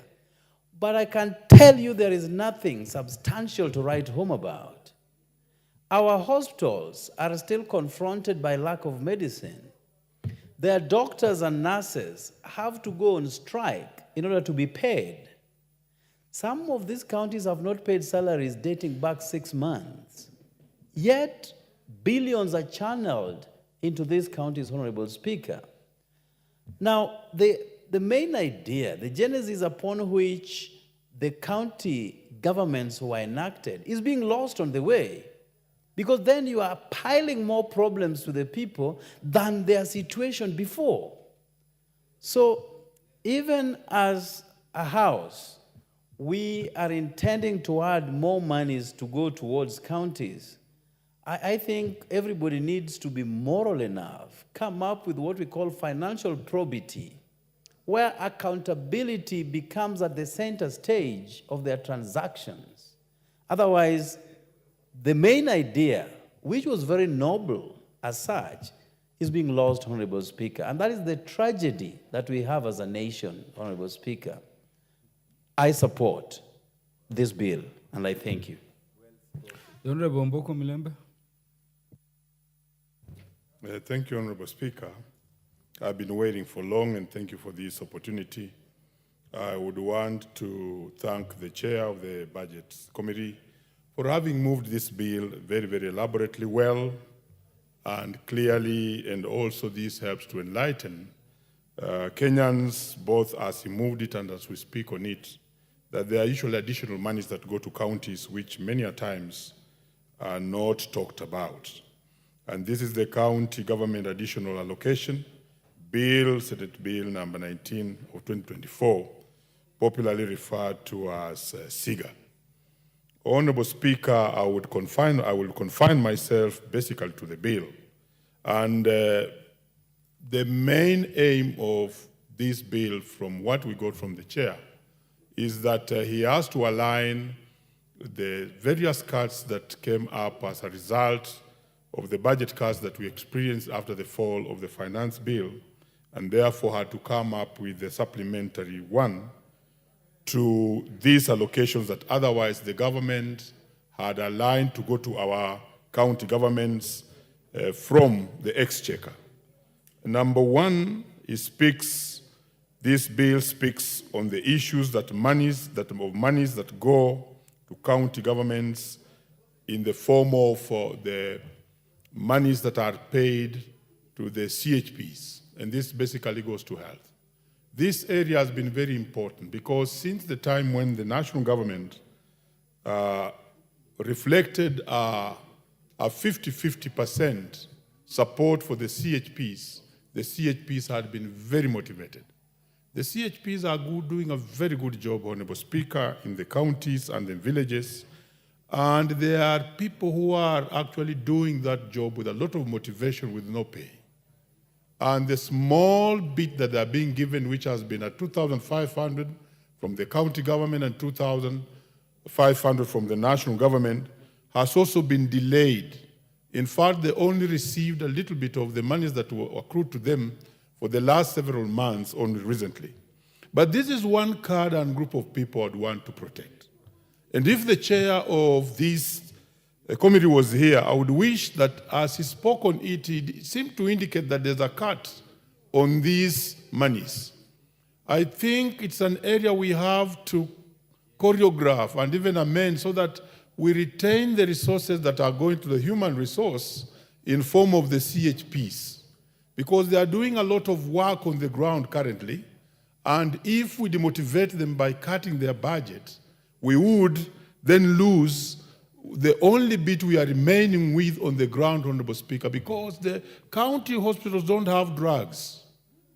They don't have facilities and they are not operating.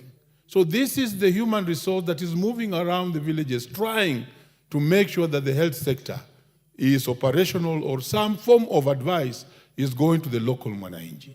I would want, and I'm taking a little bit longer on this point, that the monies for CHPs be protected.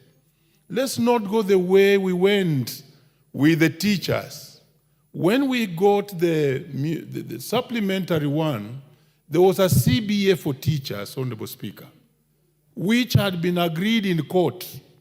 Unfortunately, it was actually removed, and that's why the teachers of Kenya on 26th may not be reporting to schools. It was not necessary. And for the CHPs, leaving the teachers alone, we would also be risking getting these people off work. So there were two components. Where's the chairman? The first component was human resource. The second component was machines. My proposal is this, to this bill, that we reduce on machinery, but retain the stipend for the CHPs so that they continue helping our people down there the line. The other level of that this bill talks about was the monies that go to the county governments in form of our other development partners, and which he described very well that this monies is not free money, but are loans. Did you know, Honorable Speaker, that we have been grappling with calculating the real debt that Kenya owns, because there are so many borrowings that otherwise has been done by county governments which has not been accredited to the national debt. And like Ruben Randall says, the debt that America owes Africa, we are not very sure of the calculations of how much our debt is. And I'm very happy this bill is trying to bring out it clearly that as these monies from partners go, we must look at it as loans that actually are going to the Kenyan people, is a debt which shall be paid by the entire Kenyan population. Honorable Speaker, lastly, let me indicate that the issue of royalties and court fines, I support the bill because this is money that otherwise should go to the county governments. Unfortunately, it gets up to the CFS, and once it's the CFS, it cannot go down. Because of time, let me allow other members to speak on this. I support. Thank you. The Honorable Jerry Maina. Honorable Jerry Maina, as you address this, could you also explain how court fines, because the judiciary is not devolved, would go back to the county? Thank you, Honorable Speaker. Honorable Speaker, allow me to say that the framers of the Constitution of 2010 had no intention whatsoever to devolve corruption, to devolve lack of service delivery. The intention was very pure from the onset. And what we have done with the gift that is devolution is that we have abused the same. Honorable Speaker, as I support the allocation to the counties, we must also ask ourselves, we want to see these monies translating to service delivery, translating to spurring economy at the county level, Honorable Speaker. Honorable Speaker, we have seen in the report, in the bill rather, Honorable Speaker, that county aggregation parks have been allocated for. And it is the duty of this government and other successive governments to ensure that we spur manufacturing and value addition at the county level. The county governments must think the future. They must think how to collate data at the county level so that they can ensure that they match employment opportunity needs at a county level, Honorable Speaker. The issues that we are having right now as a nation, the high rocketing unemployment in our nation, is not only a concern for national government, it must be something that county governments must also think of how they can deal with. Honorable Speaker, it goes without saying that various counties across Kenya are experiencing the issue of healthcare that is no longer working at the county level. Honorable Speaker, lack of basic medication at county government level 1, 2, and 3 facilities. Honorable Speaker, we have seen in some places very good and big buildings built, Honorable Speaker. Launch and PR packaging, Honorable Speaker, where nurses come with medication and equipment, a launch is done by a county boss, and then they disappear into thin air, Honorable Speaker. We must do what is right by our people, Honorable Speaker. We must ensure that we have sorted health care for our people at the local level, Honorable Speaker. Honorable Speaker, as I speak, there are very many facilities across this country, and in specific, Kavoti Level 1 facility in Kirinyaga County, Motivi Dispensary. Honorable Speaker, as a member of Parliament, you go and your people ask you to ensure that they have medicine, and you try to walk them through that it is a county government function, Honorable Speaker. And unfortunately, enough civic education was not done for them to know the differentiation in roles and duties, Honorable Speaker. We demand, as this House, that healthcare must be sorted out, Honorable Speaker. And if the county governments can no longer manage healthcare, let it be the prerogative of the national government, Honorable Speaker, because that is a crucial and important matter, Honorable Speaker. Honorable Speaker, you've also requested that I address the issue of the judiciary allocation at the county, to the county government, Honorable Speaker. And I believe that I heard right. The chair said that these are only emanating from fines that are confined within breach of county laws, Honorable Speaker. And what we must demand, it is that those monies allocated to county governments must translate to service delivery for our people. Thank you, Honorable Speaker. The Honorable Andrew Okuome, MP for Karachuonyo.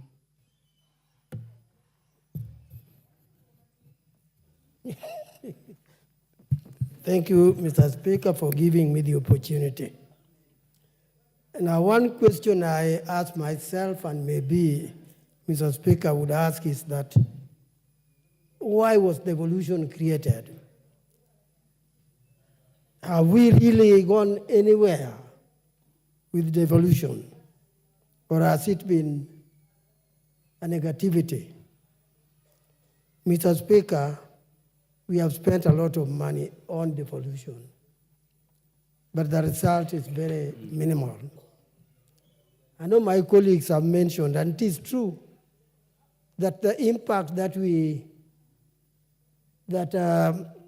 devolution has created is not commensurate with the money that has been spent on them. 380 billion shareable revenue is going to them. That money is not a small amount, it is quite huge. And then, as we discussed today, we want to give them additional allocation. Allocation to cover various items, which I hope can spur development in this country. I have in mind, in particular, the industrial park.